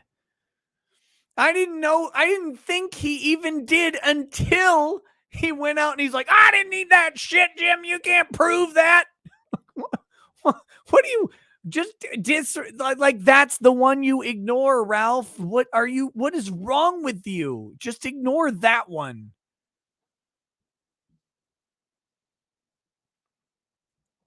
True Anana Shabbat, bad pressure, bad calf care says Tim had a 70-year-old lady who isn't up on current events. She said all she knew about the Depp case was a clip of him with the wine. Media spinning. It's happening with Harper says in Trump voice, Nick, I know the Gogurt joke was gross, but it was wonderful, beautiful, really a tremendous joke. It was the best joke in the world. And I know a little bit about jokes. I've done some jokes in my time. People always come up to me. They're like, very good jokes. You should probably be a comedian. Like, listen, I'm trying to be president. I can't always tell jokes, but occasionally I'll slip one in. Amazing job. Wonderful, terrific, tremendous, really. Evie Warner on sale now. Amber Heard self-cleaning bedding. She's calling it the Grumpy Collection. Never worry about smells or permanent stains ever again. Brian Law says it's okay, Rach Piggy. Don't deny your true nature. Now go get him, Truffles boy. Sweet. Joey with Bush says you're saying you don't love your internet friends, Nick. I love everybody. I love literally everyone. I don't know what is wrong with people. Do you love black people? Yes. Do you love black people? Literally, yes. I love all people. Jesse, what are you doing to me? I like black people. I like white people. I like Mexican people. I love. Do you love black people? No. Catboy Nick Ricada says meow. David says, I love your Ralph impression. Gets me every time. It's not an accurate impression, you shaster. Fucking super chatter. We were banned from super chats, so I'm glad they come in through text to speech because happy to have you supporting the show. Death Wish says, I'm getting about 10% of my yearly income back from taxes and a 16% raise in about 2 weeks. I was watching Legal Mindset instead of Fuentes. Cheers. Hera 23 says, did you see how Milani Cosmetics came out showing the lie about the makeup Amber Heard used? Makeup was released in 2017. I've heard it from a million people. I haven't seen it from the source, but yes. Crusaders Viewing says his name was Jason. Brian Law, that stream was a disaster. Fuentes was insufferably dense and annoying. Here's the weird thing. Fuentes has no duty to Ralph. He has no duty to Ralph. Why is he doing this? Like, this isn't just ignoring the issue or saying, yeah, well, Ralph is Ralph. He's committing. He's committing to it. And that's baffling to me. For a guy who made a bunch of TPA USA BoomerCons screech and whine for a few years, I was expecting more entertaining banter. No, it didn't happen. Evil XY says free chat, #meepoo. Cole Roberts, Nick, I only plan on doing law clinics. I'll do hearings in state court and criminal appellate briefs. Do I need employment at a firm, in your opinion?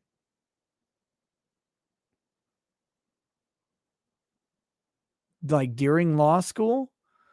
If you have the clinic, you probably don't need the firm because the clinic is acting as the firm for you. I'm not sure what you're referring to, though.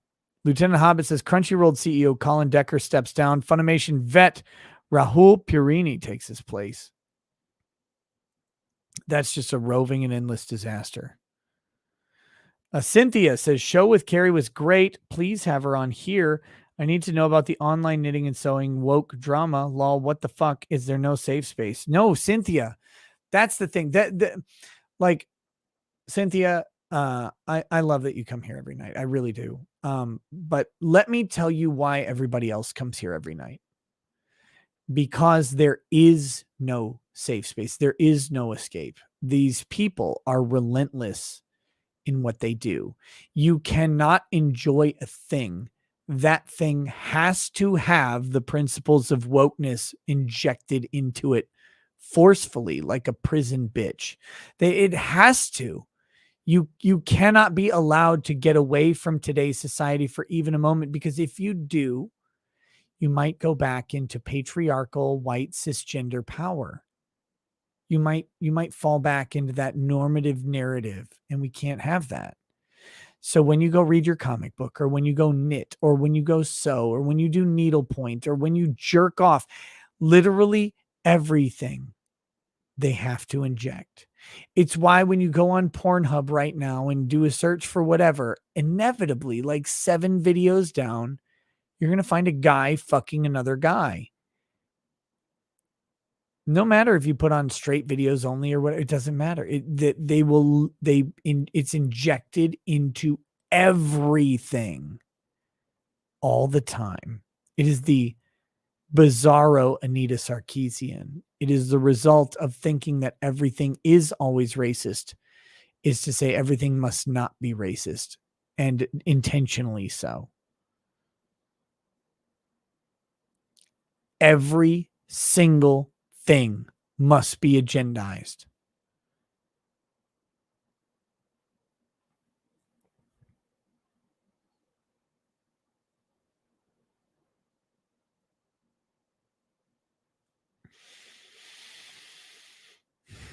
Baldo Gagger 4000 says part 1 from memory. The trunk of a Civic message from Johnny was on October 2016. Divorces in May. Is Heard's lawyer bounding around the timeline to confuse? Yes, of course. Confuse the jury about pre, during, and post-marriage Johnny, so they lump it all as during and question. Why would he say those things if he loved her? Part 3, seems like Heard's team trying to muddy the waters so bad because they don't have a case. Can Johnny's team object to this tactic? No, they can't object to it. They have to defeat it. They have to defeat it. Jay Parker, welcome to Lawyer Status. Jeff is not, says Ask V. Face Lord, I went way into the Phase Connect rabbit hole, and the canceled interview kind of ruins them for me. Love Pippa, but F her cowardly management. It's not Pippa. Please do not in any way blame Pippa on this. She wants to do the show. I want to do the show. Angelica White says, talk to Destiny about what? What do I need to talk to Destiny about? Seal Hunter, as long as Vic isn't advertising NFTs, I don't care. Just as a question, what's wrong with Vic advertising NFTs? What's wrong with anyone advertising NFTs? So long as you're honest about what they are. They're NFTs. It's a registry on the blockchain. A lot of people like NFTs. If he wants to advertise them, or if anybody else does, who cares?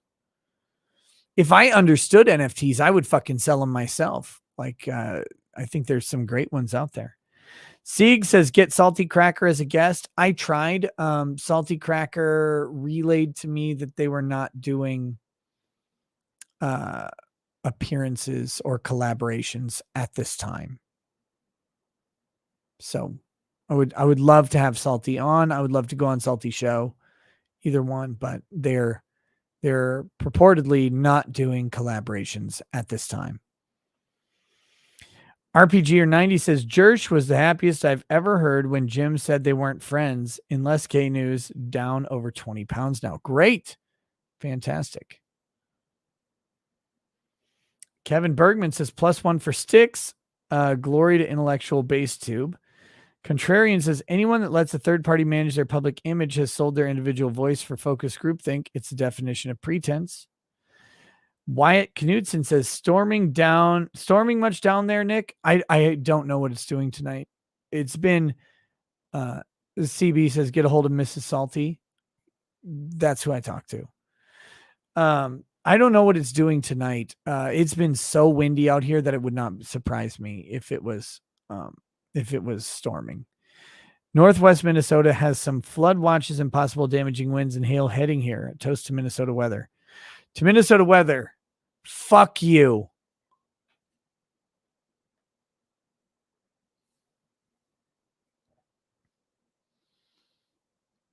Guys, I know he went on Viva's show, but I can only tell you what I was told. That's it. Like, I know, but I can't. Like, if the response to me was Salty isn't doing guest appearances right now, I can't say something different than that. That's the answer I got. Said he's a big fan, not doing appearances right now. Okay, cool. What am I supposed to do? Say, yes, you are? That doesn't really work either.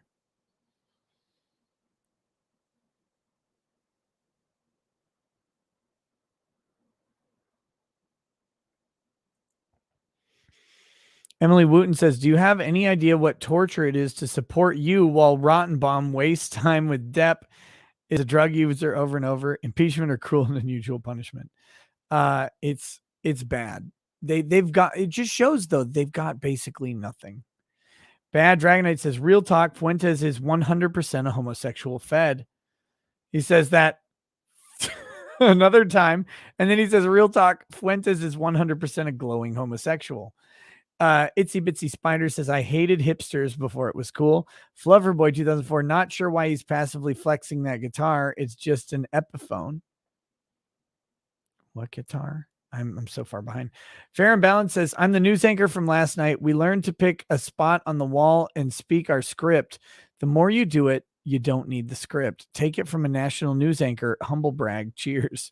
Fair and Balanced. You probably don't, by the way, but if you ever want to talk publicly, hit me up. If you ever want to talk privately, hit me up too. I'm not interested in exposing your identity, but it'd be phenomenal to have an insight into the national news anchor perspective on how things are going.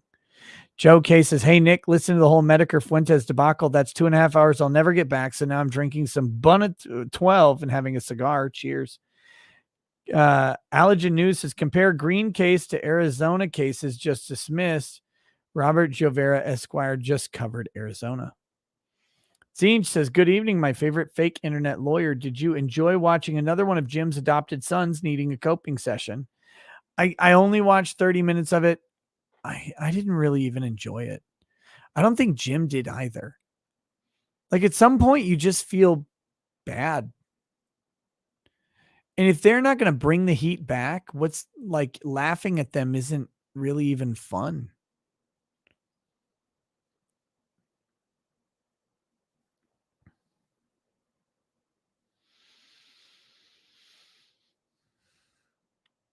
Vixel OP says Luke was the only good voice on Timcast. Why are you saying was? Luke's not off of Timcast, is it?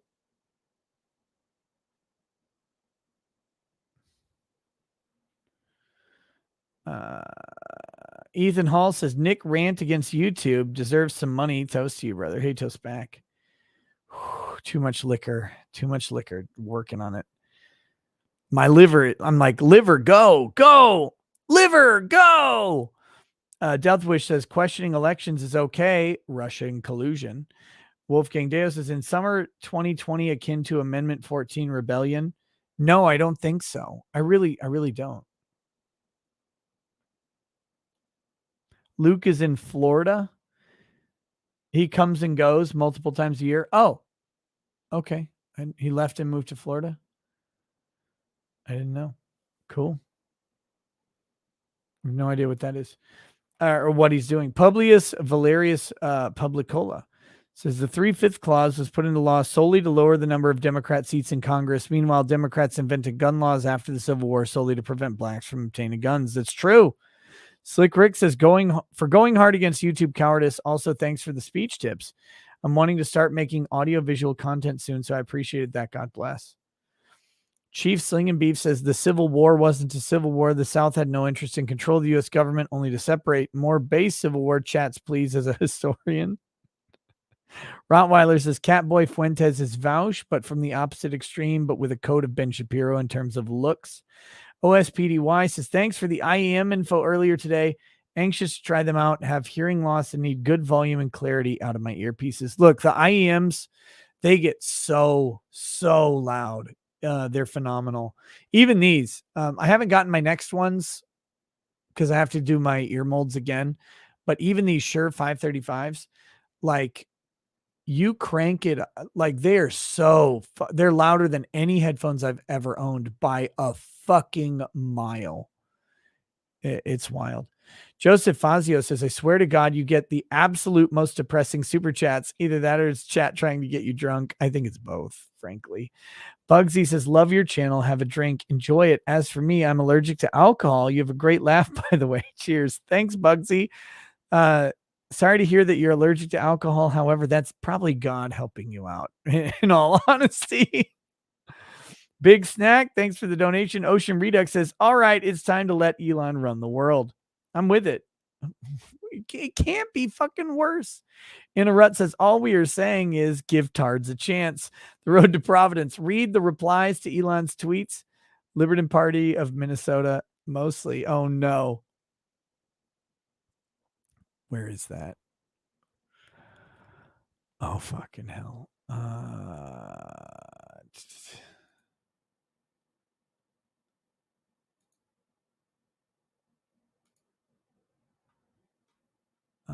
Fucking hell. Let me find the Elon tweet. Elon Musk.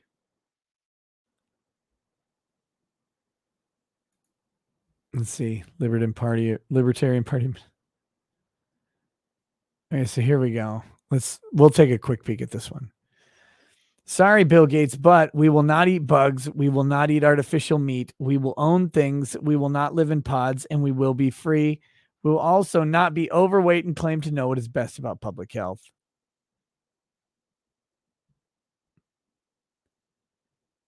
And then this guy says, I've always wanted to ratio a government Twitter account. I love this one. Ratio card declined. Fucking destroyed.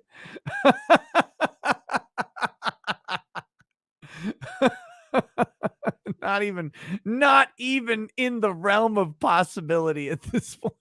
Holy shit.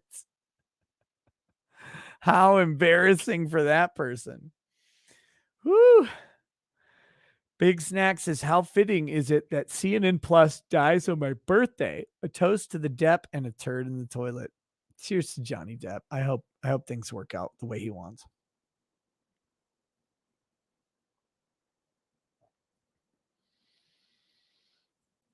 NV says, Musk may not be good for Twitter, but he has to be 1,000 times better than a middle-aged man with a nose ring. Charles Mack says, this stream helped me regain some of the brain cells I lost from the stream that happened earlier tonight. Why so serious? If you ran Twitter, what would you do with all the employees who protected the child porn postings? They'd be fired immediately. And if any of them who rejected the obvious thing that said, by the way, here's my ID and I'm not of legal age and that's my pornography, those people would not only be fired, but they'd be publicly fired with their names attached and say, we don't tolerate fucking pedophiles at Twitter. That'd be me, though. I don't know about anyone else, but those people would be, one, damaging the Twitter's credibility, and two, protecting a pedophile. Fuck off. Done. Ryoji Mata says the only reason they are going after Green and McCarthy is because of the midterms. They're terrified. Oh, no, I know. Yeah, they are. I just still don't really care for Marjorie Taylor Greene that much. But I know they're scared of her. And because they're scared of her, like, I don't mind if she gets reelected. I'm not on a quest. I just think she's kind of like dumb. But if dumb is the worst part of my politician, I'll take a dumb politician all day. Lorgar Apologist says you might be horrified, but Slanesh is doing great. Elian says Ricada has poop lips. Stooge Muffin 7 says just some rant. DeGrumps says Nick.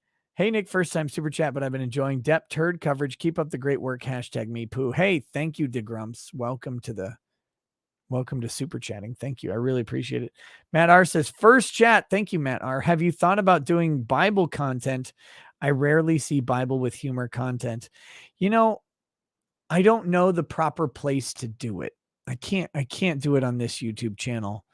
For one, it would break the algorithm entirely, and two, it would inappropriately turn too many people off, I think. But yeah, I've considered doing it on locals and stuff like that. I think there's a lot of good stuff in there and then a lot of funny stuff. Dougie Fresh says, good job, all Rottenborn law firm down to 1 star on Google. Holy shit. PW says, Nick, I super chatted you in December about my father passing away and you did an incredible toast. In better news now, I'm getting married to a wonderful woman tomorrow. Everyone pray for us. PW, man, that is so uplifting. See, we get so many like depressing toasts. And that is just such a great message to hear that you go from sad news to joy. And I hope everything works out great for you. I really do. Avahain says, now that JD is drawing salamis on art, what paintings of yours would you want him to add a salami to, and how much would it increase its value? Look, if Johnny Depp wants to come draw dicks on my painting, he could draw dicks on any painting other than that one. That one came from Lady Rackets, and it will remain as pure as the day I got it. But all other dicks are acceptable. Jennifer Lamp says, I mean, Abe Lincoln Vampire Hunter was awesome as a movie. Moist John says, Jim wants on. Check your DMCA appeals. Gerard Garvin, Minnesotans are kryptonite to campy Zoomer millionaires. That's true. Moist John, by the way, how you doing, buddy? I hope you're still there. How are you doing, man? I hope life is going well for you. Someday I'll do another meetup and maybe we can hang out again. I really enjoyed meeting you. HFSKF says, you're my favorite deputy. Thank you. Good Rents, welcome to paralegal status. Merg Magler Maxis says, start safaris hunting pedos like just some guy now. Joe Ball, nothing would make Nick happier than everyone in chat heading over to Indiegogo and backing my comic manga, Death. Guys, this is Joe Ball. Oh, fuck. I missed this earlier. Joe Ball, he's the artist drawing Yellow Flash's comic as well, but he has his own comic manga, Death on Indiegogo. Trust me. This man, first of all, he's a phenomenal artist. Second of all, this is a 300-page book. 300 fucking pages. Like nowhere else are you getting this value. Go look at Death. If the mods want to share it, thank you, C. Goody. He's already on top of it. The mods want to share it. Go check this thing out on Indiegogo. Where are you going to find this much value, this much entertainment crammed into one book that you could buy at a pretty low price? Go check him out. Support independent creation. Joe's also a very funny guy. You can catch him on Flashcast every Saturday, pretty much 9 p.m. Central Time. So there you go. Aspie says, can I draw dicks on it? Yes, you can. Yes, you can. The question is, would Joe draw dicks on it? Joe, do you have a dick tier? Do you have a tier where every time there's a person on screen or on the page, you draw a giant, like a penciled in penis over the top of the art? Thinlax says, these maps are getting old. Nick, when do we toss them into the bonfire? I don't know, man. STFU says, spot on. Obscenity laws seem to be either written with a shotgun or as an ad absurdum mocking of the concept of narrowly tailoring. Deathwish, I've lost 100 pounds in 10 months. It's easy. Just stop eating. Fasting. Neanderthals didn't visit Taco Bell in the gas station 24/7. Stop eating. Catboy Nick Ricada, welcome to or thank you for the chat. He sent a cat sticker. Connor O'Brien says, I lost 7,000 pounds. Drink, please. I think I've drank enough. I think. Fluffy Bunny, thank you for the donation. Walter Deadman, let's all have a toast and give thanks to whatever gods we worship that we are not Catboys, Baked, or Ralph. To the chat, none of whom are fucking Catboys, Baked Alaska, or Ethan fucking Ralph, the best in the sector. From the top to the bottom. Haven't seen my bottom in probably 25 years.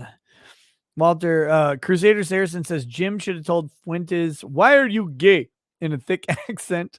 Mike Cuckold says, in a bit of a jam, could use a toast. My uncle Gonzalo passed away. The funeral's tomorrow afternoon, which is good because I'm not a morning person. Oh, come on. He's alive.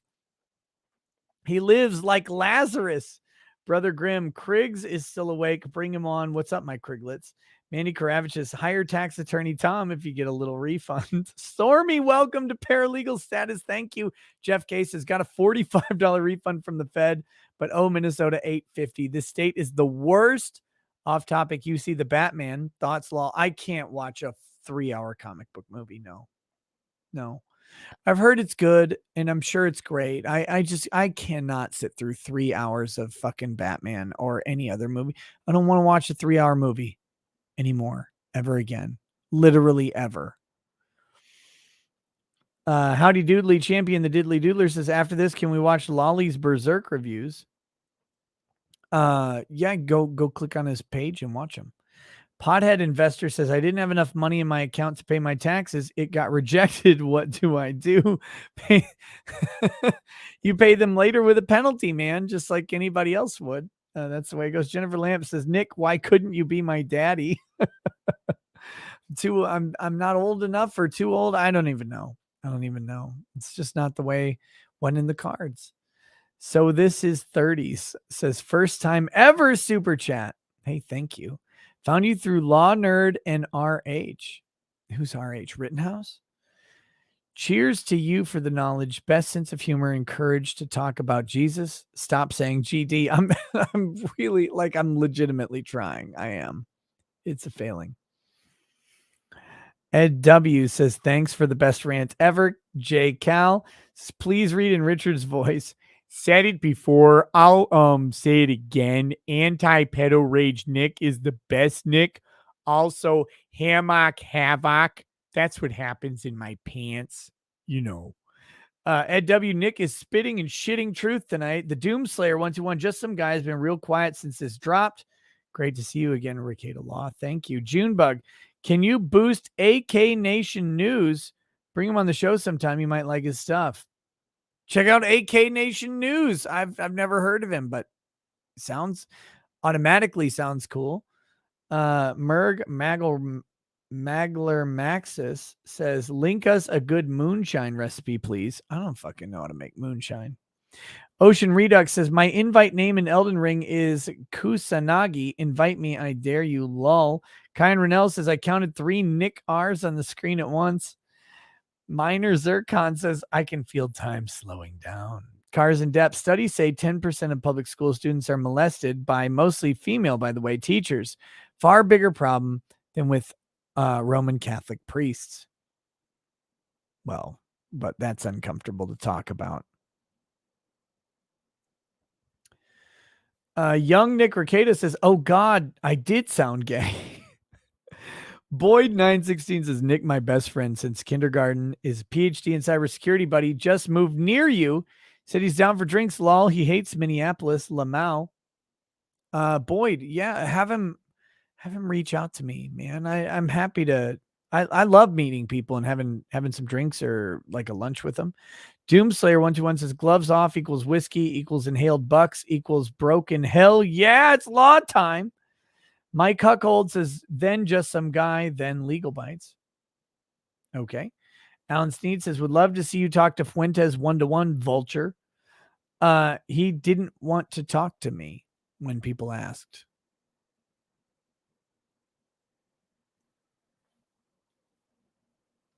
I don't think he likes me very much. Shador says, "Okay, seriously, I need a review of Nick versus Red Pill." Go watch the. Well, I didn't have a versus Red Pill stream. We had a friendly-ish stream. He got really mad at me after that. Right after that, like the next day after that stream. It's up on YouTube. Walter Deadman says, "Aren't there comics of Frank in the Vietnam War?" I have no idea. Christopher Nicholson, "I liked you, just some guy. You've convinced me. Now you have to let your boy Zach know about the dude he thinks has the smartest comic takes." Lol. Wait, your boy Zach thinks just some guy has the smartest comic takes? Oh, shit. Image Chaser says he made fun of you later during the gym convo. I felt the sting. I knew. Oh, man. It hurt. Stellar J. Atkins says, "Punisher and Rorschach are the only good comic heroes. Every other comic hero is the government psyop to push government propaganda or subvert society to humanize criminals." Carson Depp says, "American Librarian Association elected Marxist librarian president. Survey of school librarians show they want to replace most of American canon with woke crap." Phoenix Lord Asperman, "Punisher is popular because he is vengeance incarnate, and that gets people that slip through the system. That's why." Igor Slagathor says, "I miss Medicare versus Nick due to work. I'll watch it after this. Did you get a chance to see it? If so, what did you think? Who won in your opinion?" I only saw 30 minutes of it. I didn't see the first couple hours of it. What did I think? I thought Fuentes came off as cringe. I thought Jim won, but I don't think Jim profited from it, if that makes sense. I just think overall it was a better showing for Jim than Nick Fuentes, but I don't think it did Jim any particular favors. It's just kind of weird. You know who lost? Ethan Ralph, who came on the stream just to assert that he definitely did not eat shit. Mandy Karavichus, "By this logic, Batman is right wing because he's rich, depressed, beats up a gay clown, has a hot liberal cat girlfriend who attacks him sometimes." Yes. SCFU says, "The police had to save Richard Ramirez, aka the Night Stalker, from the mob that was literally lynching him. The Purge is a true story, but towards order." Stellar J. Atkins, "If I became president, I'm going to punish you with mandatory seat on the Supreme Court." I'll begrudgingly accept. Preston Mitchell, "I had a run-in with cops, and the only one cop said he is not resisting, stop beating him. Tell me as I was cuffed and getting beat how I was resisting." Yeah, that's bullshit, by the way. And that happens way more often than anyone cares to admit. That doesn't mean that all cops do that. And it also doesn't mean that it's right because it only happens on occasion. It's bullshit when it happens, and it needs to be stopped immediately. Kulfe 2A wannabe Hunan Muhammad says, "I know why Fuentes is talking about you.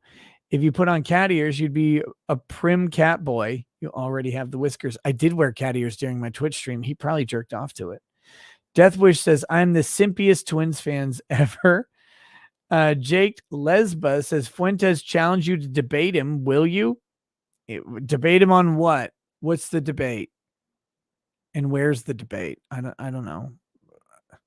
I'm not opposed, but like I think people come up with this idea that I'm like super opposed to his political positions.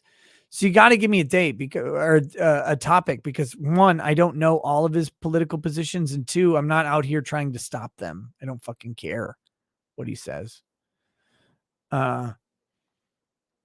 Daly says, we had individual shower stalls in my middle and high school. No one ever used them, but they were there. That's weird to me. Well, they probably didn't use them because if you didn't go in the group shower, you'd get mocked, right? If the only option were individual stalls, that's the trick. Dr. Spoon, my old high school expelled my friend when he beat and broke in the pedo gym teacher's arm after he found out his younger sister, a freshman, was being touched inappropriately by the gym teacher. Man, would that he would have shoved that broken arm through his throat. Deathwish says, trust me, this is some bullshit. Wrestler Town, Dad found out my school had no stall doors. He drove there and refused to leave until the principal either took a dump in front of him or installed doors. Good old days, doors installed, no FBI called. Holy shit. Kalea says how he thinks your content is bad and shouldn't exist, just like he did to Jim today. Yeah, okay.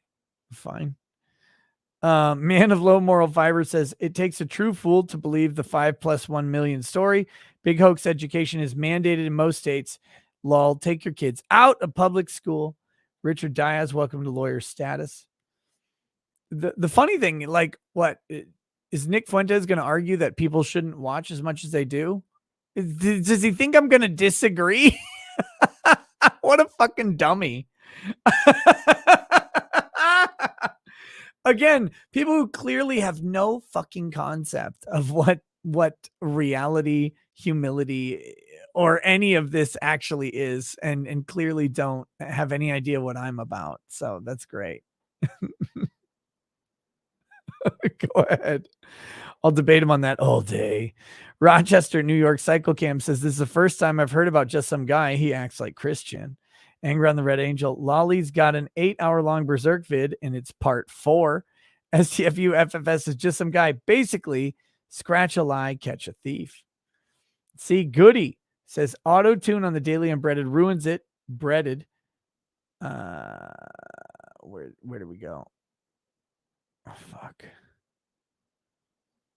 And then a more expensive chat, so objectively more correct than C. Goodies. Carl Leggett says, unbreaded killed my sides tonight. I cannot deal.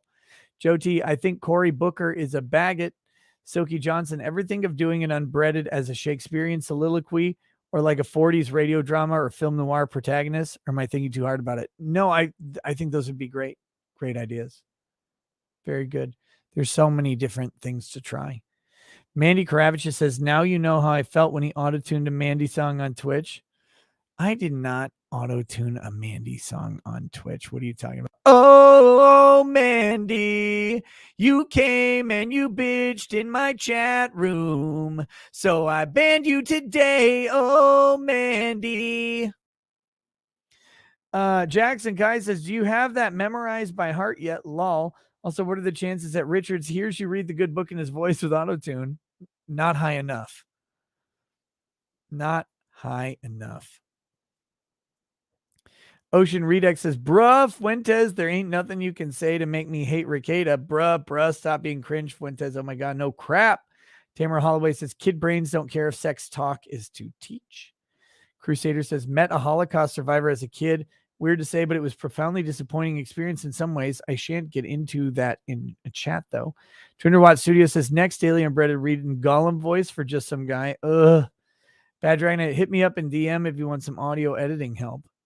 Audio edit. I don't know what you mean. Audio editing. Ian Benoit says, you shyster lawyer, you can't make a rue the right way like a real man, standing over a stove, stirring a pot for an hour and a half. People have done tests on what, like, the difference between doing the oil and flour roux versus the oven roux, and they can't. They legitimately can't tell the difference. The oven roux is objectively easier for a dark roux.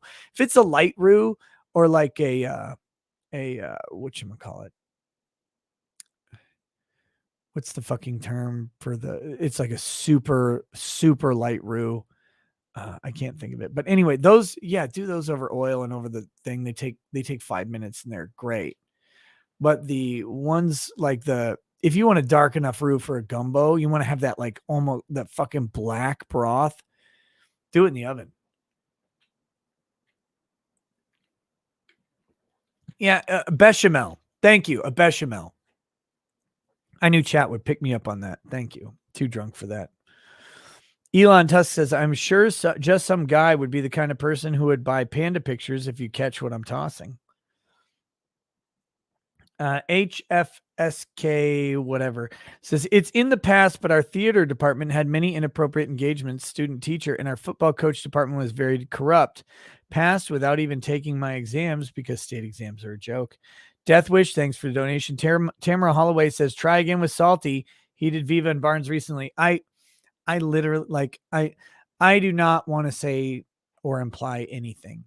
I spoke to Salty, Miss Salty or whatever, like 2 days before Viva and Barnes, and I was told they were not doing appearances. So I don't know what to do about it. Like, I'm not going to go back and be like, you went on Viva and Barnes. I'm not going to do that shit. So I don't know. I'll just wait maybe a month, 2 months and check in again.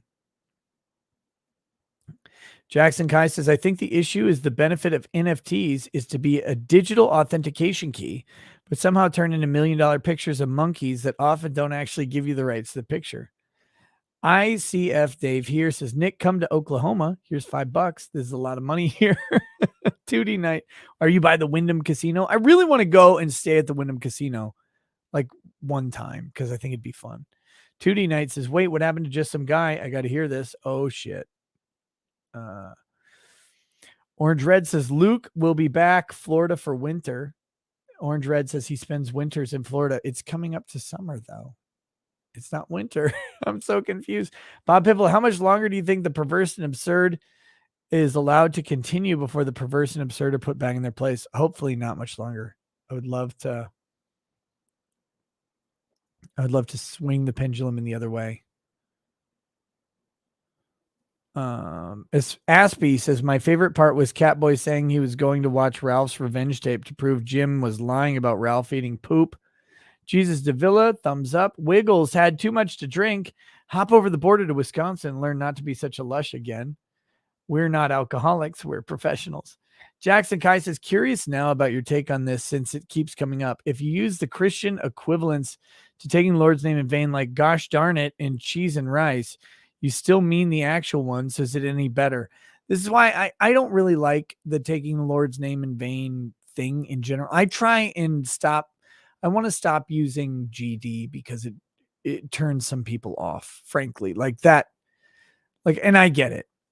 But I really like, I don't mean, I think the Lord's name in vain is an intent thing.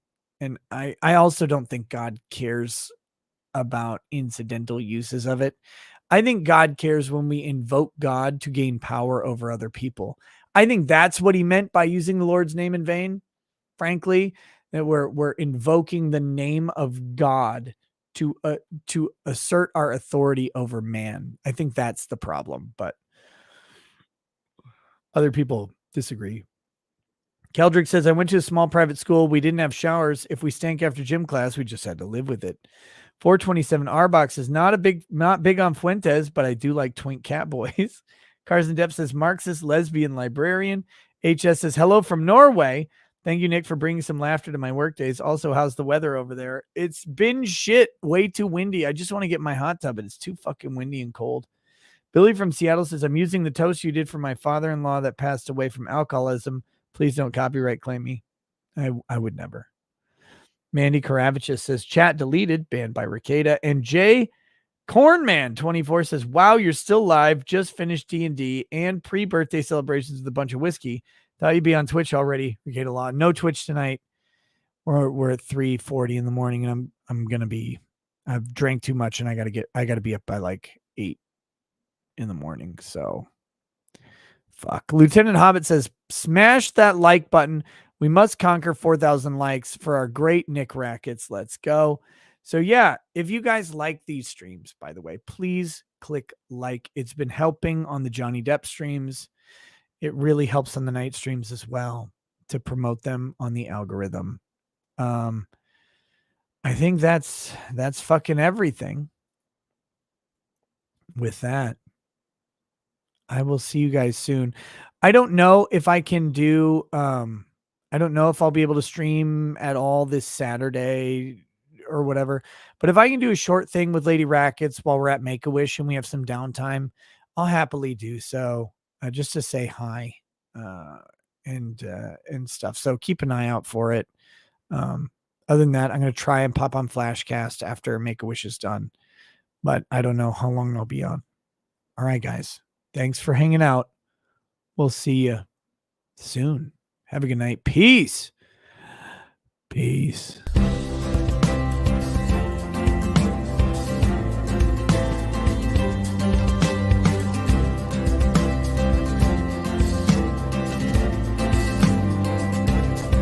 Oh, he drinks a fair bit, but you realize that it just helps get his noggin jogging along. With his glass by his side and his kids asleep tight, we'll hear some lost-plaining tonight.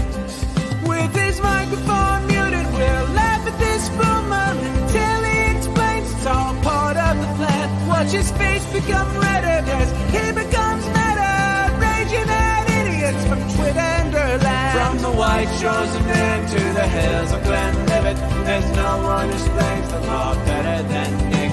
So pour out a glass for the ones who have passed, to make the law what we have now.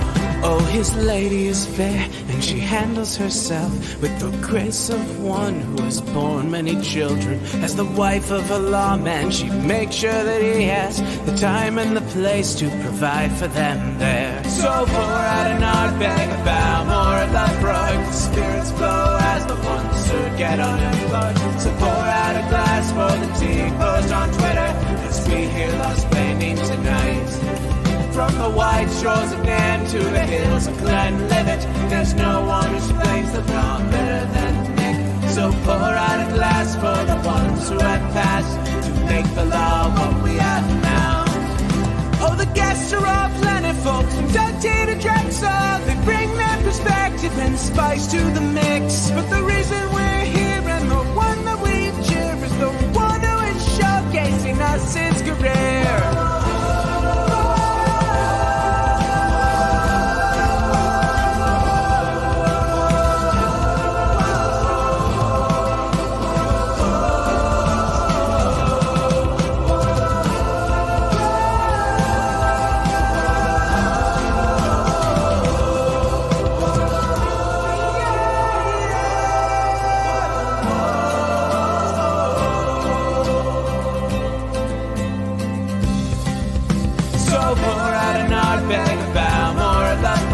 Spirits flow as the ones who get unemployed. So pour out a glass for the tea post on Twitter, as we hear lost-plaining tonight.